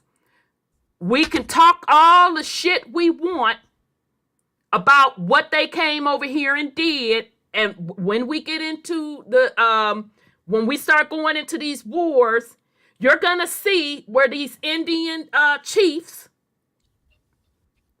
sided up with these conquerors, and that was their foot in the door to get to the souls, the S-O-U-L of the people, and take the body of Mama Earth in this particular region. The bowels. Okay? So if we want to sit and talk shit about what they quote, came and did, when we have folks negotiating on behalf of other indigenous people and nations, which they didn't have the authority to do, they let them in the front door to capture souls. S-O-U-L, and they left up out of here with the souls of the people, converting them through religion, and left up out with the resources. Yeah. Which keeps the capture of the ritual of the Mama Earth in this particular region. Yeah, because that's what you do when you get a baby. When a baby's born, you take it to the church so it can go through the ritual of the baptism, of the birth, taking the footprint, putting it into the Bible, all that. Exactly. So, man, Brother Odell, so you coming back. I'm sorry, go ahead. That's unum sanctum. That's unum sanctum, because once they set up the world's trust and the sins and all this, every human creature through the birth certificate and through the live birth record, that's why I talked about the 62 KV Act, is subject, and I'm going to read it here, for the salvation, is every human creature is subject to the Roman pontiff. I'm going to quote it word for word. I keep quoting everybody, because that's exactly what you're talking about, sister. They claim souls, and this convocation is how they do it. And I've got a big text on that I was going to read tonight. I was going to do it, but you told me, you stopped me from reading it. No, we got to we got to do a separate thing for souls, because people be getting confused. They don't understand that the currency business side is attached to the soul side. It's all one and the same. Yeah, first it was your soul, then they gave you the money to keep you busy. Actually, they use the money and the trinkets to get to your soul. Once we get into these different wars, you're going to see the negotiations that these supposed Indian chiefs made and how they were siding up. They let them in the door. Yeah, it's like a bait and switch. You know, you hang out this fucking good shit to get them in there, but you really want the soul. Yeah, here's some gold. The soul is the ultimate prize. So when we sit up here and keep telling y'all that, I know it be going in one ear and out the other, and why we have to keep saying it. But this is excellent. So, brother, you gonna come back. Go to that last slide out. Oh shoot! I didn't stop sharing. Oh no, I didn't. Okay. No. I was just cutting them something up because again, I'll probably do Romanus Pontifex. I'll do Attorney Regis when I'm here, and I'll do Convocation, and I'll do Attorney. I'm gonna do some of the paper bulls. I'll read through them, but the particular the Convocation one, because I've got a sick text on that goes in on what the sister likes. But we'll have to leave that for next time. I'm gonna do it tonight, but this is because this was already too much. So you're gonna have to come back and do a separate one on the soul. And then Rhonda, I just wanted to make reference with that slide is that the Pope, you want to know who the Pope is who he's going up to, is right there, Lord. Yep. And it's not the first time that Brother Odell done showed this. No, it's not. It's not the first time. No, this was for the brother that was asking you the question. Like I said, we've dropped this already. Yeah, exactly. And that's why when I sit up here with confidence and say I'm not swinging for nobody, Sky Daddy, Inky, Binky, Linky, Slinky, them, I know what I'm saying. Mm-hmm. And people want to run around here talking about sovereignty, and they don't even understand, overstand, and understand what it really means. You gave that up once you gave that to the Lord. That part. Yeah, that's true. All right. Yep, Baal and them, you get me. So obviously you know about when the beings came here, obviously the Anunnaki, the Draco, but Blaze to talk about this. And again, it gets back to that's who the Vatican are in bed with. That's ultimately where the energy is going off world. I think I showed that last time. The energy is the most important thing in your soul, and it's the quanta in this particular part. I mean, if sister decides to let me show it at some point, I mean, I've got so I can show her. It just exposes all that. But go ahead, sister. But yeah, you're spot on again. It's serious stuff. No, you're absolutely right, brother. And see, when I took the time, not one time, not two times, but three times, go over all of those ancient quote, quote, mythologies, going over Inky, Binky, Linky, them, talking about that stuff in detail. I'm telling you all that for a purpose, to show you the origins of all of that. All of this financial system, all of that stuff that we've talked about today stems from the original invading beings. Mm-hmm. So that's why when people out here swinging on the Sky Daddy, I'd be like, do you even understand the origins of your Sky Daddy? Don't get pissed at me because I'm not revering your Sky Daddy. I'm not up under your Sky Daddy's rulership. And that's okay if you are. That's your business.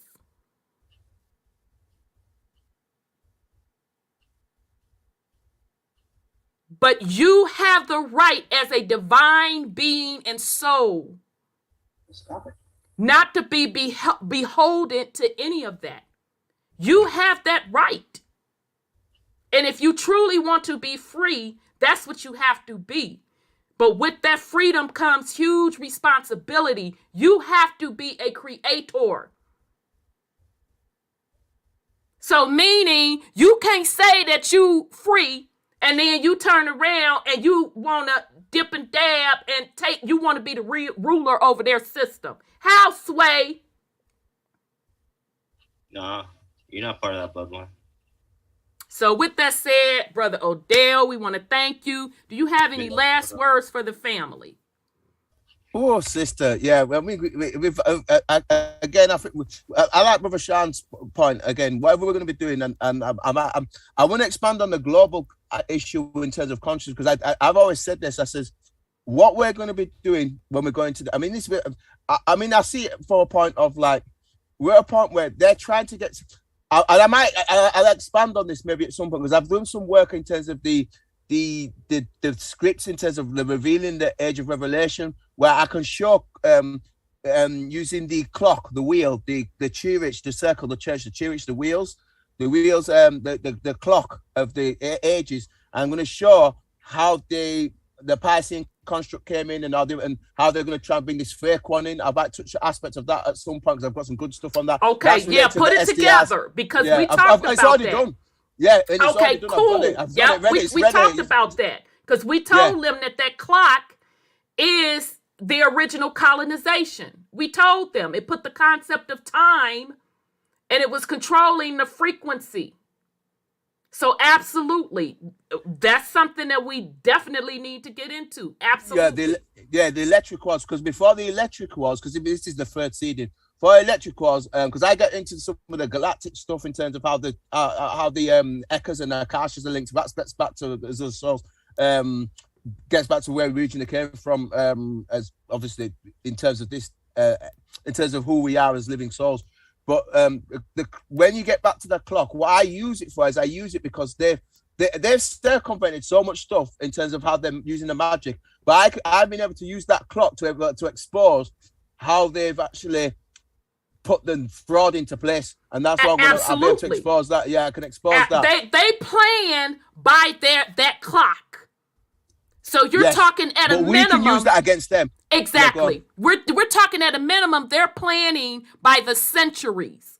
So while you're sitting up here talking about 5-10 years from now, you're already behind the curve, because they plan at a minimum at a 100-year level. But that clock is their blueprint for controlling the realm. He is absolutely correct.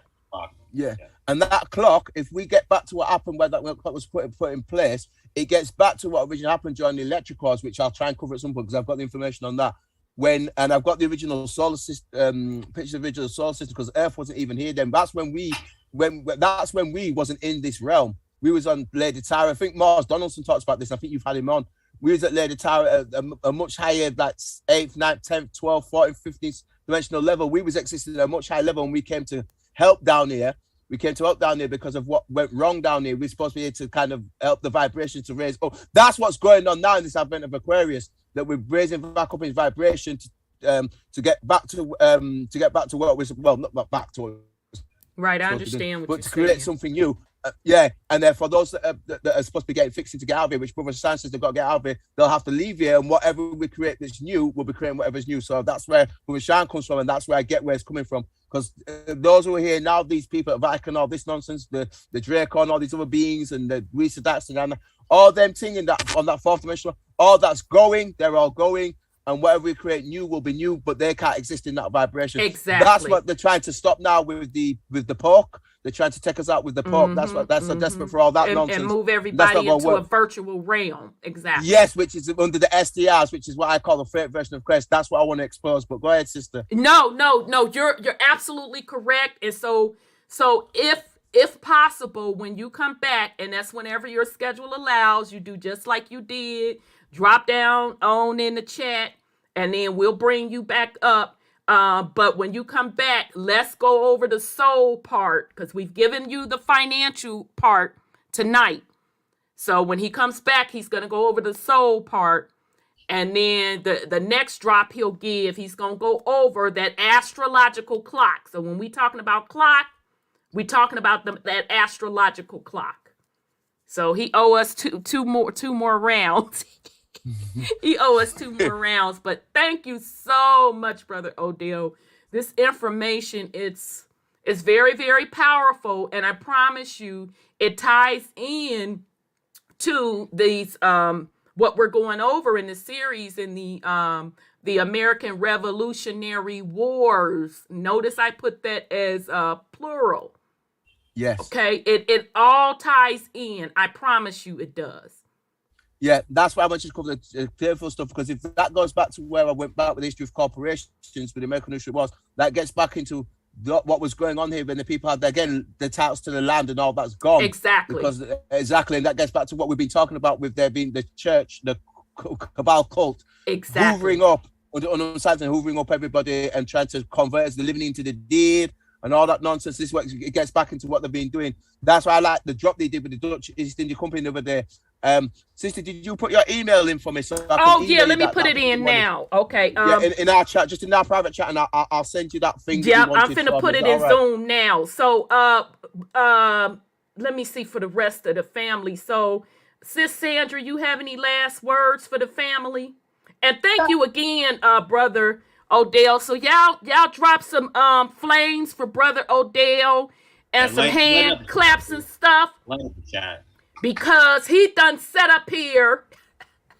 He gave y'all a lot of info tonight, family. He did. You know, I'm gonna say he's Aquarius pouring out that information. Exactly. So drop him some flames in the chat. Show him some love and some respect. And while you at it, bang the Cashapp, money sign, Rhonda. You know, don't forget where you at. Yeah, please support the sister. Absolutely, please support the sister in the work she's doing and getting information out there to the people to raise that consciousness. We're raising it anyway. We're already here raising it like Brother Sean is doing. We're already done being here ready raising it. We're already part of the earth's going up in the vibration. We are, and we're just sending that same energy out to the others. You get me? But it's going on, and that's what they're scared of. They're so desperate to try and stop us, and they can't. That's why the pork's available. And I know none of you lot are getting into all that nonsense here.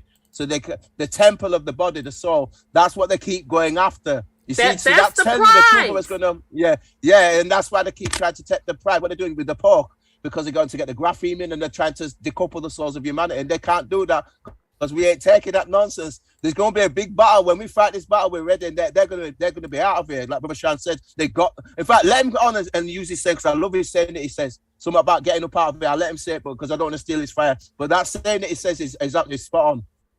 Exactly.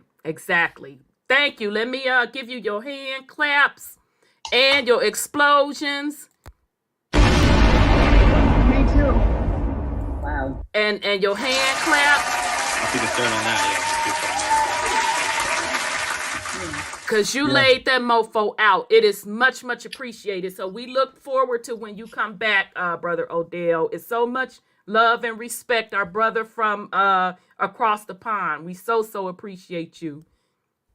Yeah, absolutely. No, I appreciate you lot over here. I think we're all on the same energy and the same vibration, and we're bringing that consciousness here. And we're bringing it out. So I love you. And hopefully Sean will say the same for us if he's still with us. Because that saying he says is true. They're not going to be with us for too much longer. And we're going to be a part of the truth. We're going to see all this happen. That's why I think we're here right now. It's not by accident. No, it's not by accident. That's why folks have to understand what your purpose is. Yeah. Exactly. Okay, Brother Sean, you have any last words for the family? No, I said Sis Sandra first. I'm sorry, sis. Go ahead. Well, thank you, Brother Odell. That is beautiful. And as you were speaking, I thought of this is the time that we chose to be here to hopefully guide our people who will listen to us to the point where they can be free of the trap. It's a real trap. It's not even by consent. They're stealing souls. They're stealing it by machination of documents. The documents, holding documents are tough. But anyway, we thank you for giving us that information. And Rhonda, one of Trump's patriots who gave intel was died. Because she kept talking and saying things and calling names and all that kind of stuff, and she died here. Wow. Yeah, she died here recently. So, but then there's a thought that hit my mind. When all this stuff doesn't come to pass that 80 million people hope to happen, how are they going to get themselves out of being the mouthpiece for these people? And like he just proved, they all knew everything. Everybody knows everything. It's just the populace are left in the dark, most of them, and we have to have these meetings here to kind of, spell it out for them so they can see what's happening. But, I was, there's nobody you can trust as far as systems like the Democrats. None of them. And I said, you know what? They're just begging for time and trying to get time on their side because they created that stuff. And so anyway, but I saw the plot. I said, now how's she going to get out of this? And what is it? Just to pretend like you're dead and nobody knows where you are. Right. But, and bottom line, again, this particular reset, like I had told y'all a while ago, I didn't just wake up out the bed and tell y'all this is a big one. This is the renewal of your soul contracts. Yeah. And he had, do you want me? Do you love me? Do you want me back? Do you still love me? And I'm like, why? What difference does it make? Who is he? No, Trump. Oh, Trump card. Okay. What difference does it make if people love you or not? What difference does it make if they're on your side or not? Trump card did his assignment. He gave disclosure once again on how all of this private and public was working. Exactly. That was his only assignment. Except for to get the consent of the people. That was another part of the assignment. Well, that too. That part too. And that's the what part. And to warp speed something else, but let's not talk. But by them giving him the script to disclose to people the public and private part, they were giving the public an option, or the folks an option to say, wait a minute, this is some bullshit. I don't consent to any of it. Neither one of you. And because you are forcing me under your system, you are going against universal law. You are violating universal law. Right. That's what people were supposed to be saying. But they knew what 99.999% of the people were going to do. They knew they were going to turn around and fight each other. Oh, you so dumb, you support Trump. Oh, you so dumb, you support this and that. They totally missed the message. They did. And I kept saying, I don't support any of them. I don't even believe they're even telling the truth. So I don't want to do this. So I didn't do it. So right. Families been broken up because of that. Because people need to grow spiritually. I mean, what can we say? They got a lot of work to do. Yeah, that's true. So thank you for tonight. That was very he laid it out. I mean, you're pulling the pieces together, because I learned a lot of this stuff, but he's pulling the pieces together to see what reflects on us. Because the bottom line is, how does it affect us and what we're going to do about it? So thank you. Enjoy the night. Okay, so Nisi Poo, you have any last words for the family? Yes. I just want to say thank you, Auntie Rhonda, Uncle Sean, Nuwa, Brother Odell with the 555, Becky drop a bomb, Sister Tressie bringing in all this extra information on the back end, and Auntie's putting out those clips. So if y'all have time to check them out from the podcast that she does in between Thursdays. I know Sister Tressie been feeding you some information. Yeah, Sister Tressie is a beast, baby. She done blew my wig back several times on a regular basis. And then my other anonymous sister that just don't want her name out there. So yeah, I'm with it for sure. Yes. And I also want to let everybody that, the BCU family that's in the chat, brother, what's his name? I was just looking at his name. I was like, I saw him at the genealogy class. Geechee Slow Measy in the building. Brother Gentle Bulls in the building. And brother Brown Wolf. Yep, when Brown you gonna Wolf. get them wild ass engines over here so they can come get some of this Auntie Scarf energy. Exactly. And shout out to BCU University. We love them. We support them. They do free genealogy class every Wednesday. Wednesday. If somebody, Nisi Poo, do you have access to drop the link in the chat? Yes, I'll drop the link. Okay, to BCU. So shout out to the BCU family. We love and support them over here. Shout out to I nicknamed him LTC, Legendary Top Cat, for doing his thing. Yep, Sister Razzle Dazzle Clout Committee's in the building. Absolutely. And then we also have a new listener. I think it's Brother Daniel. So welcome into the show. Yes, welcome, Dennis beloved. Daniel. And my last words is, this is just something that I've been dealing with, and I'm pretty sure a lot of us others have as well. And Uncle Sean's voice rings dearly in my mind when I think to myself about this. And as much as we travel into the past to learn the history so that we do not make the same mistakes moving forward, just remember to keep moving forward. That's right. Don't let this history trap you into an abyss, in a rabbit hole, because it is a lot of information and there's many perspectives. But when you find somebody like Auntie Rhonda, Uncle Sean, Sister Sandra, Scotty, and all of us here, and I'm not saying that to ring our bell, but I'm just saying that we have learned so many different perspectives that as we're coming forth and bringing this information, it kind of keeps you from having to go through the mistakes and learning the false, right? And getting trapped up in these different rabbit holes.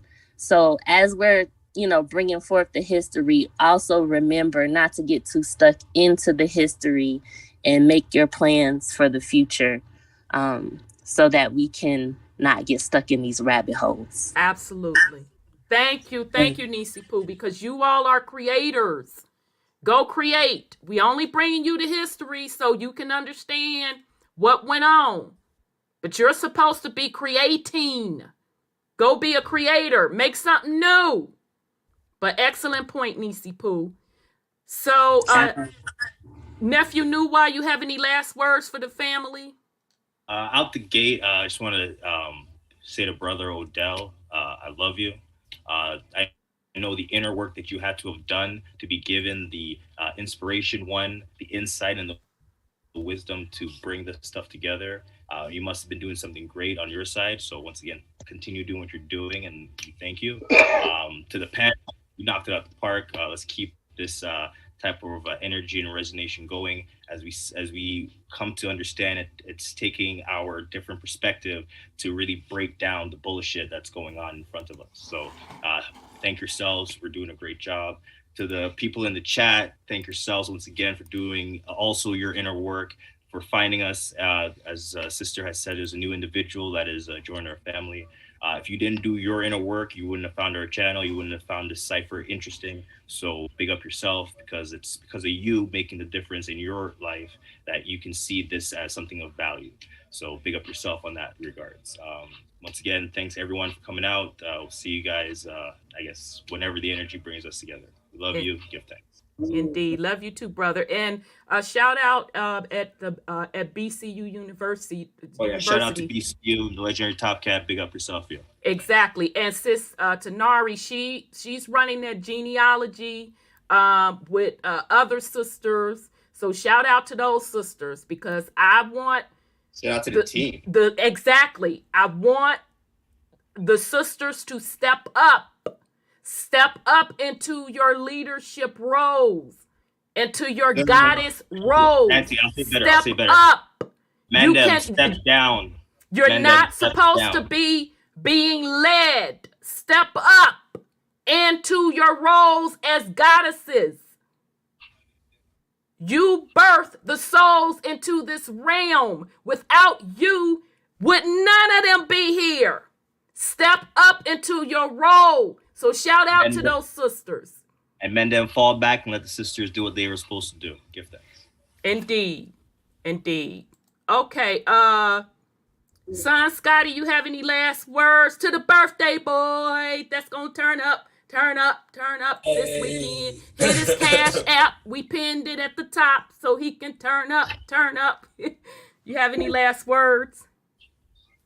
Yes, this was so amazing. Like I knew Brother Odell, like, and he just comes like rapid fire with it. Like he just like blowing it out of the park every time. And for, you know, a lot of the questions in the chat and stuff, like, wait, what, how did that connect to this? And this, I that know. is like, It's a lot. you know, it's a lot, and it don't happen overnight in one little lecture or listening or one session of research or one book or whatever the case may be. It's a journey, and you just have to start and don't stop and keep going. It's like constantly ask the questions, do the cross-referencing, you know, and it goes in line with the other shit, creating. Like it goes hand in hand. You have to not consent to the bullshit, question and see beyond the false narratives, and then create your own shit. Because I mean, you're fucking spend your whole life trying to get through all that bullshit, exactly. All the falsities and all that type of shit. This is just to show you, you know, a way in. Anybody can break a way into this information. And we've seen this. People come from doctrine, from religion, being a Christian, being a whatever the case may be. You know, wherever you start at, the fact that you asked the question was intrigued, like trying to like make it make sense. This didn't add up. You had an inkling about something in the past when you heard something about something. So it's like, you know, yeah, it can be overwhelming, and you got to go through a lot of, you know, programming and bullshit, but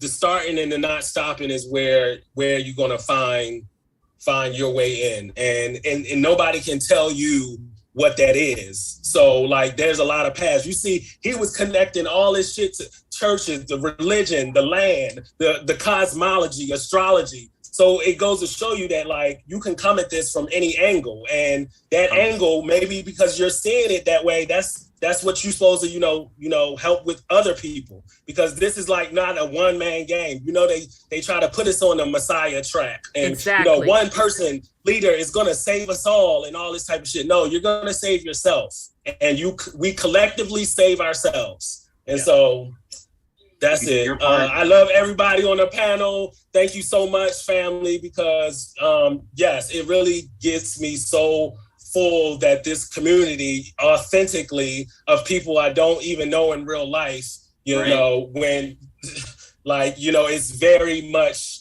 highly valued. So thank you very much, everybody. Peace and love. You know, I'm a turn up for everybody, and I love y'all. Okay, we love you too, son Scotty. And hit his Cash App. I'm gonna have to hit your Cash App because you done sent me a donation. You wasn't supposed to be sending me nothing. But shout out to those that sent Cash App. Thanks, Sis Tanya. Thanks, Nisi Pooh. And thanks, son Scotty. So thank you all. So hit up son Scotty's Cash App so he could turn up for his born day. He's always been very supportive of this particular platform, and I just love him. That's just my baby. It's just the bottom line. And I'm protective on him over him. So right, don't get mollywop.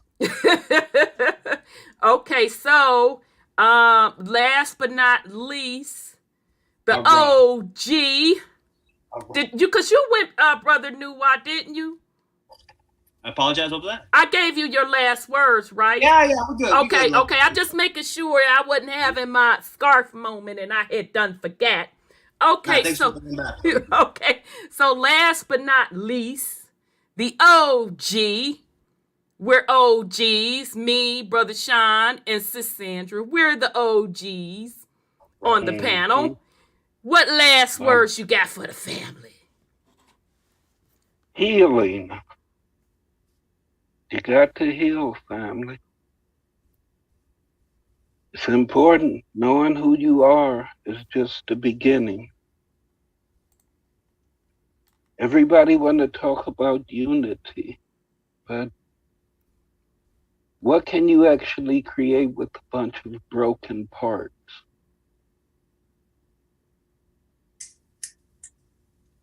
Nothing. Nothing of value. You got to heal.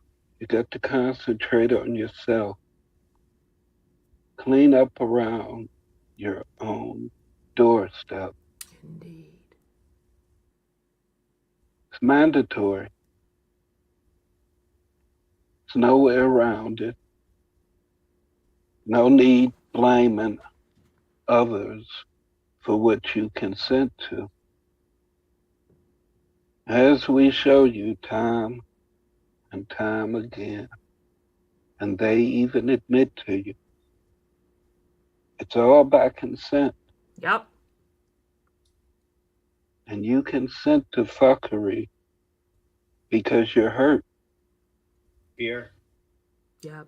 Stockholm syndrome, cognitive dissonance. Programming. Any term you want to use, they all fit.